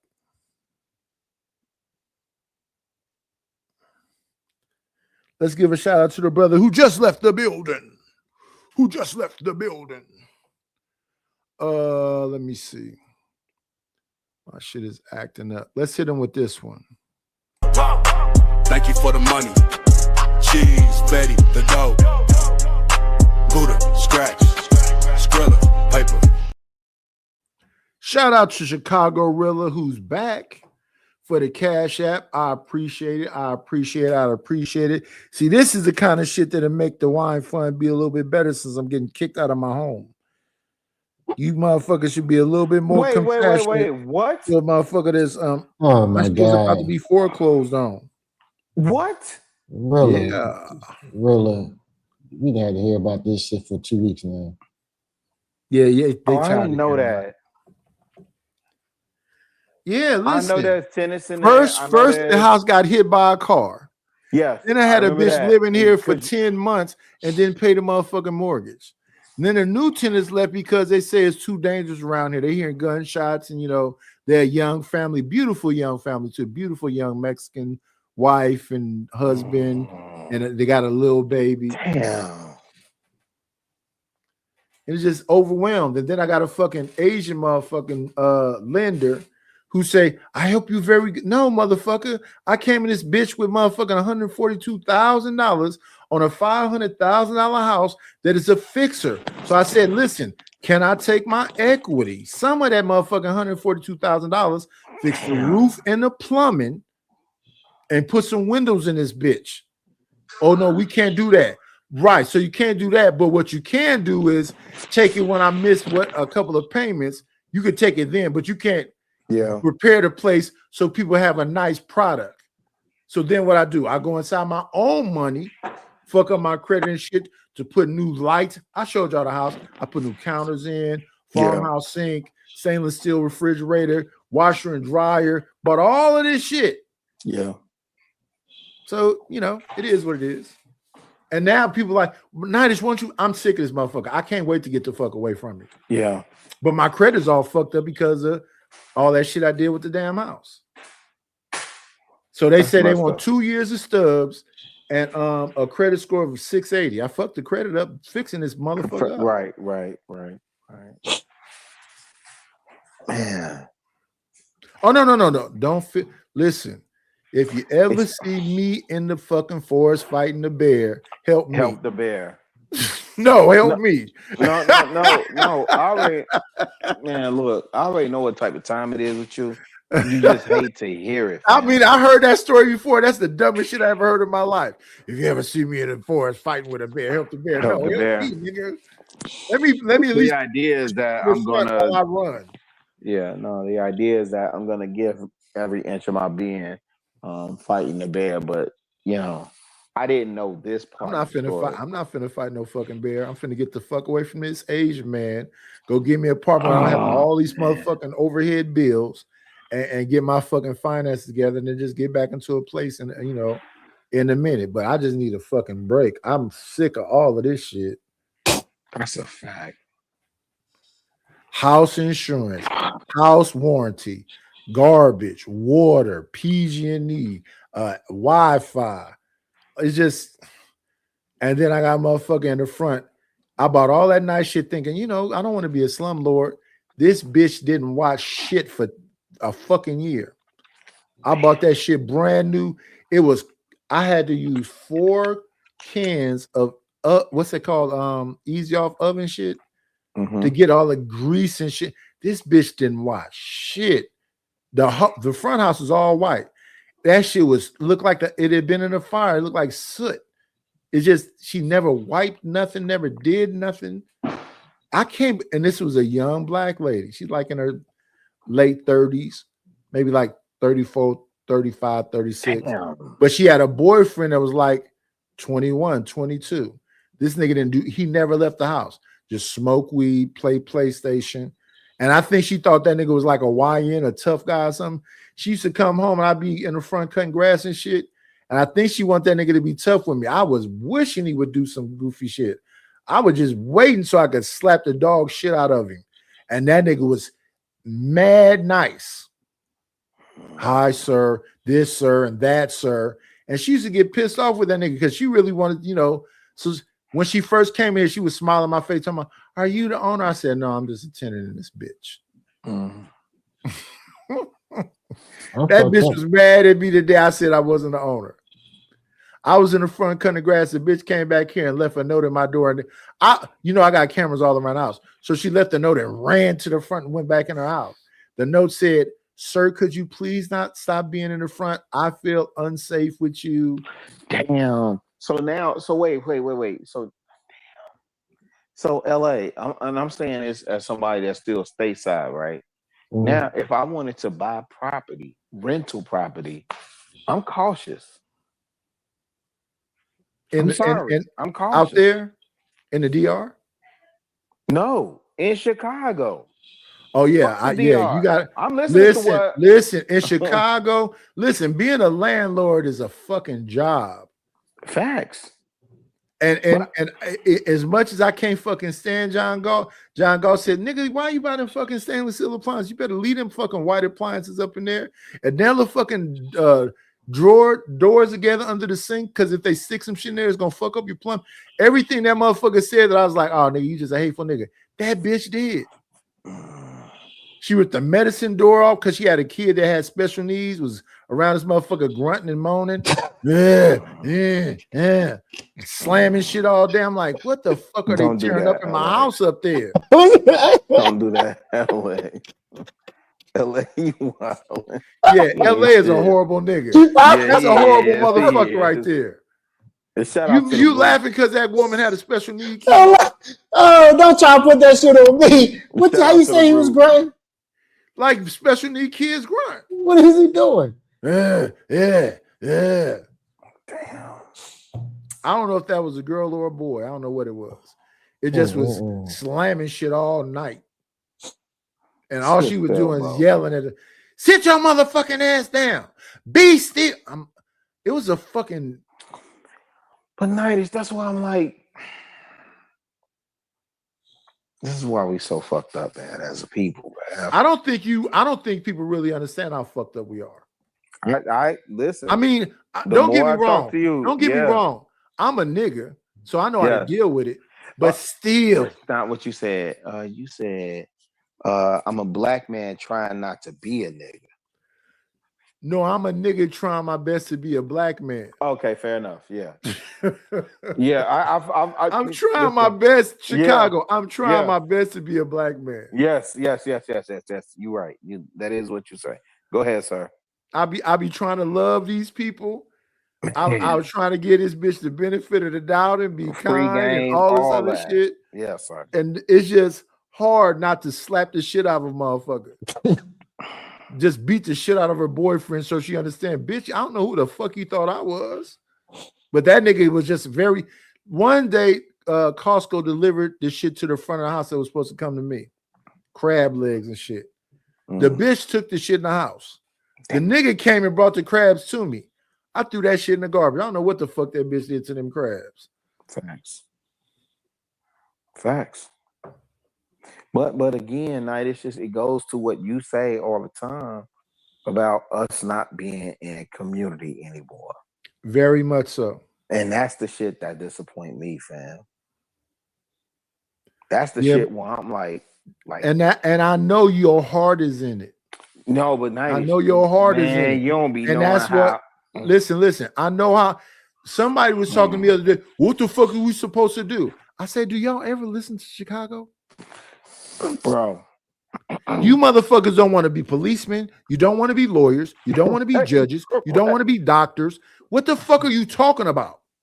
Y'all don't want to be in community at all. Y'all don't want to create family. Community it goes made up of beyond that. families. The Yeah, thing that was go more ahead. powerful than the nuclear family was the extended family. Agreed. And the extended family was not just your aunts and uncles and whatever else. It was some other black people. Miss Annie wasn't my family, but you might as well call her my auntie. Facts. All these different people wasn't my actual part of my family, but they loved the community. So I used to go to the store. And I used to go to the store with a note and get some shit from my grandmother. Facts. And the man in the store would just give me a popsicle. Facts. Here go a popsicle. Take that back to your grandma. And that same man, if you was acting out of order, he come outside and see y'all acting a fool and say, "Don't make me call your grandmama." Facts. That's why that's extended family. That's why I'm L7 square. That's extended family. I'm Wayne Hayward on my fucking skateboard wilding out, and somebody go to my grandmama church to see me. I'm not even in fucking Oakland no more. My grandmother lived at 1287 East Lawn on 60th Ave. I'm in fucking Hayward, cities away, and a motherfucking person that go to my grandmama church is out there and saw me doing some shit. So let me ask you this, Nightish, and LA. I really want to ask LA this, but and it's a slight pivot. If you'll entertain it. So with all that we see going on in Texas and Collin County with the Carmelo Anthony, what do you make of that, Nightish? You got to blame the daddy. I won't disagree with that. Are you saying you blame the daddy in terms of his? Because we were just looking at Dominic Alexander, this so-called civil rights leader dude that had that little meeting where Andrew Anthony was holding on to. I don't know if that's Carmelo's mama. I think that's Andrew Anthony's new wife. Because people were saying, I don't think that's his daddy. That's his daddy, but I don't think that woman is Carmelo's mama. But she crying and doing all of this shit. She run that house. That she is Carmelo's mother. She still run that house. I would go so far as to say this. I say I was in a democracy in my house. Women are very social and very active. Yes. And if you don't kind of like stand up and be the man in your house, they'll take over. Yes. They'll take over. So in my situation, because I come from a single parent home living in them Section 8 housing projects, I want to be nice to a woman because my mama didn't have it, right? So I'm going to bless this woman, not necessarily because what she's doing, because I'm thinking about my mama. I wanted my mama to have, my dad be around and love on her and whatever else. So I'm letting my wife get away with all kind of shit because I want to be nice to a black woman. Come on in. Plan, it's always a treat when players leave. Yeah, what? Come on, get it. What up, Dust? What up, Dust? Wait. Is that scam? But let me, that's scam. Let me finish my point. Lord. So shout out to scam. In the overall picture of it all, though, when I be talking to people up here, it's about do the good outweigh the bad. So the good outweighed the bad. It wasn't a whole lot I disagree with her about in the bigger picture. But at the same time, listen to up here, the man is supposed to be the front and the blah, blah, blah. I'm very like, even now, I'm kind of like detached. I'm not really like. Fair enough. Because people be talking about, nigga, they was clowning you over there. I said, was they? But wait. Let's just talk about some YouTube shit for a minute. You was over there and all of them was jumping on you and blah, blah, blah, blah. I said, the only reason you don't remember is because you're drunk. I am not drunk, dumb motherfucker. I drink, but I'm not drunk. I'm saying I don't give a fuck about what they say. What another nigga say about me don't move me at all. You old, yep.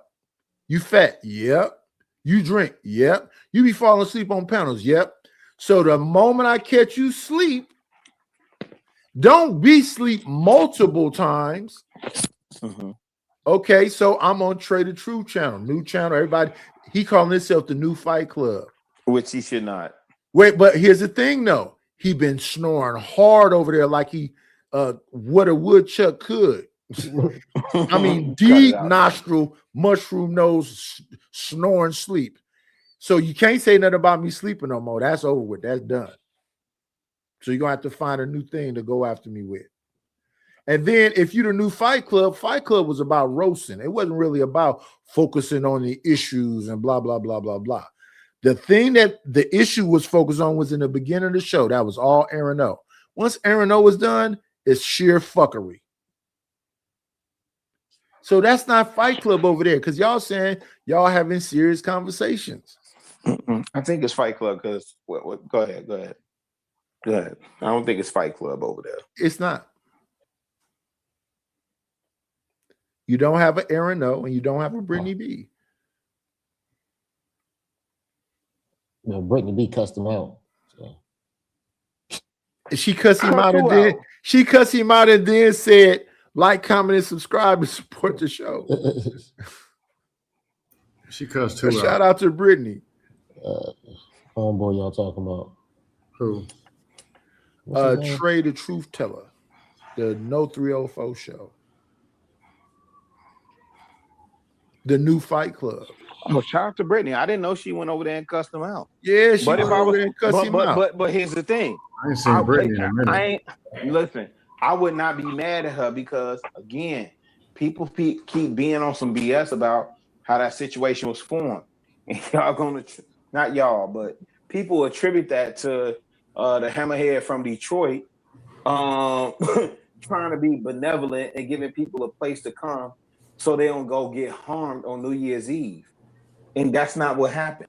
Sherelle, Brittany, and I want to say Tamika, definitely Tamika.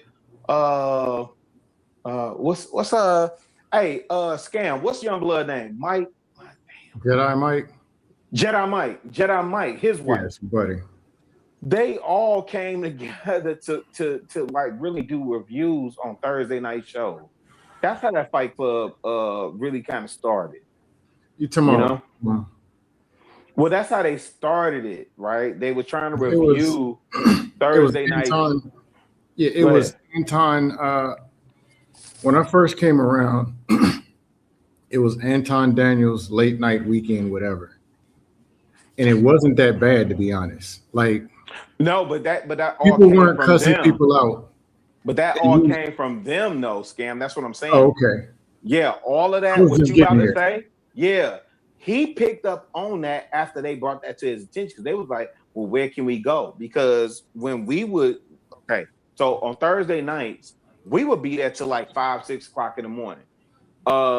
Brittany and them was like, oh, this is a whole nother show because, I mean, yeah, y'all, sometimes we will allow people up, but it was really just us. And they was like, we want to review, and then we want to allow people from the audience up. And that's what started happening. Brittany, Sherelle, Tamika. I don't want to say Tamika. Jesus, it's Tamika. Because I met her in Houston. I want to say her name right.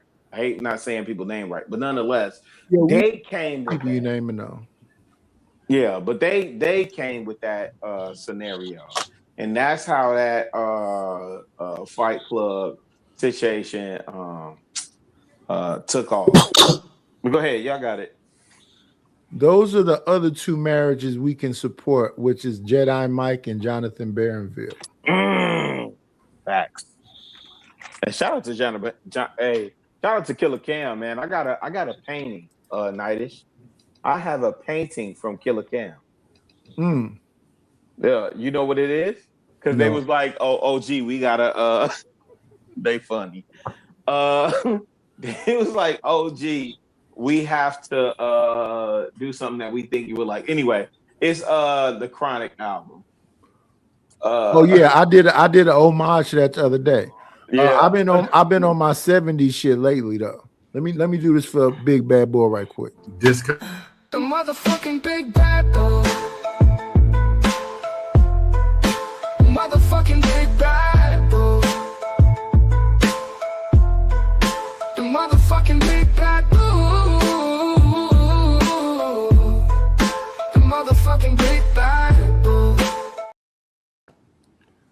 Shout out to the Mod Father in the chat. I've been on my 70s shit lately. Chicago. So you I know did it's Black History. It's Black Music Month, and I'm on one on my social media platform. So yeah. And I've been fucking around with you know I mess around with the music. But let me see. I got a 70s shit.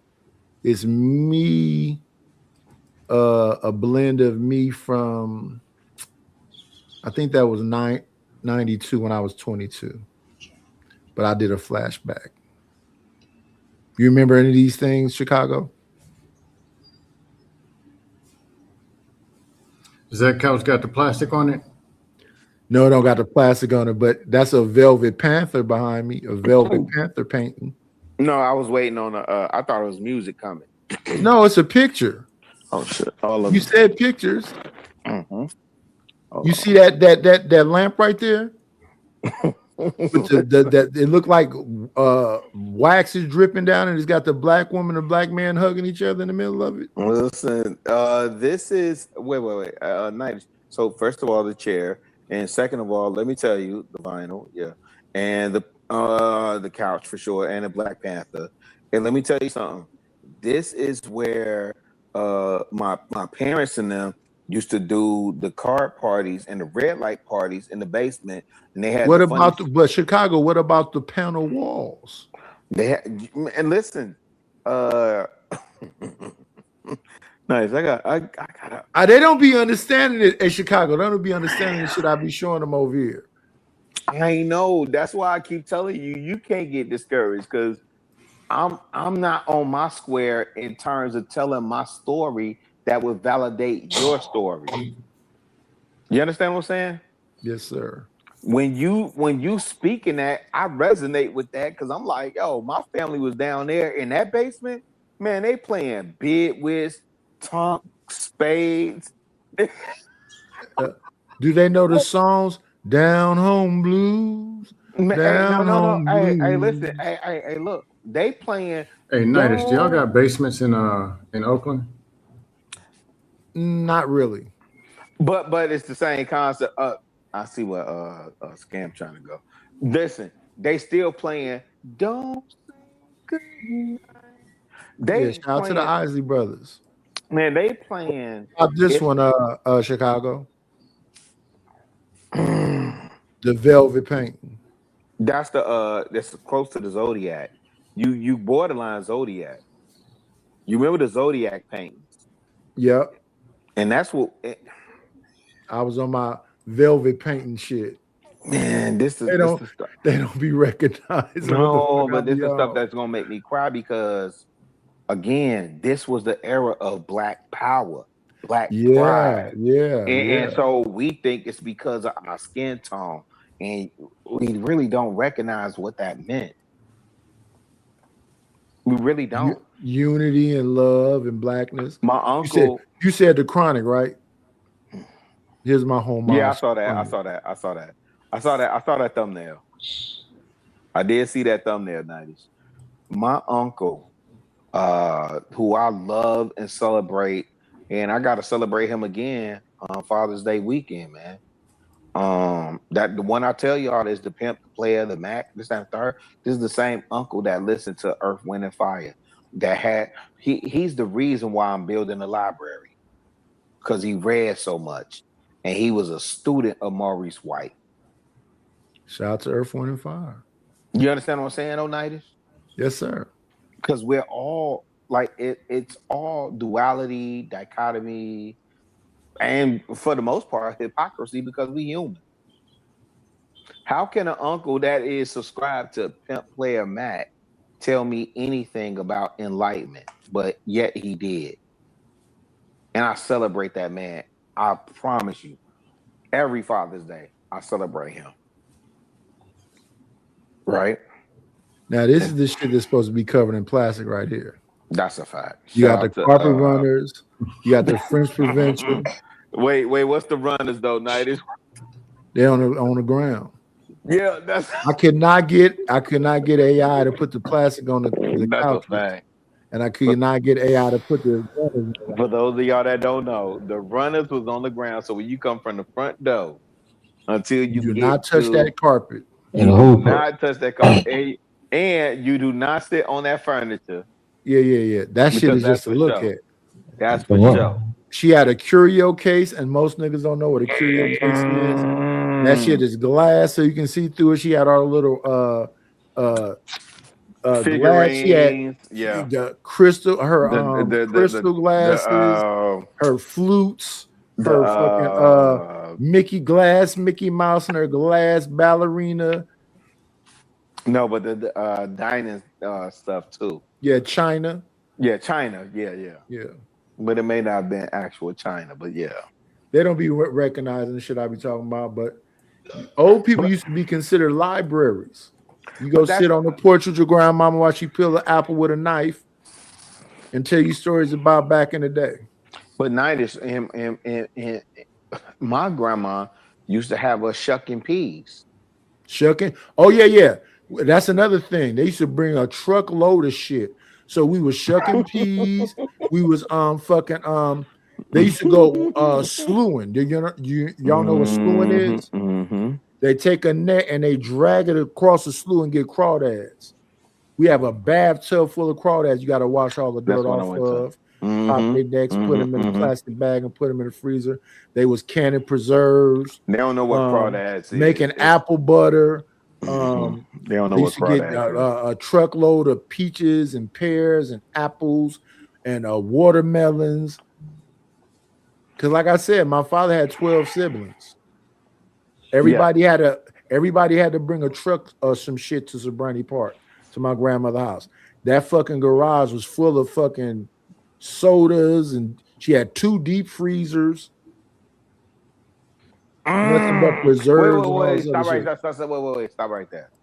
So if we would ask the millennials, the Z's, not even the alphas, but I even want to ask some Gen X's. How many of y'all have a deep freezer? Hey, Nightish, you know, I was documenting when we was moving into this house just now, third Woo. You know, my wife said, we gotta get a deep freezer. I have a deep freezer, fam.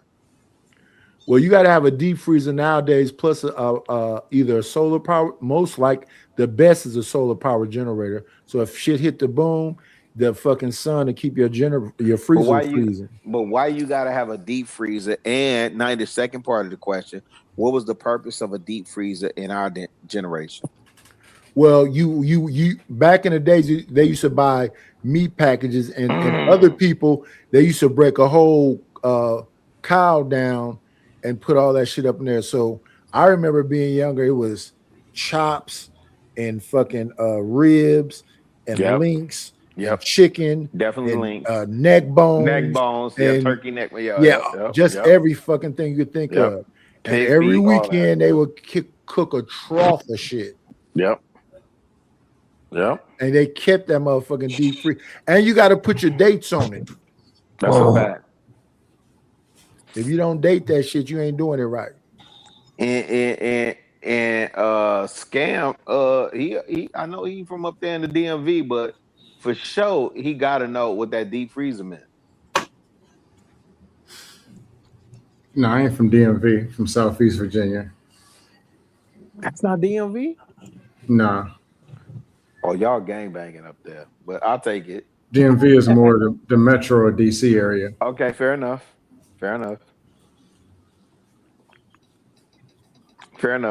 did your peoples have because I've heard you speak on your people before too, Scam. Yeah, the deep freezer, people used to cook more. There wasn't as much fast food and pizzas and stuff. So you prepared meals and certain food. Just like, to be honest, where I was living in Florida, I had a fridge, a nice size fridge and freezer. Then I bought an additional freezer, but I used to cook a whole bunch of my meals, do a lot of prepared food. And that's just one person. So families of 5 and 6, you ain't gonna fit all what you cooking and managing in one fridge and one freezer. It's not gonna happen. and when we was living with my grandmother, we was 8 deep up in that bitch, and Yeah, she you had need a garden, deep freezer, or at least another freezer. Yep, deep freezer and a garden, and back then you could write a note to get the shit that you couldn't either grow or you didn't have already. So for the most part, it was a bunch of like natural healing shit. So when Marvin Gaye sang that song, "You're My Medicine," because your wife used to be your medicine because she wasn't finna have you eating fucking Burger King Open and up Pizza and let Hut, me and in. Darling, you're that so shit was great. finna be made. Facts 90s. Go ahead, my bad, bro. It's damn sure finna be made from scratch. So scam. Mm-hmm. When we consider that, right? Because I hear you, right? But the idea of the ancestors, the elders, having a right in terms of Having what right? because I know for a fact you are big on how we eat, dietitian, dietary restraints. So do you think, well, let me ask you this way. Do you think our ancestors had it right? No. Okay, They go died ahead. at 46 and 52, and pig nostrils and gizzards and all that. If you go down to the south, my grandparents are from the north, but still, a lot of tradition and southern stuff, pig gizzards and mule Okay. nostrils and stuff you ain't supposed to put in your I body. could agree with that. Yeah, I agree with you on that. No, I agree with you on that. We ate the whole pig from the rooter to the tutor. From the rooter to the tutor. Yeah, However, and truth is, you when ain't you supposed think to touch about the damn thing. but scam, when you think about this reverse migration, let's not even consider reverse migration. Let's consider the fact that we toil the land, right? Like we cultivated the land. When I think about the Geechee Gullas, or Gullah Geechee, my bad. Gullah Geechees, Savannah, I think about Africatown in Alabama. When I think about the Gulf Coast of the Mississippi, what are your thoughts on that in terms of being able to eat from the land? In terms of our diet. Well, the In land terms is of our polluted diet. now. The most important thing, That's true in Chicago, Nightish. better person to talk to is Jay Speed, but the simple answer is this. If you buy a Ford Mustang, and you want to take care of it, you go to the engineer, you go to the car salesperson or people who made or designed or know about that car. The parts are probably going to come from the Ford dealership.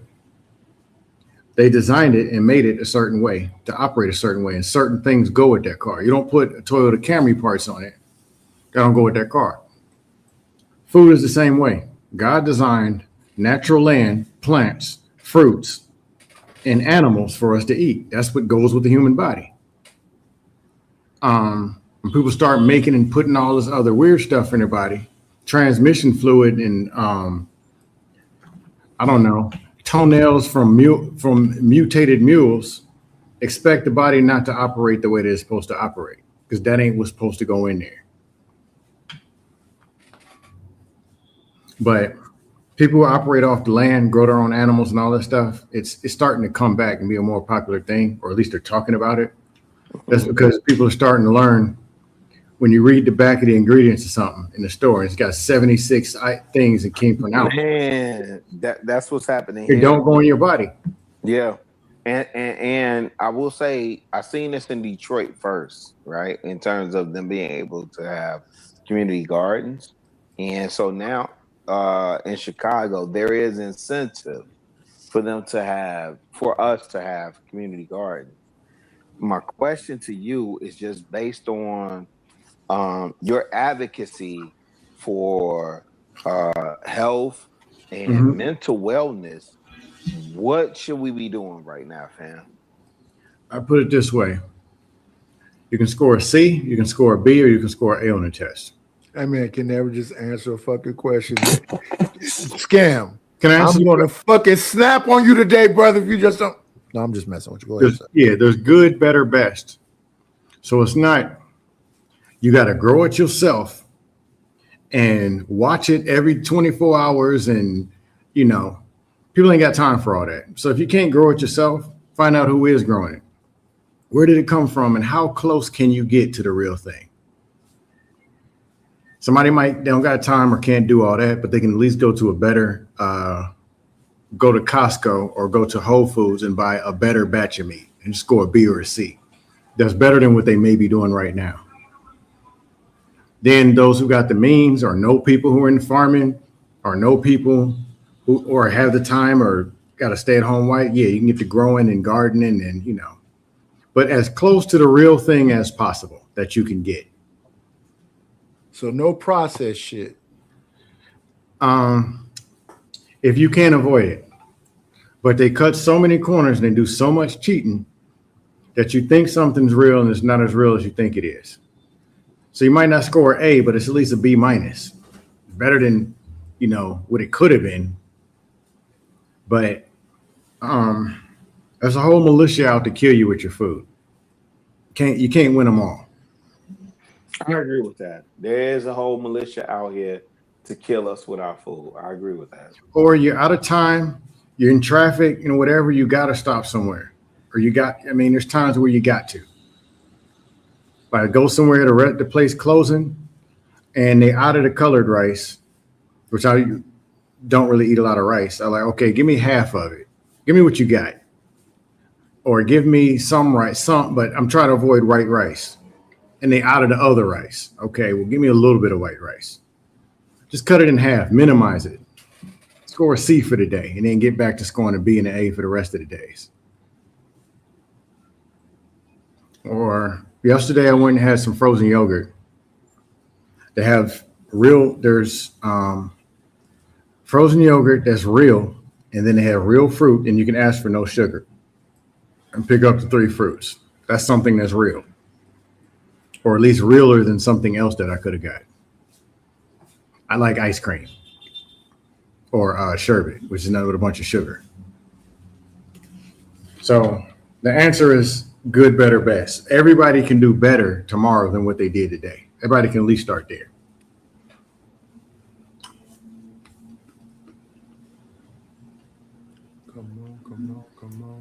Come on, darling. Let me see. Yeah, OGJ Speed is another person that'll take over a show. You got all them old country ass sayings. When it comes to food in the body, OG. When it comes to food in the body and healing, OG knows exactly what he is talking about. There's some stuff me and him go at it. I talk to him all the time. But food in the body, he probably scores almost 100 on the test. You know what he's talking about in that area.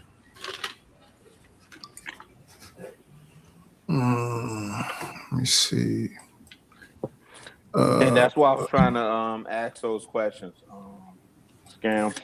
I know that.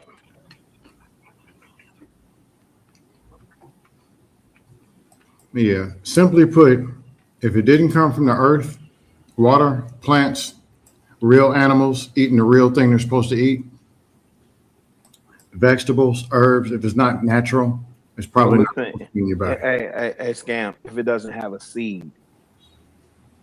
Right? But they be calling the seedless and they have seeds in it still. Nah. That's an America thing. There's starting to be a demand, like watermelon. I eat seedless watermelon forever. Now the demand for seeded watermelon.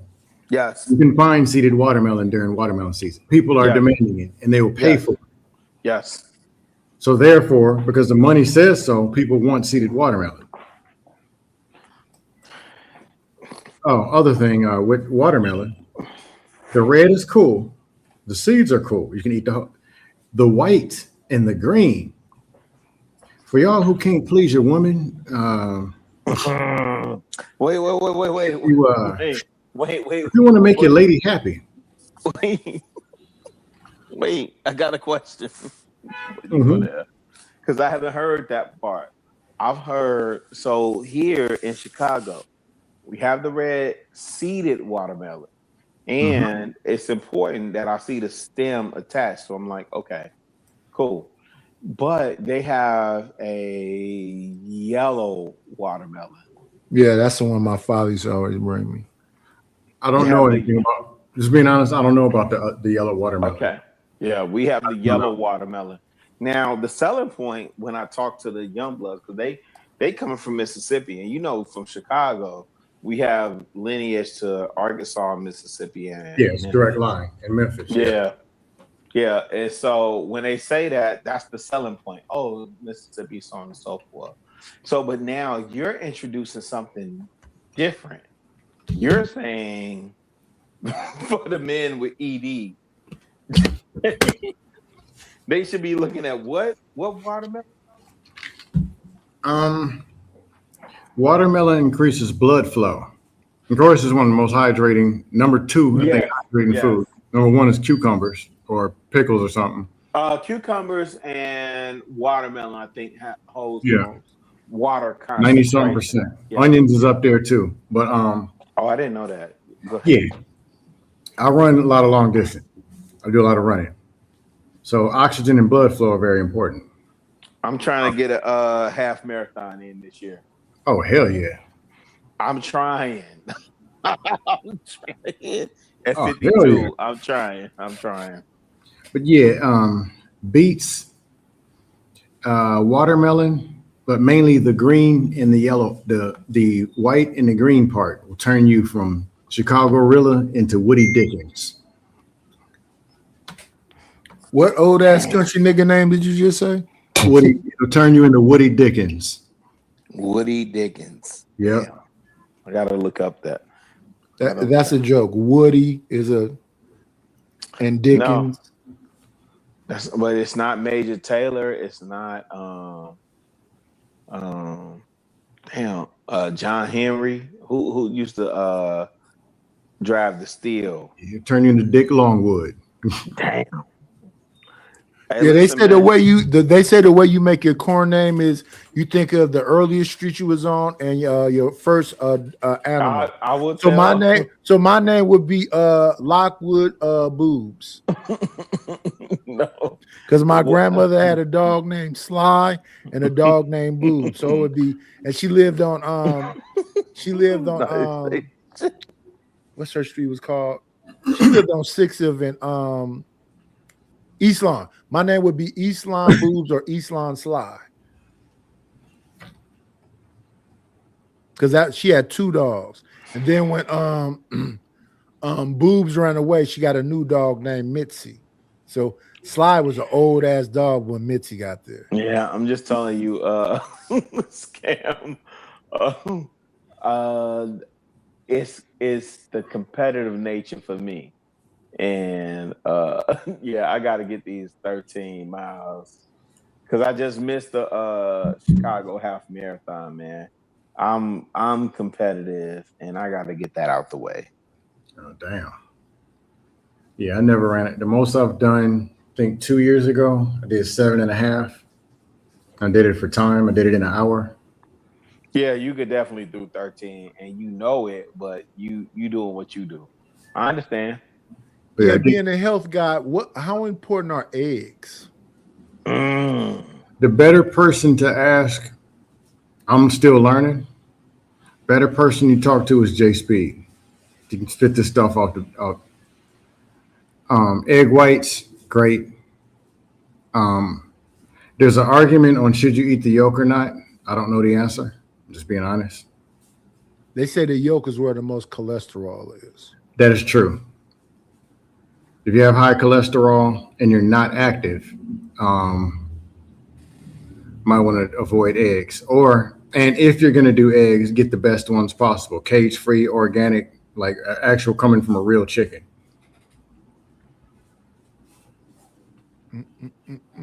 But I don't know all the details in eggs. World Class says eggs, which I know dairy can trigger allergies. Me personally, the faker the dairy, the worse I'll deal with allergies, but the more real it is, the less like if I eat fake cheese, like a pizza from some rinky-dink place, that cheese don't do so well in my system. But if I eat something more real, it tends to do better in my system. Like I don't get bloated and all that. Eggs, real eggs do better for me than fake eggs. But yeah, I don't know the answer in detail.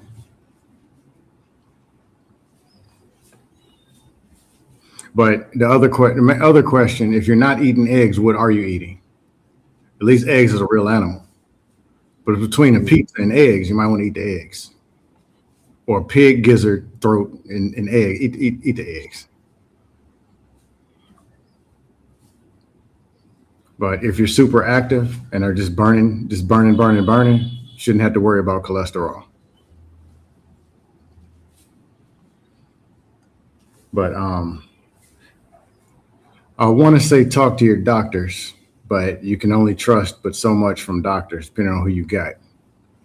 But when you get your blood, if you do blood work and get your levels, a doctor should be able to at least explain what all that stuff means, where you're high, where you're low, and where you stand. Hopefully, black man. You black men need to be aspiring to be doctors so you can look out for your people. Doctors, lawyers, judges, policemen, firemen, all aspects of that. Not just athletes and rappers. I'm going to say just be a better person because there's some lawyers, doctors that's helping get us killed faster and getting us locked up quicker. Be a better person than you are right now. Oh, I got to say this. Somebody mentioned, what's his name, Carmelo. I'm really getting sick of hearing it. Well, I was sick of it a year ago. It's the only thing I'm going to say about it. Stop getting on the internet and you throwing these two phrases in the sky. Fear for my life. Stand my ground. Stop it. You're going to get your 17 and 22-year-old nephews locked up for 50 years. You cannot just wave and say, I was scared, so I smoked 5 people and get off. It's a lie. Stop telling people that. It doesn't work. That's all I got on that.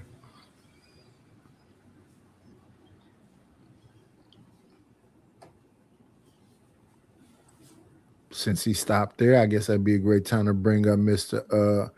Dominique Anderson again.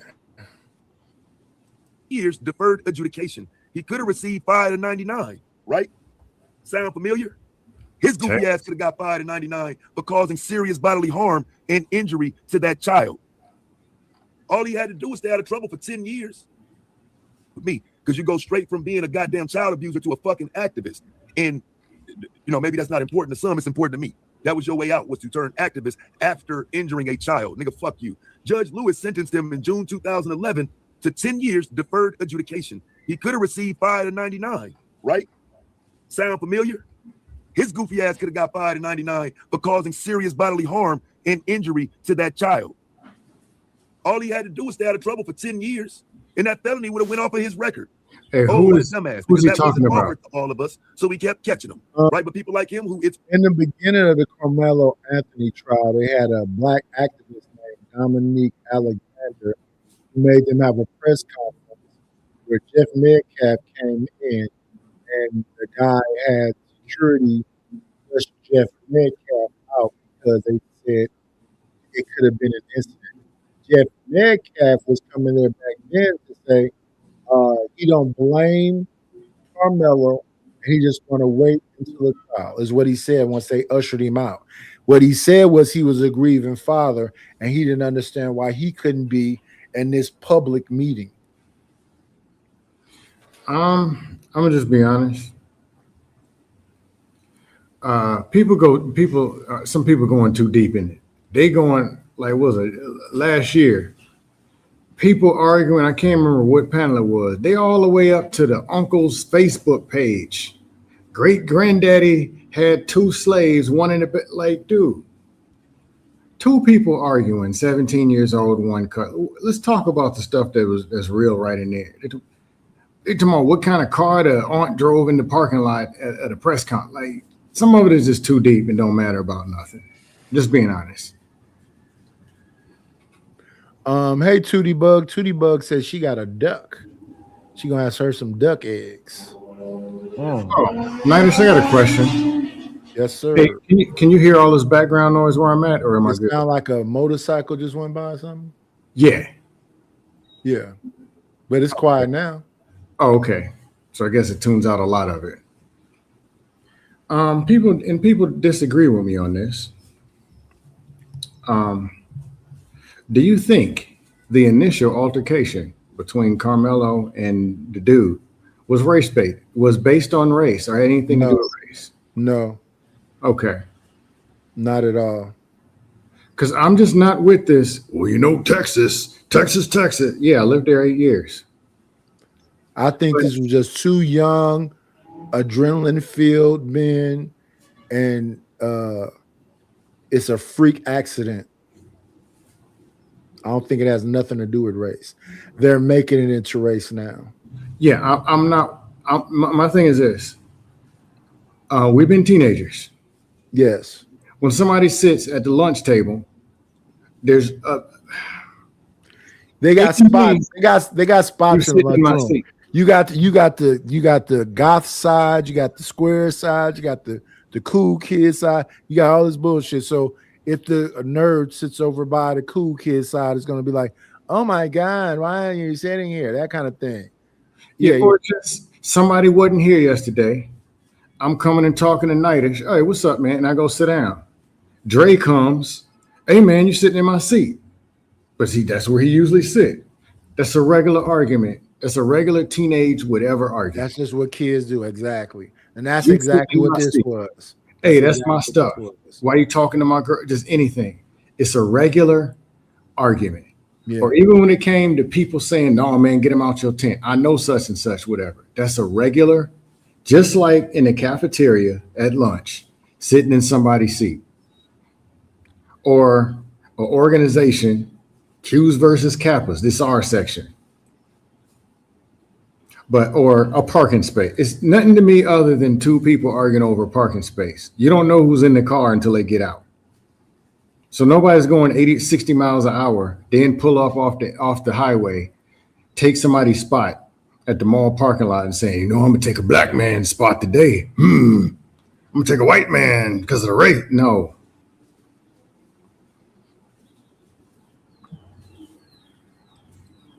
Yeah, they turn into something else now.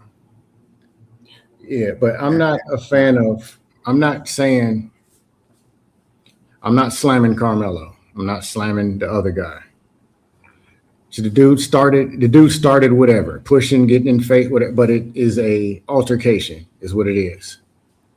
But when you pull out that knife, it's more than an altercation. Or if you say, touch me and see what happens, you can't say, I fear for my life after you say that. Or stand ground and all that other, nah. But also, 17-year-olds know the laws either. Yeah, so, well, the way I look at it, though, it's just unfortunate. It's not M1 to me. That's all I'm saying. You said M1. Did he suffer some consequences? Yes, he definitely should suffer some consequences, but not M1. Absolutely not. This was not first degree. Second or manslaughter. Possibly second. Yeah. Unfortunately, I kind of would say give him this lowest sentence of second because it wasn't planned, wasn't premeditated, but it was still a choice. It wasn't accidental. Yeah, consequences. Manslaughter. Consequences. He shouldn't walk free, but he shouldn't be destroyed. And I'd give him the lowest because, I mean, he showed remorse. It wasn't like I came and I'm going to get me somebody today. That wasn't it. But also, I never agreed with trying people as adults that aren't adults. That's some old bullshit. You can't have it both ways. When a crime happens, they're adults. But then if they say, all right, well, we want to adopt kids at 15. No, you ain't an adult. I want to get in 21 and older club. You ain't an adult. When something bad's happened, now they all of a sudden they adults. That's not cool. We here now. I believe, but I don't never think it's gonna happen. I believe whoever can find community, find your community and make sure you support your community. And everybody else into this individualism and don't believe in the nuclear family or extended family, bless your heart. I'm an individualist, but I'm individualist initially because you got to take care of yourself. There is now a whole group of people that you can get on board and pick a side with. That's a lie. But take care of yourself first, then get around the best people possible, which is a network, which eventually is community. Oh, well, me and you always disagree about that part. About what? About you can't be with a whole group of people. I don't think we're gonna be a monolith, but I think you can get around a group of people. No, I agree with a group of people, but what the community is, it'd be 8 people on a panel that agree on something, just to go blame it on women or something, or say something wrong with every white person, and then somehow you're supposed to just jump up there and be a follower, and now we a community. 10 minutes later, they arguing with each other, proving that it ain't. You ain't gonna get no disagreement with me there, sir. So that's something like, look, every other panel, we're gonna hear somebody say, drop your load, nigga. Yeah, that ain't no community. So we're supposed to get on board to go fight the cause, but we're gonna beat the shit out of each other on the way. Yeah. Arguing about directions. What you standing on, Nuka? Pick a side. Yeah. Nah, I'll pass. I'm not with the war hawks. I thought the whole purpose was to avoid the war in the first place. We should be able to have this discussion so we can avoid the war in the first place. We having the discussions and still going to end up in a fucking war. What is the point there? When it comes to conflict, where is the education for young people to make the best decision possible? Yeah, conflict resolution. That's the best conversation. And I talk to both of my sons about forever. But then, it's that whole thing. I don't want to feel like a punk. That's a you thing. You're not a punk. Listen, I want to prepare you to be able to destroy some shit. However, try your best not to destroy some shit. There's a time to stand up. There's a time to swing. There's a time to take the L. There's time to live to see another day. But everything can't be all this extra where you got to look a certain way for the very people who aren't going to do anything for you anyway. What's going on, Chris M? Not an accident if you have the knife. The knife that he had is a fucking what's the comment? Army knife. And that shit is this right here. This is a Swiss Army knife. This is a Swiss Army knife. This shit got a corkscrew on it. The blade is less than 3 inches. I don't know why they said 3.5 inches. The blade on here, I look at your finger is 3 inches. Let me pull out the blade right quick. Give me 1 second, y'all. So this is a Swiss Army knife. Here's my finger. My finger is 3 inches. Here's the blade. It's not even the extent of my finger. This is the blade of a Swiss Army knife. If this hit the chest, Carmelo is one of the strongest little 135, 30-pound people ever. I think it was the big eyes over him. He's sitting down. He's coming up. He's coming down. The impact of the body and him pushing up is the two things that came together. It's just a sad state of events. But to destroy, listen, and I understand the loss of life. I understand that the shit is horrible. Hey, Miss Bridget M. Hey, y'all, go over there to Bridget channel and listen to some of that music she got going on over there. Look at some of them I seen somebody who has something she called, what is it that those thing called? She has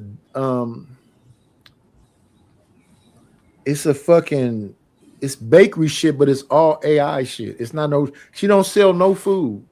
I'm like, how do you sell that? Hey, it's all like baked goods, but it's AI images of baked goods. Now, somebody talking about Carmelo not taking an L. To be honest, a lot of times when people talk about, that's bullshit. This whole, you know, like I said, I love Raw, I love Cell, but this whole thing is that it's the community that engineered him into being this way, and that, you know, people don't have independent thought. So I guess the community is saying that, you know, you can't back down, you got to be this hard. Not this generation. Not this generation. Don't get me wrong. I know they drilling and rapping and blah, blah, blah, blah, blah. But I done seen at least 3 or 4 podcasts of young people talking about, I'm not tough. I don't want to be tough. Y'all come around me with that tough shit. I'm calling the police on site. We don't fuck that old nigga shit where I gotta be this nigga. I'm 132 pounds. I'm 5'3". I'm not fighting you niggas. I'm calling the police. Being honest, I'm 180, bounce between 170 and 180. I'm in great shape. But you're an athlete. I said I never was an athlete, but you wasn't. You running marathons. You're not an athlete. No, I was never an athlete. But you was in the military though, right? Yeah. Checkmate. No, here's the deal. There's always somebody younger, stronger, and faster, or better. That's a fact. So a lot of these people talk, and I'm not taking a shot, but people talking about, you got to teach the kids to throw the hands, and they got to do all these karate war flips. Somebody can still kick faster. Who was it? In Karate Kid. Daniel was like, Mr. Miyagi, you've been scared to fight before? He's like, yeah. Why? You know karate. Said somebody always knows more. And honestly, if you can't, if a friend of mine, her boyfriend, he's 6'6", less body fat on him than me. Looks like an NFL tight end. He said, people don't challenge people. When you're grown, people don't challenge people to fights that they believe that they're going to lose. That is absolutely true. Yes. They challenge them to fights they think they're going to win. And that's picking and choosing. That means you pussy. Absolutely. And most of these motherfuckers out here is pussy. When I was younger, I used to fight anybody and everybody. Let me tell y'all something, y'all. That's not a good idea. One day, dude bigger than me, all yoked up. I used to be little, hella little. Dude bigger than me and all yoked up, but he just kept talking crazy to me. So I just fired on him. Pow! He didn't move at all. He just smiled. He smiled at me. We was in the lockers. I'm about to take a shower. So I'm in the shower area. I found him. Pow! He just picked me up like I was a doll and threw my face into the corner of the damn shower. That's why I got this big gash on my head right here. And I went out instantly. When I woke back up, he was crying, grabbing me, saying, don't tell my mama. Don't tell my mama. Samoan dude named Pacer Rapati. Don't tell my mama. Don't tell my mama. He's damn near ready to cry. Nigga, you damn near crushed my fucking skull. I'm not going to say always back down and running. I'm just talking about best decision possible. And a lot of the people who always bait and say, yeah, you better get them. Get them. Okay, they might know some karate backflips and boxing and whatever. But you know what the new thing is now? Scam. You know what the new thing now is? A bunch of these motherfuckers know a jujitsu. They're just going to break your arm or break your leg or choke you out. Yeah, I'm not talking about being some punk and running from everything. I'm just talking about, because there's a time where, hey, fight. And if you're going to fight to win. And there ain't no rules. Yeah. But if you backed into a corner, ain't no way out and whatever, you got to do what you got to do. Some people need their head taken off. Or sometimes this is what it is. I even think you got to be measured with that too, because I remember being younger and getting into them fights.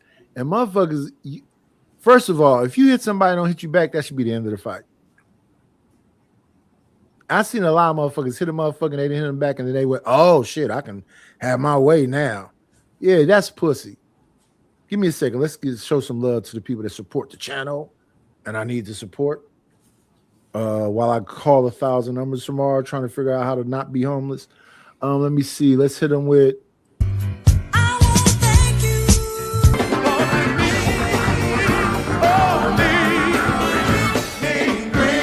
Got me a couple of dollars. Guess what I'm gonna do?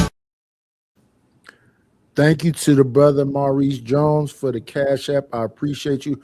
I hope you're doing well out there on the road, brother, because I know you be driving all night and you got that other service.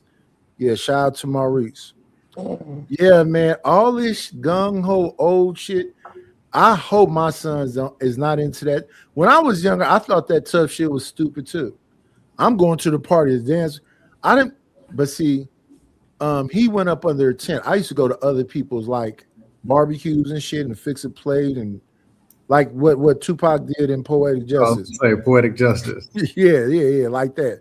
I go in there and because I'm living in Section 8 housing. At the end of the month, it ain't no motherfucker. We probably have some fucking pancake mix and some potatoes. I ate many a mayonnaise sandwiches. I just ate a mayonnaise sandwich yesterday. But reminiscing. It's not bad. If you ain't got no meat, you ain't got no meat. Pause. No, I mean, I'm for conflict resolution. I'm not for beating kids and all that other stuff. None of the above. And if it's going to be about it, self-defense or whatever, there's a right way to do things. And I'm more talking like for the kids. Boxing, martial arts, and whatever is supposed to also teach the conflict resolution and the discipline. There's not many martial artists that are bullies because they know they don't want to go all the way there because it can get nasty. Yeah, that used to be the thing to teach you the skill and you're supposed to avoid shit. But then you got to be disciplined and you can't learn it. Like you can't be undisciplined in Brazilian Jiu-Jitsu, boxing. Starting with boxing. I learned the hard way about not listening to the coach. Hey, make sure you do that. Yeah, whatever. I get in there. What? Oh, I might want to listen. I might want to judge distance and not be lazy. Oh, okay. That's how this works.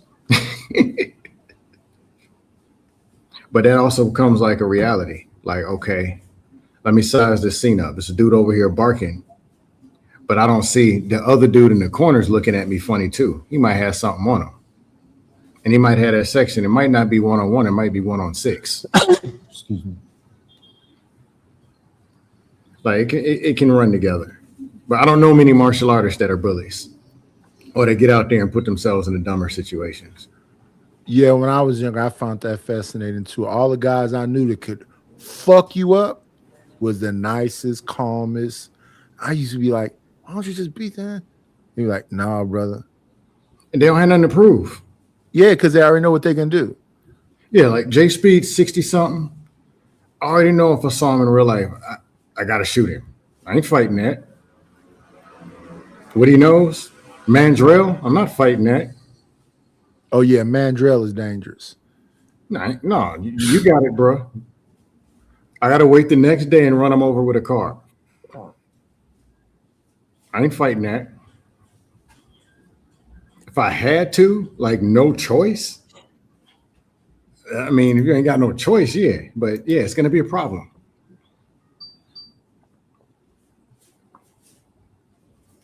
Or little podcast says, if you go to the gym more than 5 times a week, you got it.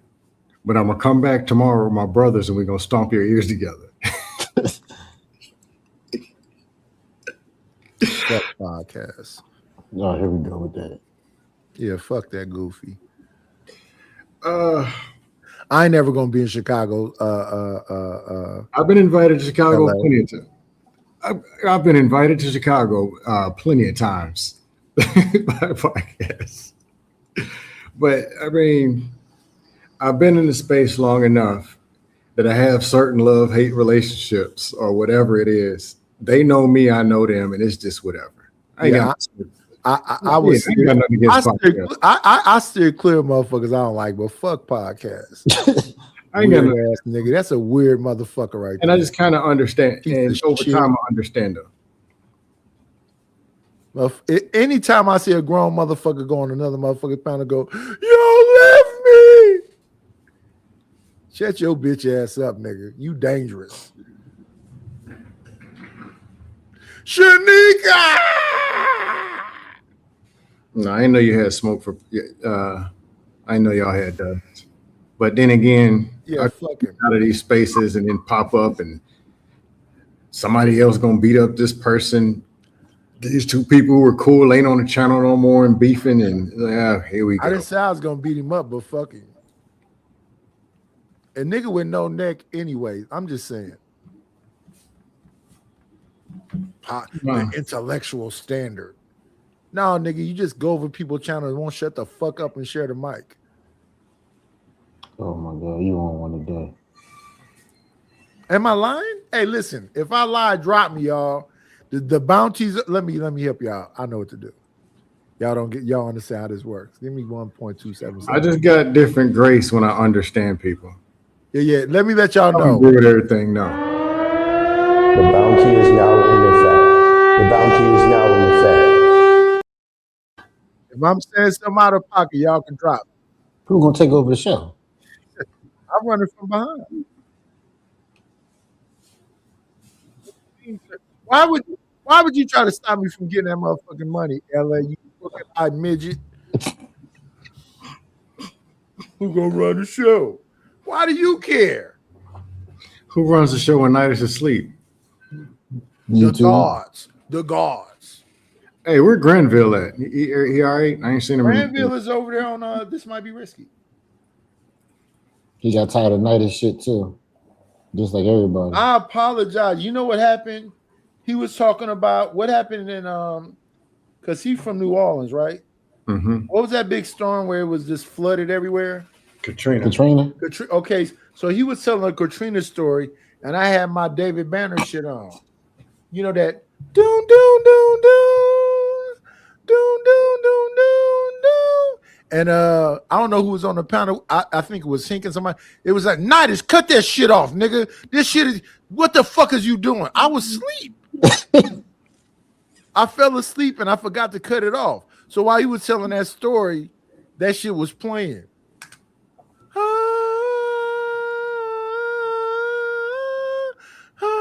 He said, and you know, so there was some bodies floating around in the water, and that fucking music was playing in the background.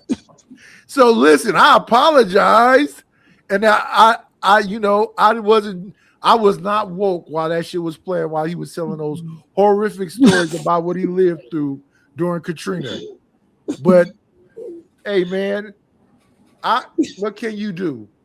I can't take it back. And then Granville said it was funny to him. I even thought, oh shit, that's horrible. So he was telling like a real like heartfelt story about what he was going through in Katrina, and that fucking Incredible Hulk shit was playing in the background. Nah, like Granville's cool. He even admitted it was you, Fatty, and Granville. I can't even remember what panel was on. Kept taking shots, man. I pull up a pack of Twinkies. You put them on camera. He's like, yo, scam. The Twinkies, man, you got us, bro. That was a classic. I think the Twinkie night is when Fatty brought up the Looney Tunes. What is that? A vulture?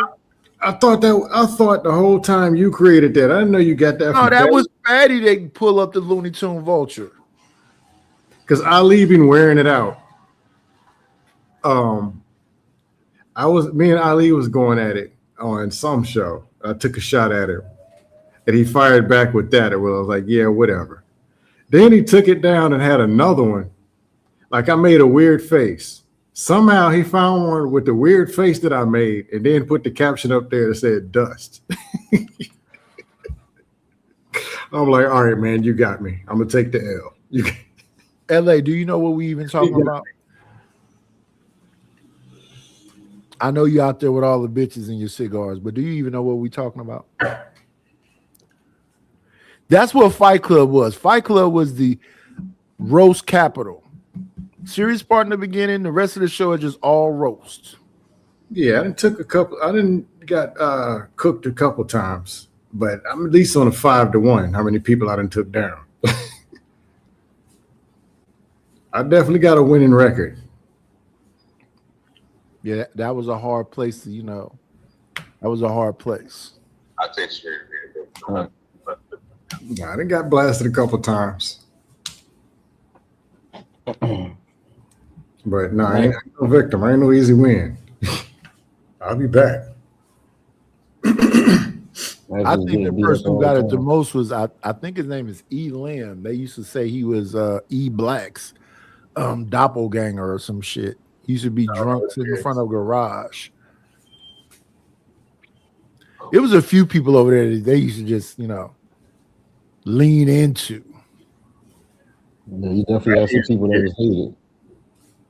What's the name? Patriarchy had to have roasted the most people on Fight Club, Yeah. but he was ruthless, and he had a Jesus mic. But he probably did the most damage. Yeah, fuck patriarchy. Yeah, he's another one that would be giving that's the first one that talked about my dead wife. Yeah, sometimes he'd get too I got limits. Like even when me and Truth got into it, we resolved that. And I admit, both of us was in the wrong, but I mean, he a good person. He into God and everything, so Yeah, shout out to Truth. Truth said, but I don't get all personal with it. I mean, I really don't. Truth said, Nidus, give me your IG, blah, blah, blah. I said, Truth, I can't. You talk so fucking much up on this panel. I can't talk to you off here. I can't do it, brother. And I fucked up and gave this motherfucker my IG. And of course, like I said, people be thinking I'm lying. I can't listen that much and I can't talk that much. Just honestly. Respectfully. It's not about the individual. I don't understand a reason for it. Because they try to say, oh, you talking about, no, I'm not talking about women. I'm talking about people. When I call my cousin, I be like, but I get it out in like 3 sentences. They like, why you be like, so what the fuck are we talking about? Niggas be I watch Adrian Broner be on a motherfucking phone damn near 15, 20 minutes. What the fuck are y'all talking about? Not me personally, women's. I don't. Every solid ex of mine that I dated, some of them should have married, was women's I can sit on the phone and talk with 4 or 5 hours. When we first met, had real deep, real talks.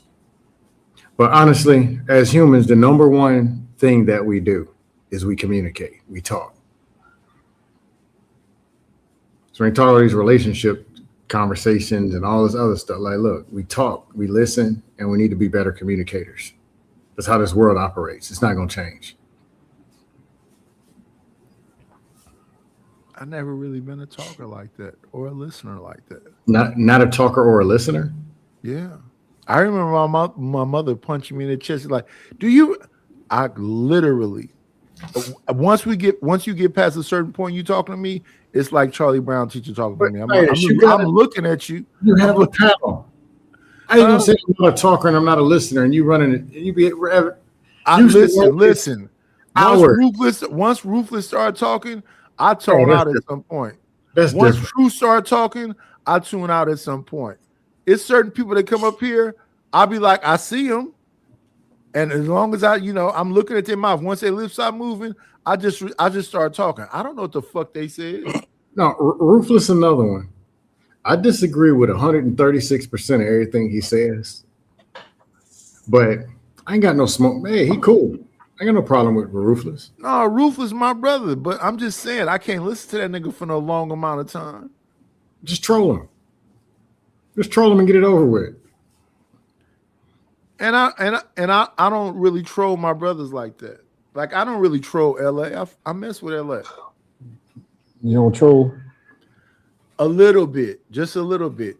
If when I'm trolling. It's up. Like Stanshi, it's up. Period. It's all smoke. My daughter's gonna learn or else. But no, not with you. James Kills, it's up with that nigga. That nigga's a stalker and a weirdo. Kills. Yeah. Kills.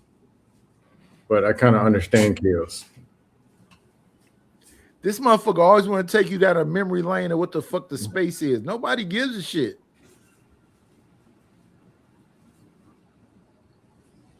Yeah, I don't know. I don't agree with a lot of stuff that's being said or foundationally what a lot of stuff is. I got no problem vocalizing it on real conversations. Kills came over here to say, Nightish, whatever it was that you had, it's over with. You're not funny. He went through a whole soliloquy. So I said, go ahead, Kills. Go say all that shit. I'll send you $5 on Cash App right now if you read 2 pages out of a Harry Potter book, pussy. He would not read a fucking Harry Potter book. That was him in Granville, I thought. No, Granville and Jalen was the first one that told them. Was that this panel? Huh? That was this panel, wasn't it? Yeah, it was this panel, yeah. Okay, I remember that. It's about a year and a half ago, maybe. Yeah. I remember that. So then he want to come over here and attack me because they attacked him. And I'm like, nigga, they jumped on you. But that being the case, based on what you said to me today, I'll send you $5 right now. Just 2 pages. Any childhood book, Dr. Seuss, Cat in the Hat, whatever. The worst thing about it, he was roasting Granville. He was beating him down. It was round 12, and Granville fired back. And it was a wrap. Took that dust off to a total 180. Then everybody was roasting Kills. I remember that. Yeah. Because the first time I met Kills, he was like, what's up, Prop Joe? And I said, listen, I know who Prop Joe is. That's from The Wire. They shot him and deleted him. So what are you saying right now? I think he's from somewhere in Buffalo, New York or some shit. Rochester. Yeah, Kills. It's up with you forever. It's up with fucking Beans forever. It's up with fucking Fighter Complex. Fighter Complex 7. Yeah, fuck him too. Yeah, Patriarchy is fuck him too. What did Patriarchy do? He said something about my wife. What about JP? I don't really dislike JP like that.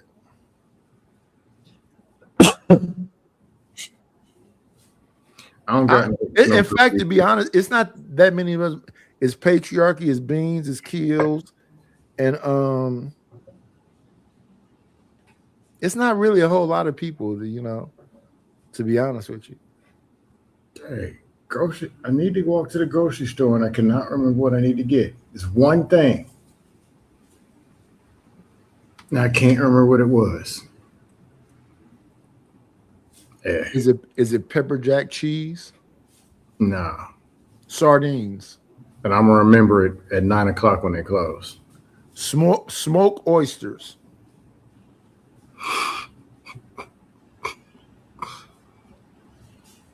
This is the bullshit I eat, LA. I hear it. Smoke oysters, sardines. The Instacart must be tuna popping. fish. You get that delivered too, or you actually go to the store to get it? I do not leave the fucking house, sir. Business, my kind of business is made for people like you. I'm about to leave the house in a few. I don't even like to be around people. During the vid, I was outside, right, going to Costco and Safeway and whatever else. You know how many motherfuckers don't understand 6 feet? I was like, I do not want to knock the fuck out of this motherfucker, but he won't stay the fuck away from me. That 6 feet was some bullshit. I know it was, but even in real life, without the vid, why the fuck are you so close to me? Nightish, you take up a lot of space. That makes you No, a I lot don't. closer to a lot of No, people. I don't. No, I don't. No, I don't. And it's a lot of motherfuckers that I just got through telling my cousin the other day that I was arguing with that explaining some shit to. I'm like, nigga, why are you all up on me? You know, what Well, you mean? You want me to? No, nigga, stay the fuck back. I do like the women who like to get all up on. I mean, I like to hold and caress my women. So Well, you know. Well, you So take it in a ladies, different direction. ladies, if you're mainly loving I'm you, saying I'm okay with greeting you in the beginning, handshake. Now let's get up off of each other. Everybody had their own space. When I was younger, it was called elbow room. Elbow room, elbow room. Everybody got to have some elbow room. These motherfuckers be hugging each other, doing the, the Farrakhan handshake and hug. No, I don't need to keep touching. I'm Gucci. I didn't have plenty of my family. Now you be talking crazy to people. I say, how? I don't want to keep getting hit in the chest because you made a point. Right? Right? You know what I'm saying? We did, nigga, don't touch me no more.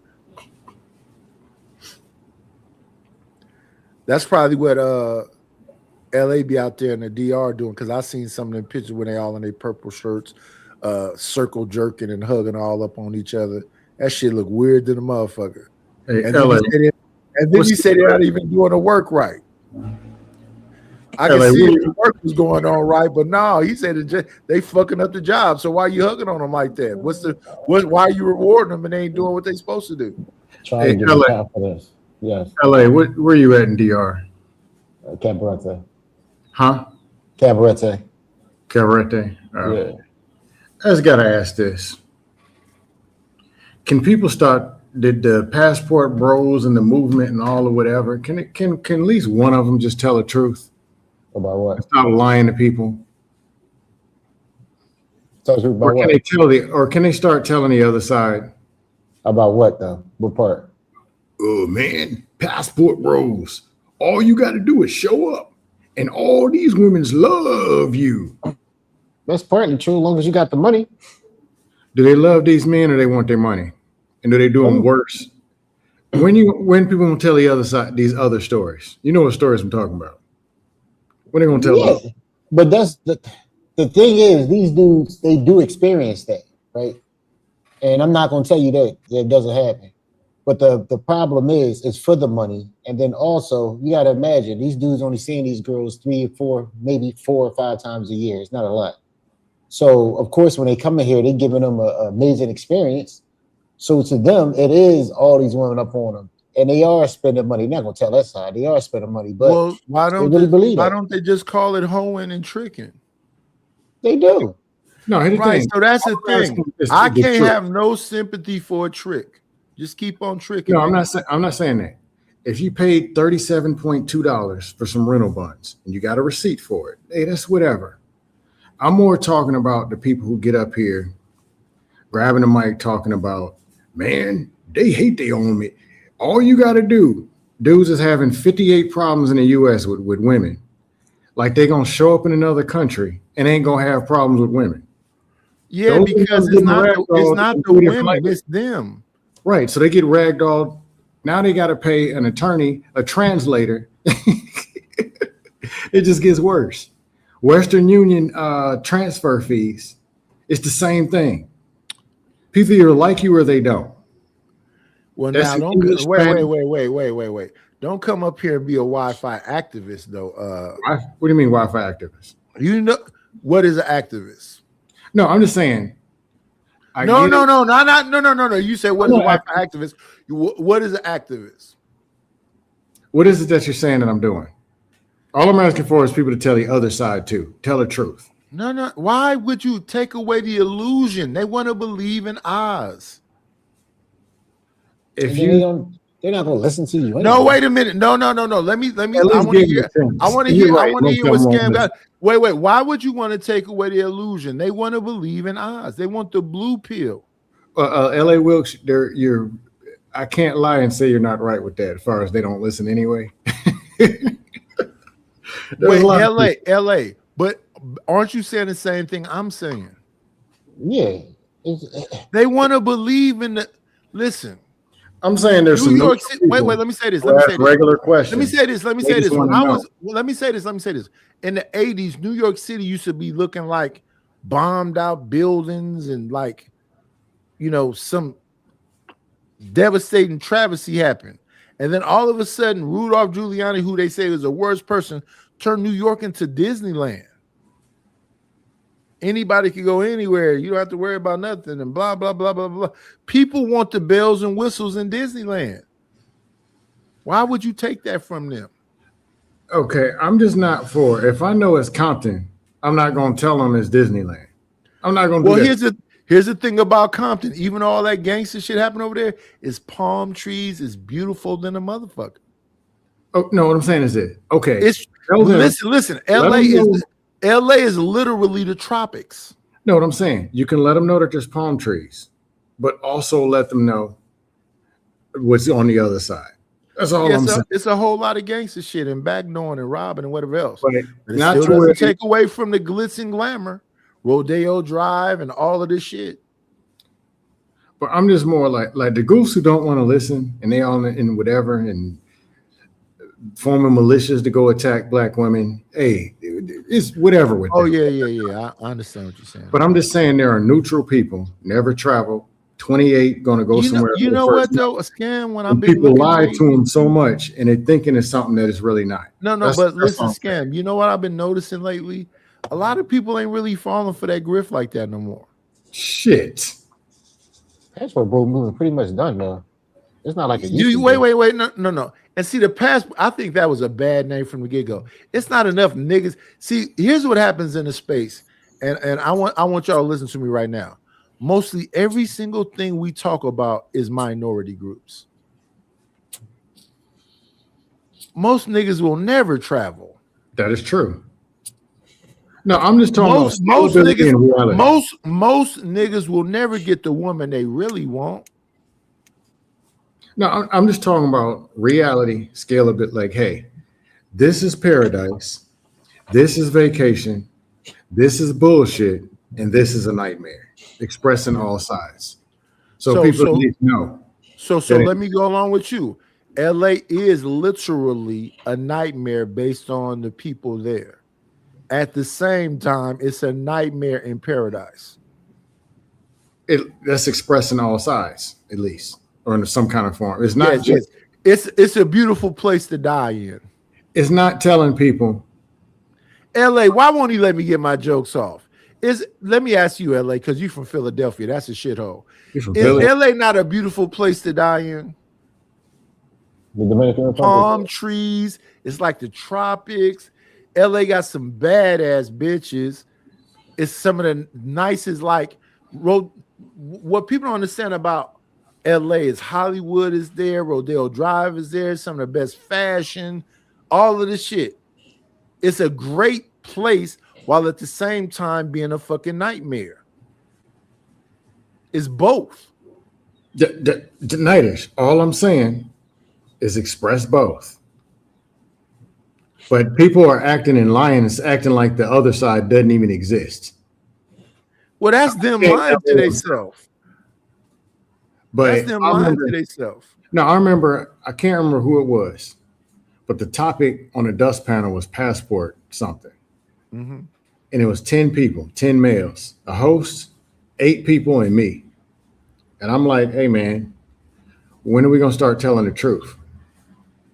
8 dudes talked over me so much, yelling, talking all this fake garbage. And I bet only 2 of them even had a passport.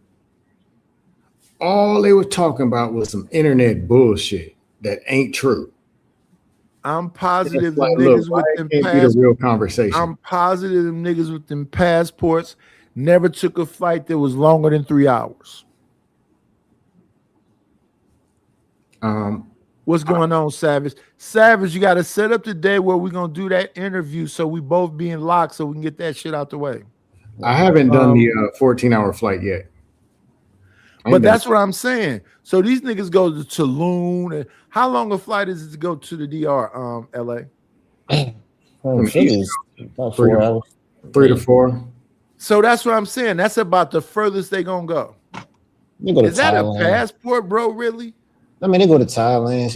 You got more of them, not more of them, but you got someone that actually travel a long way. No, just being honest. I haven't done think the 18 hours flight DJ Kuda is. I think DJ Kuda is in Thailand, and I think he's traveled a lot. But again, a minority of a So, first of all, traveling period. That's a minority.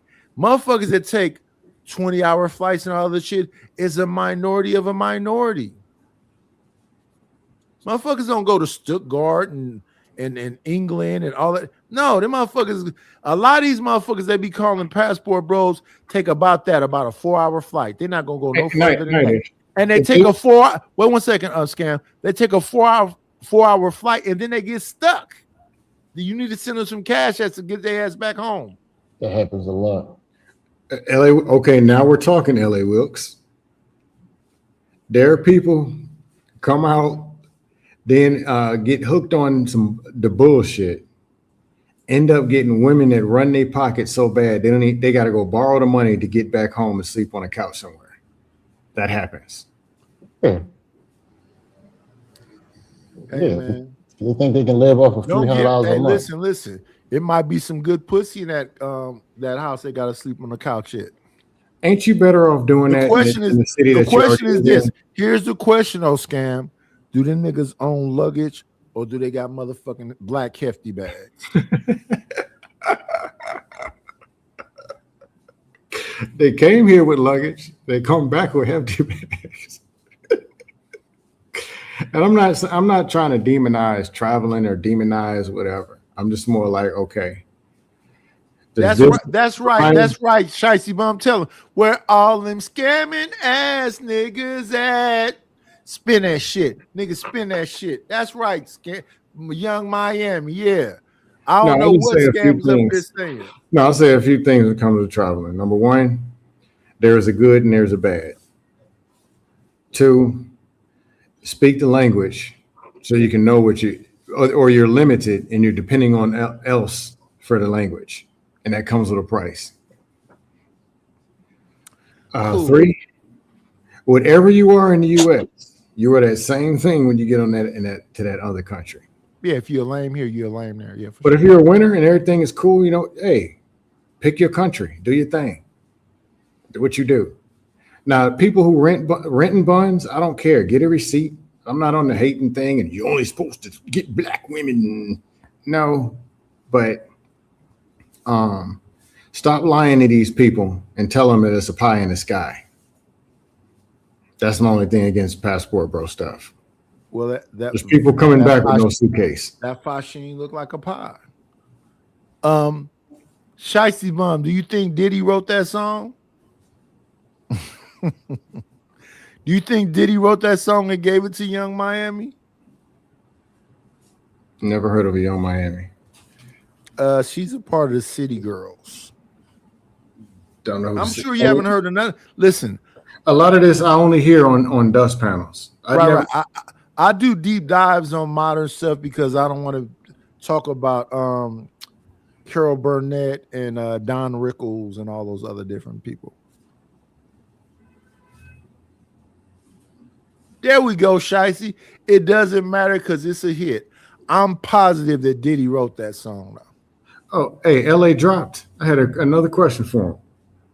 Yeah, he in the DR when baby girl, that barefoot woman say, bring your ass here, nigga, he got a drop. No, Dominican Wi-Fi. That's a problem. No, I was gonna ask him about explain what Sankey Panky is. They talk about passport bros all the time. They don't talk about in Cabaret Day where he's at, abbed out 24-year-old Dominican and Haitian men, and then 67-year-old golden girls flying out there spending their money on the men. They don't talk about that. It goes both ways. No. I know about that. That was probably about a year ago now. I was looking at a story about these old ass white women going to fucking Africa to Shanghai Africans. These women is in their damn near 60s with that bread talking about they want to fucking big was it Shanghai? Well, let me see. Anyway, a big African to slay them. They finna give them bread. And I don't mean no Africans in the damn city part. I mean bush Africans. They don't want a sophisticated African to live in. They going out there to where motherfucker got a ring in his nose and hey man, say man. It's what now. Me personally, like a plate in his lip. I've been to DR, Colombia, Panama. I guess Puerto Rico doesn't count. I've seen the men, I've seen the women, and I talk to people. I speak decent enough Spanish. I have real conversations. I know what things are. But I just don't want to see somebody 28, 32 that didn't know no better going out somewhere and coming back with no suitcase. Or Hey, ending up man, somewhere. And listen. these dudes pumped them up and sold them some bullshit. Hefty bags are inexpensive and they tough. If a nigga come to your house looking like Santa Claus with a hefty bag and you let him in the house, that's like sinners. You got to let him in. If you let him in, it is what it is. I be forgetting the passport bro names because they got some interesting names. But yeah, I don't go over there. Master Teacher 1, I think that's one of them. I don't go over there. I don't. I want to say that one of them name is Romello too. I think that was the one who was trying to get cash out to get. Hold on, Romello 747. That's being in chat in these chats. No, not him. No. It's another dude, dark skinned dude. Romello from the chat. He said he got his name from the movie Sugar Hill. That was Wesley Snipes' character name in the movie Sugar Hill. It's another dude that was trapped in the DR that was on here crying, dark skinned cat. I think his name. I don't want to see. That's what I'm saying. I don't really be invested in the passport bros because I don't even care about that. But that dude, that couldn't get back home, they were trying to get cash apps to get back home. Remind me of them girls that went to the damn what they call that shit where all the basketball players go, and got stuck because they thought they was gonna go down there and get a trick to get bread to get back home. What is that shit called when all the basketball players go? It don't matter. I don't even want to think about it. Yeah, them girls got down there and got stuck. Them niggas like, you just I remember watching a documentary, a Death Row documentary, and it was Warren G at a fence with a bunch of women talking about they gonna suck him off and do all this other shit. And Warren G was like laughing, like, yeah, nah, baby girl, I'm cool. He wasn't going. Just because you went somewhere and your lips is ashy and you got on some spandex pants and some dookie braids, that don't mean everybody going. Warren G was not going. In fact, in that show, he had a group called the 5 Footers. It was 5 girls, rappers. I remember the 5 Footers, twins. Yeah. And he was arguing with them about, well, I gotta keep getting y'all hair done and all this other shit. Just perform and do y'all shit. We gotta look good for the stage and whatever. He said, I'm just gonna deal with dude rappers because I'm not finna spend money every day to keep getting you outfits and whatever else. And that's a crazy thing. And a perfect example is when I look at motherfucking Cardi B. Who's paying for them nails and them hairstyles and them fucking elaborate dresses and all this other shit? She is. She got a healthy net worth. But see, that's what I'm saying. When Warren G had them girls, I'll say this. He had to pay for that shit. Out strong. I'm not really a fan. When I went to Colombia 2018, I like it like that. Well, she had J Balvin and what's the other dude? Yeah, J Balvin. Yeah, I remember that.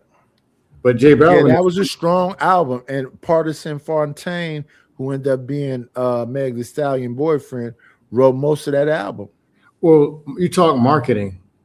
Cardi B is what, half Dominican, half something else. Yeah. Bad Bunny is Puerto Rico, and But he's a major artist though. Yeah, J J Balvin, Balvin is a big another name. major artist though. So if you want to deal. cross in the Hispanic, that's the reason why they thought.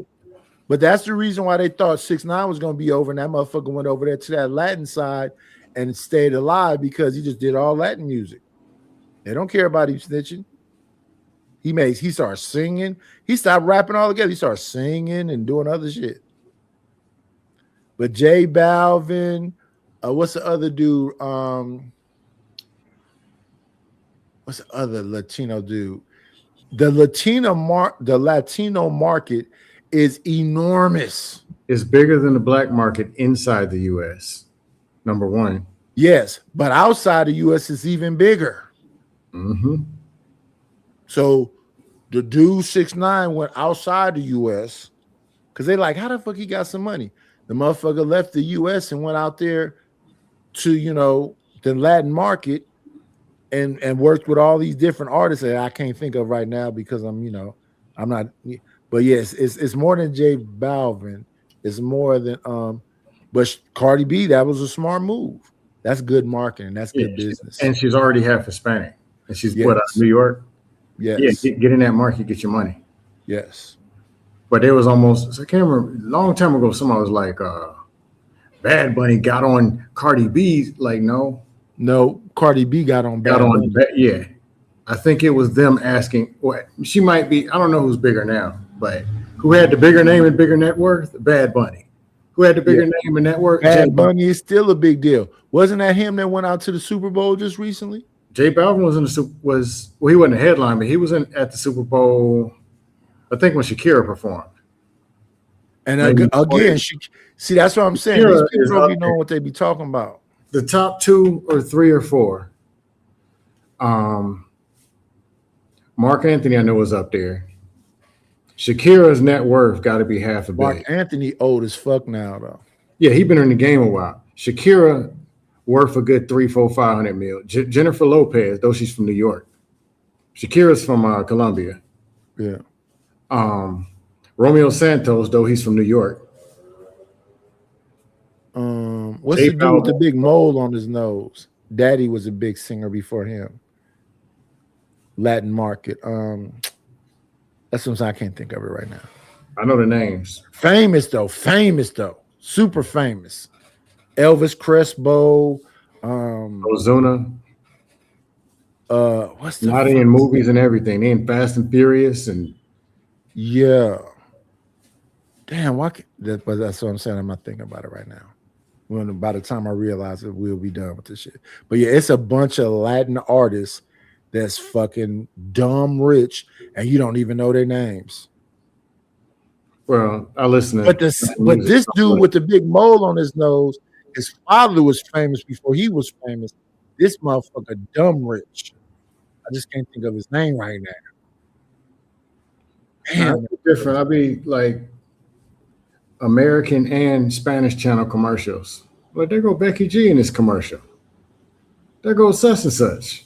Like, oh, they bigger than you think they are. Like, okay. Just like the Asian market right now got the boy bands. 5 boys in a band, it's like the Asian New Edition. Whatever. On TikTok and everything else, they they falling out like Michael Jackson is around. If it works. Yeah, Menudo and all that old shit. Yeah, that shit works.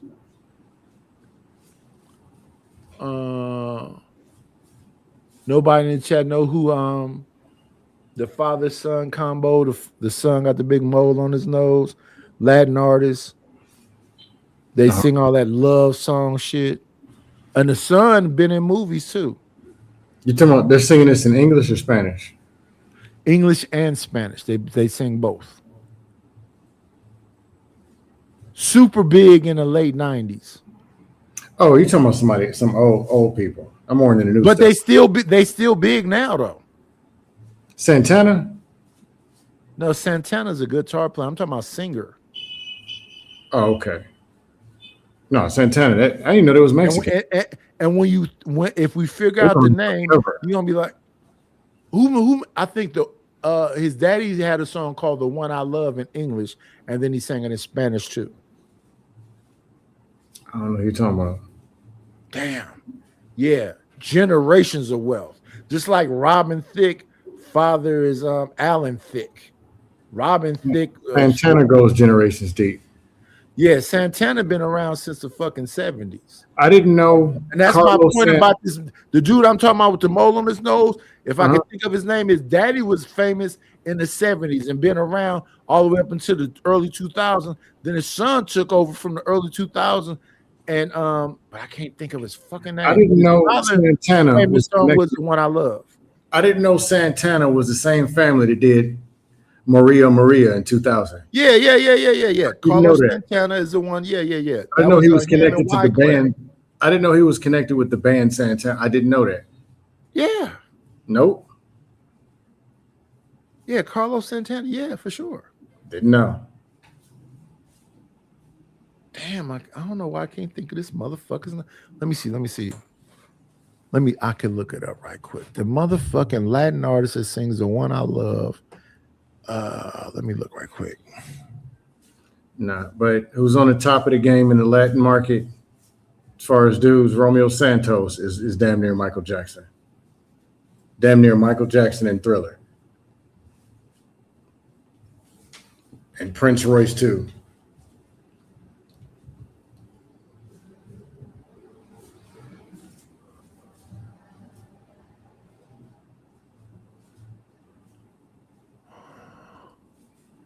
Luis Miguel, Shakira's from Barranquilla, a city I haven't been to.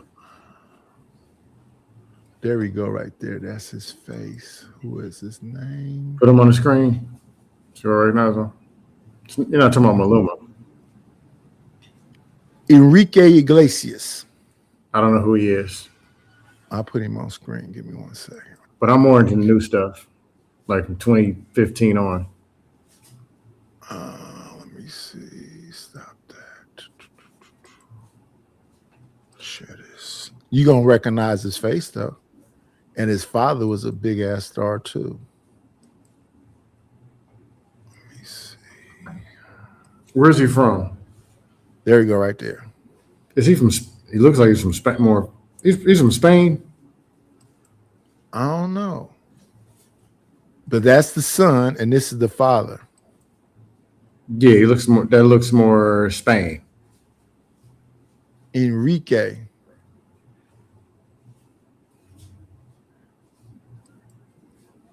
That motherfucker right there, though. Nah, running the show now is Romeo Santos.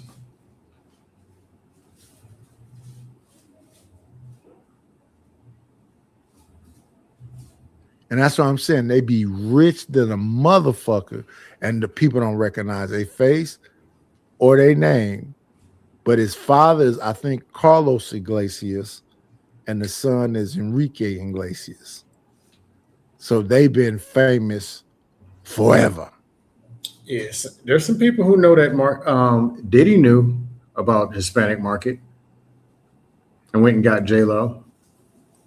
Little John went and got what's the dude's name? Pitbull.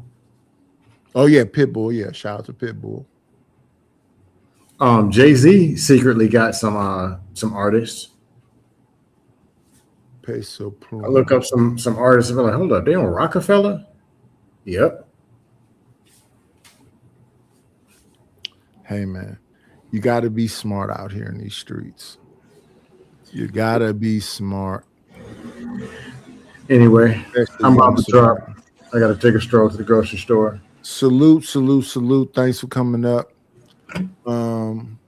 Yeah. Freedom and dust is for all. Freedom and dust is for all.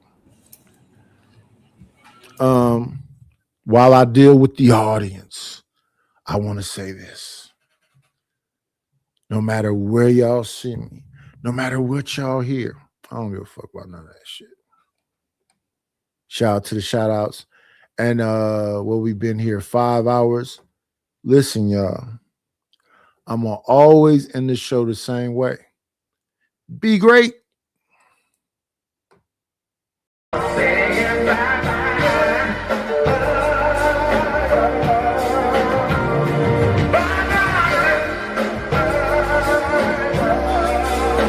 We'll shut this motherfucker down. That's all, folks.